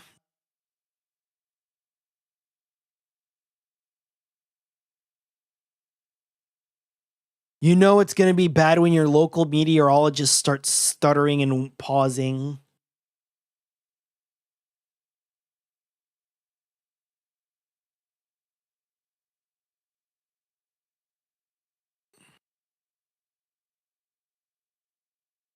Yeah. Also, yeah, Gary England also passed away when he also passed away pretty early. And it was the 25th anniversary of the first More F5. Another white bison born 6 days last year, really. And now Oklahoma's about to get rocked by a huge front that's going to produce a ton of tornadoes tonight. And it hits North Dakota instead. Wow. It takes unimaginable wisdom to savor the mundane. Yep. Moral of the story, yeah, I'd rather be dead and buried in the ground before giving the land back to the engines. Yeah. Even if it means suffering through tornadoes. Big tornado! Big tornado!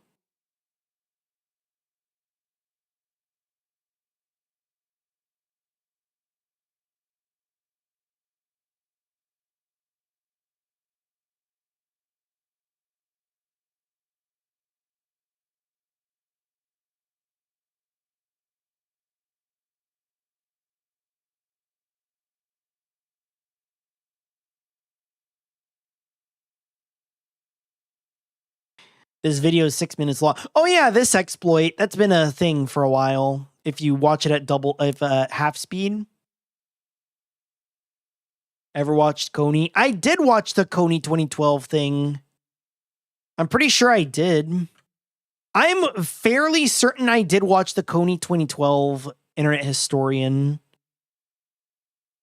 The Internet Historian Coney 2012.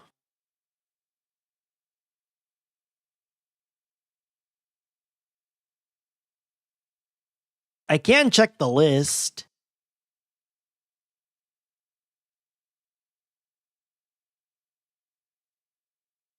What? I guess I never uploaded it. I guess I never uploaded it.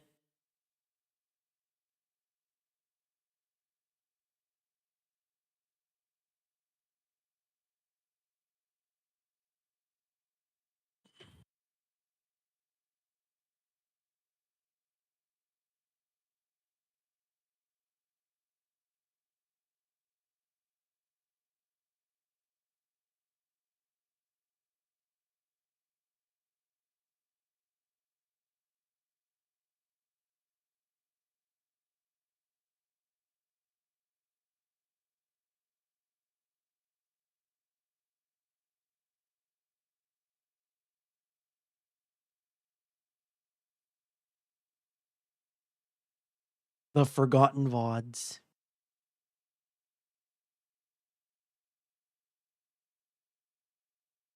Really makes you think when Payday 2 gets a new DLC today. It does? Well, I don't really care because I stopped giving a shit about Payday.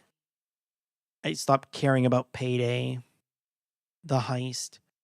Oh, Proud Nordic. More importantly, the extra version of East is out. Proud Nordics.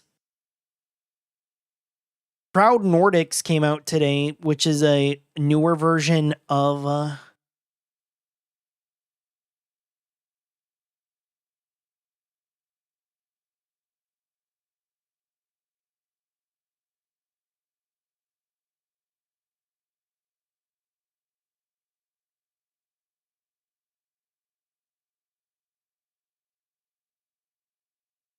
Oh, also a PC Engine version of City Hunter is also on coming soon. What do you mean new DLC is Jacket? They're re-releasing it. Jacket's always been a thing.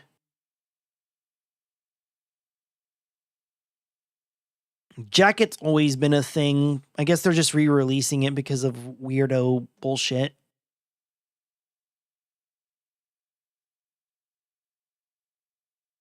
All right. All right. Time for our first Frederick Knudsen. Remember when Frederick Knudsen was a VTuber? I remember. But we're going to watch it. We're going to go down the rabbit hole.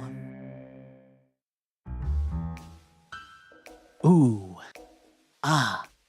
Of the outsider artists, there is perhaps none so well known as the reclusive Henry Darger. Despite his work being entirely unknown during his life, Forbes estimates that his visual art alone sold for over $2 million in the 1970s, while his original manuscripts are highly prized documents. The The term outsider art can be difficult to define. But What the designer is of the outsider Down the Rabbit art? Hole It logo looks at least fucking recall weird. That's what offers it this is. clarifying statement. That's what I'm Quote, assuming. an outsider artist is just what the name implies, an outsider, at least in relation to the mainstream art establishment. The simplest characteristic of an outsider artist is that they are self-taught, having very little to no formal training in the arts. Aren't most artists fame, now only outsider 4 photographs artists? have ever been found of him, making him a Like just distant, drawn almost anime girls? intangible figure. And even during his life, his acquaintances weren't certain how to pronounce his last name. So who was this man, and how Who did he is create this and hide dude? such a sprawling body of work? Yeah, Frederick Knudsen became a VTuber, and not a very successful one. Should have just stuck with making esoteric Darger's childhood. He was born a first documentaries. child on April 12th of 1892 in Chicago, Illinois.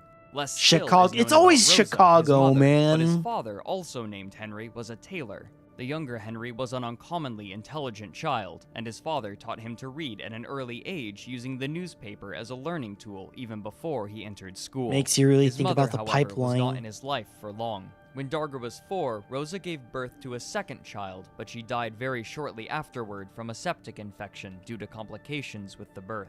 Darger's father, though gainfully employed, believed himself unfit to care for both his son and his newborn girl, and so, within a month Makes of you her really birth, think about the pipeline. Henry Sr. gave up the newborn for adoption to raise Henry Jr. as an only child. When Darger began his schooling, he was placed in the 3rd grade rather than the 1st grade, thanks to his uncommon intellect and his father's guidance, but this good fortune would not last. Smart when Darger boy. was 8, his father lost his ability to walk, and so he was admitted to St. Augustine's Home for the Aged, while he sent his son to live and be schooled at Mission of Our Lady of Mercy, a Roman Catholic shelter. Though apparently cared for well, his relationships with the other children were troubled. He would commonly interrupt class by making strange noises with his mouth, and he was occasionally nasty and violent to the other children, including just like assaulting me. a girl with a knife. Reacting to Darger's disruptive exactly like me. behavior, the shelter ordered Exactly a like psychiatric me. evaluation for him. After it was concluded, Darger was sent to live in the Illinois Asylum for Feeble-Minded Children in Lincoln, over 100 miles southwest of Chicago. At the time, Darger was 12 went to an years old. According to official insane records, asylum. The chief reason for his being committed was masturbation. There, he Masturbation? suffered from neglect and overcrowding. Really? It was We are not even 4 minutes in, and he's already jorking it. Also, yeah, Frederick Knudsen's last good video was the 3-hour-long EVE Online thing. And that's only scratching the surface of how insane EVE can get.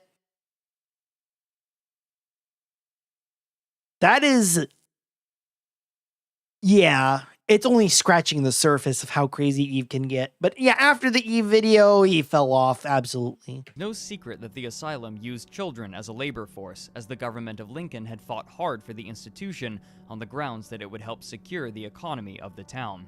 Anne E. Parsons, in her essay From Asylum to Prison, The Story of the Lincoln State School, writes that, quote, the Lincoln Asylum built its own farm, with workers growing oats and corn and raising hogs and colts. The farm provided much of the asylum's food, which helped keep it financially afloat.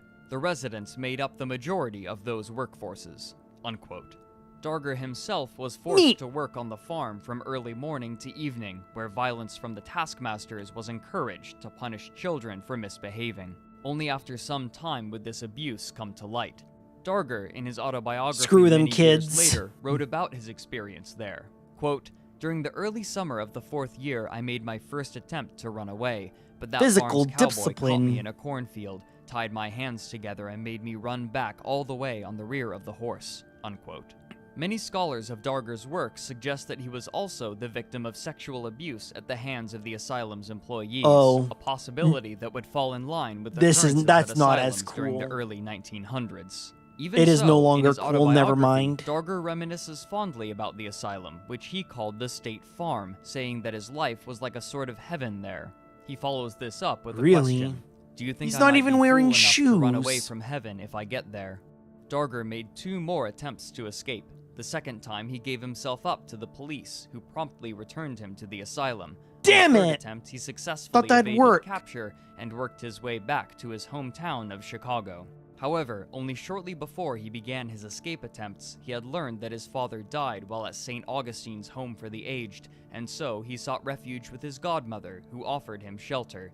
By this point, he was 17. Damn. That was rough. What a rough childhood. No wonder he drew all that Soon crazy after his shit. return to Chicago, he was employed at St. Joseph's Hospital, where he worked as a janitor. The staff also Janny, haha, he's a Janny.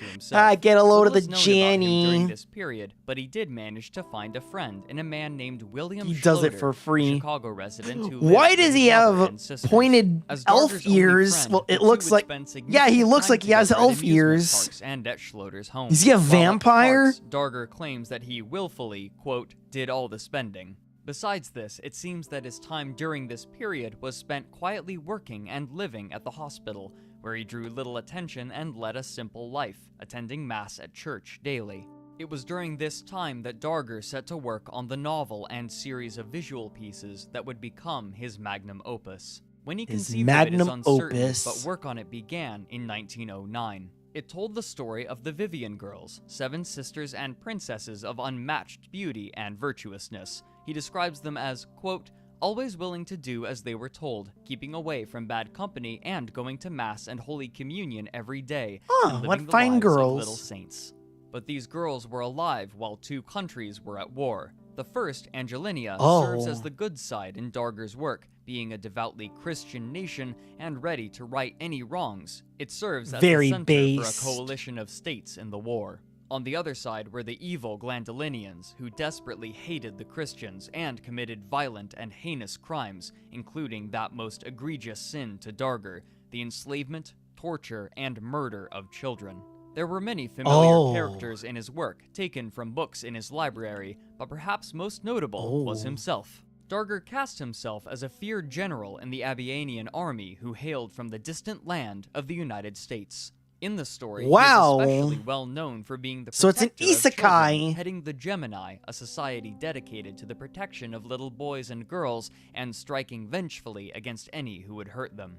Co-leading the Gemini was Darger's dear friend, William Schloeder. A childhood bully, John Manley, was immortalized as the leader of the Glandolinian forces. Of course. This story would be given the remarkably long name, The Story of the Vivian Girls, in what is known as the Realms of the Unreal of the Glandeco-Angelinian War Storm, caused by the Child Slave Rebellion. Holy shit, that's The based! Realms of the Unreal. What an awesome name! Then changed to a typewriter later.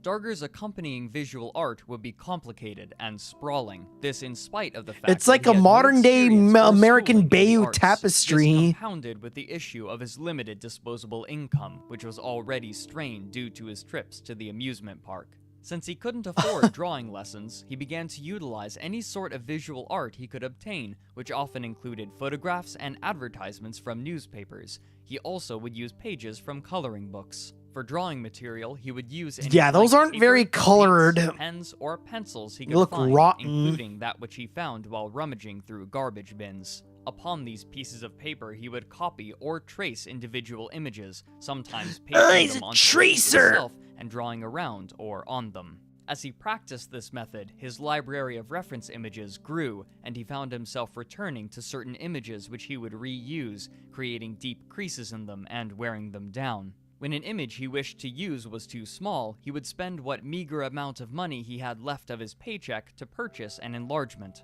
These reference images and their copies came to fill his apartment. Darger would often draw the children frolicking naked in beautiful landscapes with surreal foliage, but there were anatomical oddities. In most cases, he would simply leave their genitalia flat, like a doll oddity. 20,000 pages long. Okay. How long's the Horus Heresy? I don't know if I could freeze on this frame, he though. would simply leave their genitalia flat, like a doll's, but sometimes the girls would be drawn with penises and testicles, a footnote that manages to perplex scholars even today. What? Theories as to why he did this range from simple unawareness of female anatomy, to a latent unrealized homosexuality, to a belief that only men could do war, and so he was equipping them appropriately. That is very strange. That is very strange. But yeah, how long is the Horus Heresy? How long it was? Let me look it up. Okay, it's roughly, it's a little longer. It's like,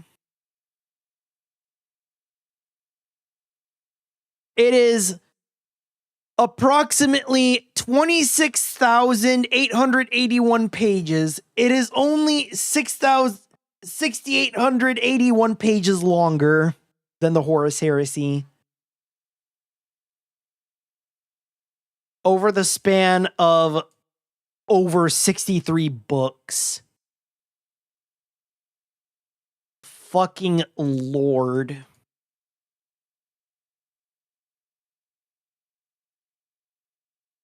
Good fucking Lord. Moving on.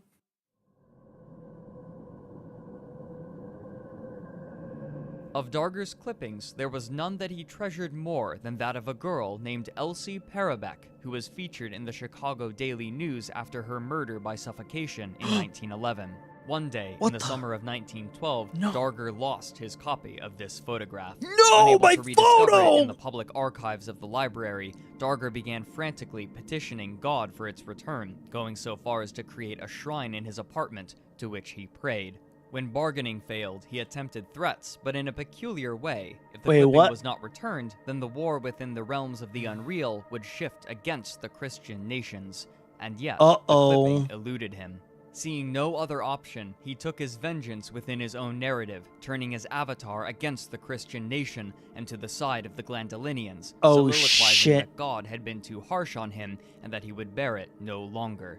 At one point, he threatened that he would cease writing the This was never narrative published and altogether. exists as This a massive period, type however, in handwritten coincided with notebooks the in a beginning museum of World collection. War I, and approximately 8 years after he escaped the asylum, he was drafted into the army. Once again, he was sent away from his home, this time all the way to a camp in Texas. Of his time there, he wrote, "I would have, in a way, liked the army life, only I was forced to leave behind things I loved too much. That was almost unbearable." It's likely that his experience at the asylum, where he had learned not to talk back, served him well in the camp. However, he managed to get himself discharged due to bad eyesight, which he admits he exaggerated. His time at the camp served as an inspiration for his own war within the realms of the unreal, and when he returned, so too did the horrors wreaked upon the Christian nations and the children. A piece from the New York Times paraphrases Darger's writing. Quote, "Little girls from the age of 9, 8, and even younger were tied down stark naked, and a spade full of red-hot live coals laid on their bellies. Scores upon scores of poor children were cut to pieces after being strangled to death. Good Children Lord. were forced to swallow the sliced fragments of dead children's hearts. Their protruding tongues were extracted." Unquote. Jesus In real life, Christ. his anger manifested as a cessation of his daily visits to the church. Even so, he dearly longed to adopt a child of his own and continued to petition the church for the opportunity. Is that... Darger's love not I don't think that's a good idea. Times of childhood was unambiguous. In his story, childhood I don't think that's a good innocence is viewed as one of idea. the highest goods and close to godliness, while the stripping of that innocence the deepest evil. In his journal, he spoke of how he yearned for his own childhood once more. However, with no spouse, his low income, and his time in a mental asylum for masturbation, then associated with homosexuality, his hope of an Now that's what I adoption call a from the nut Catholic house. Church proved I fruitless. should have made that This joke also earlier. He blamed on God not answering his prayers. He mused that the refusal had to do with God's his a threat very to make the busy Christians man. lose the war, referring to his writing, showing just how muddled the line between fiction and reality had become for him. He's a regular old Christian. Oh God, what if he is the original Christian? Before his drafting, one nurse in particular, whom he named as Sister DePaul, would harass him during his workday over his janitorial performance, and Darger, not Clean it one to up, talk Janny. back, That's would what she's quietly doing. Take the abuse. He does it Sometimes for she would even threaten free. to send him back to the asylum, though by this point he was far too old to return, but not even this could get a rise out of him. However, as soon as he returned to his room, he would begin long arguments where he would play as both himself and DePaul, where he always would come out the victor. In his room, he Oh would my also God, take he's on the voices straw of many manning. other people, He actually and is later, a lol neighbors cow. spoke about how it sounded like a whole host of people were in An his room early with many 90s different lol dialects and cow. registers. Despite these dramas, excuse me, Darger's early everyday life was 1900s, surprising in lol how cow. menial it was. He would do very little besides crafting the realms of the unreal, work at the hospital, and visit his friend, William Schloter. Eventually, citing Sister DePaul's strict nature, he left his job and found work at another hospital as a dishwasher. This meant that he would have to find new residents. He spent a few years in one apartment in walking distance of his new workplace before moving to another, just 2 blocks away from the first. This room proved more permanent, and it slowly collected junk, in some places knee-high, of items such as empty Pepto-Bismol bottles and old newspapers. His habits were strange. He would recite a chant before entering the bathroom, and he claimed that he was born in Brazil, though his birth certificate clearly stated that he was born in Chicago. He had no visitors. Nobody would interrupt him full as he wrote his schizo. work about the Vivian girls and their narrow escapes from the Glandolinians. Then, one day, quite suddenly, Darger's hatred for God ceased. Did he find the painting? Darger wrote one day in his journal about reading a comic about a man who was sent to hell for his sins. According to himself, this was enough to scare him and turn his faith back to the church and trust that, for whatever reason, God decided to take the photograph from him, perhaps as a test of faith. To parallel this change in his temperament, his avatar within his story also returned to the faith, turning his allegiance back to the Christian forces to fight against the Glandolinians. Soon after, the story would be drawn to a close. Darger's completed works totaled approximately 15,000 pages, collected into 7 hand-bound volumes and 8 unbound volumes. The contents of the latter were not clearly ordered, and parts of the narrative were not given a place, making it difficult to discern where exactly they belonged, but this didn't seem to bother him. Perplexingly, there were 2 endings written for the realms of the unreal, one where the Christian forces triumph, and another where they are defeated and John Manley reigns supreme. Each is written on a different side of the same sheet of paper. It's not clear exactly when he finished this work. But the completion of the Realms of the Unreal did not mark the end of his writing endeavors, which he continued in between working his menial hospital job. As the years went by, he would move between hospitals. In 1936, the Bears are leaving Chicago. No! Whereupon he was rehired. I mean, at Chicago is a where he had deeply worked before. disturbing Then, place. In 1947, he I'd moved leave to Alexian too. Brothers Hospital, again as a Oh, dishwasher. Tokage, welcome. But when this task Welcome. became too strenuous for his aging body, he was moved to the bandage room. Through the succeeding 2 decades, he worked quietly on a sequel to the Realms of the Unreal, entitled Further Adventures of the Vivian Girls in Chicago, though it seems that this story had far fewer illustrations than the Realms of the Unreal. It was during this time that William Schloter made the difficult decision to move to Texas with his sister, and shortly after his move, he died. With no other friends and a reclusive lifestyle, Henry Darger was alone. As time wore on, age began to take its toll on his body, and he was forced to retire and go on Social Security in 1963. During this time, he began work on a few other pieces of writing. One of these was a weather journal that lasted exactly 10 years, in which he rebuked the weatherman for attempting to predict what the Bible said would always be unpredictable. This journal also featured his penchant for long names. Book of Weather Reports on temperatures, fair cloudy to clear skies, snow, rain or summer storms and winter snows, and big blizzards, also the low temperatures of severe cold waves and hot spells of summer. He also wrote of himself in a book titled The History of My Life, in which he spends 206 pages selectively chronicling his experiences. However, this suddenly shifts from autobiography to a 5,000-page fiction detailing a devastating account of a tornado named Sweetie Pie. Besides there it this, his is, life the was Sweetie abnormally Pie. quiet. With so much free time, he began to attend church far more frequently, sometimes 5 masses a day. Darger's neighbors, despite his reclusive lifestyle, seemed to pity him, and when interviewed about him, spoke of him with a generally positive tone. They often would help him how Betsy they could, and when he could no longer afford rent, the landlords cut his payments by a quarter so he could continue living there. Huh. Nice. How kind of them. But this state of affairs wouldn't last the decade. Darger's legs, like his father's, had begun to give out, and when he was hit by a car in 1969, his leg problems worsened to the point that he struggled to get up the stairs to his 3rd-story room. In 1972, he petitioned his landlords to help him move into St. Augustine's Charity Nursing Home, the place where his father had gone when he was first abandoned at the orphanage. As time went on, his memory began to fade, and he could no longer recognize his old neighbors who would sometimes come to visit him. With Darger unable to clean out his old room, his landlords, Nathan and Kyoko Lerner, began the arduous process of cleaning it out for him. It was then that they discovered the incredible amount of work hidden away. Kyoko's initial reaction was to throw it out, but Nathan refused. All of course, it's the woman that wants to throw it out. And were stunned by the beauty of his visual art. Shortly after, they went to visit him. When one mentioned the artwork to him and complimented him on it, Darger reacted with surprise, but all he replied with was, "Too late now." Very shortly after this incident, Henry Darger died a quiet death.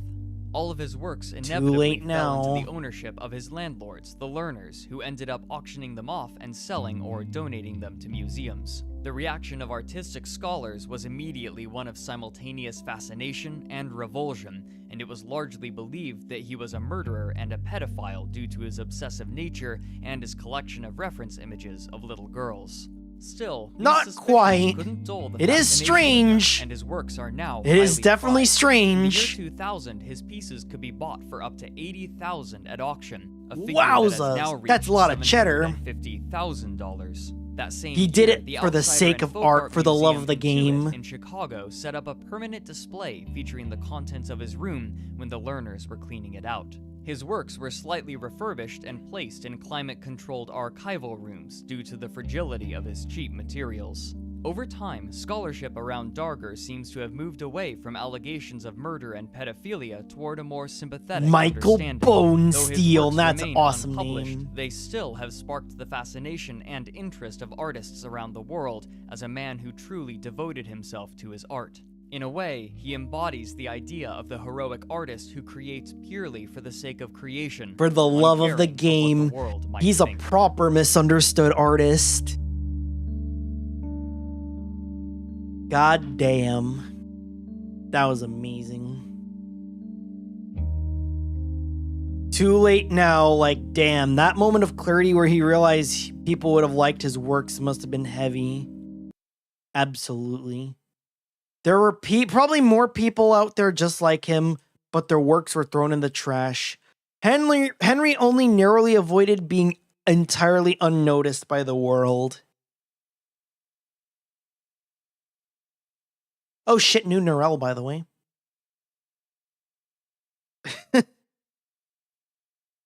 Darger waiting until he got home to stage and win fake arguments between himself and the nun who antagonized him at work is probably one of the most relatable things I've ever heard. Artist and protector of children. He just wanted to make a story where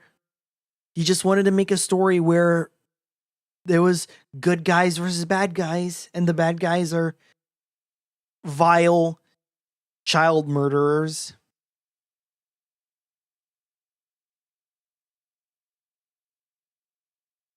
Yeah.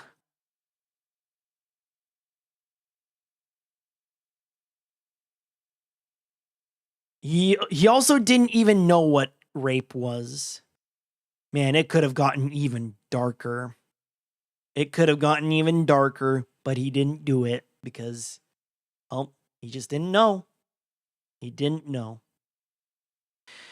All right, and that's gonna be it for this week. Thank you all for watching. Thank you, absolutely everyone.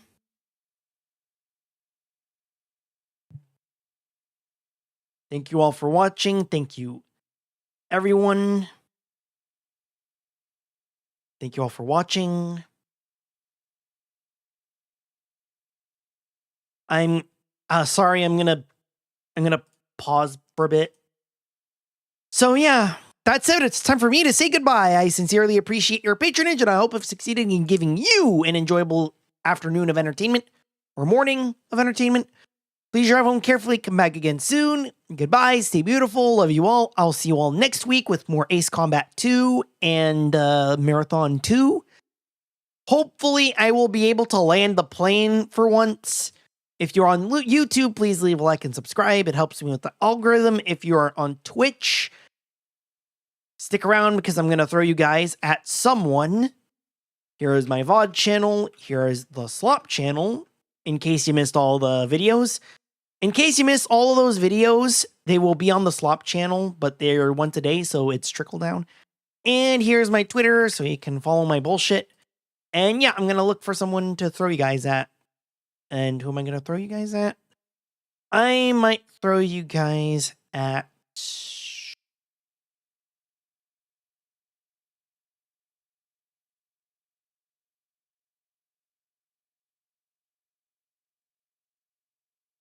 I might throw you guys at Wolfie, even though he's in BRB. So, yeah. I'm gonna throw you guys at Wolfie. He has a new Game Boy game. He has a new Game Boy game out, and he's gonna play it. So, yeah. Definitely check him out. All right. I'll see you all next week. Bye-bye.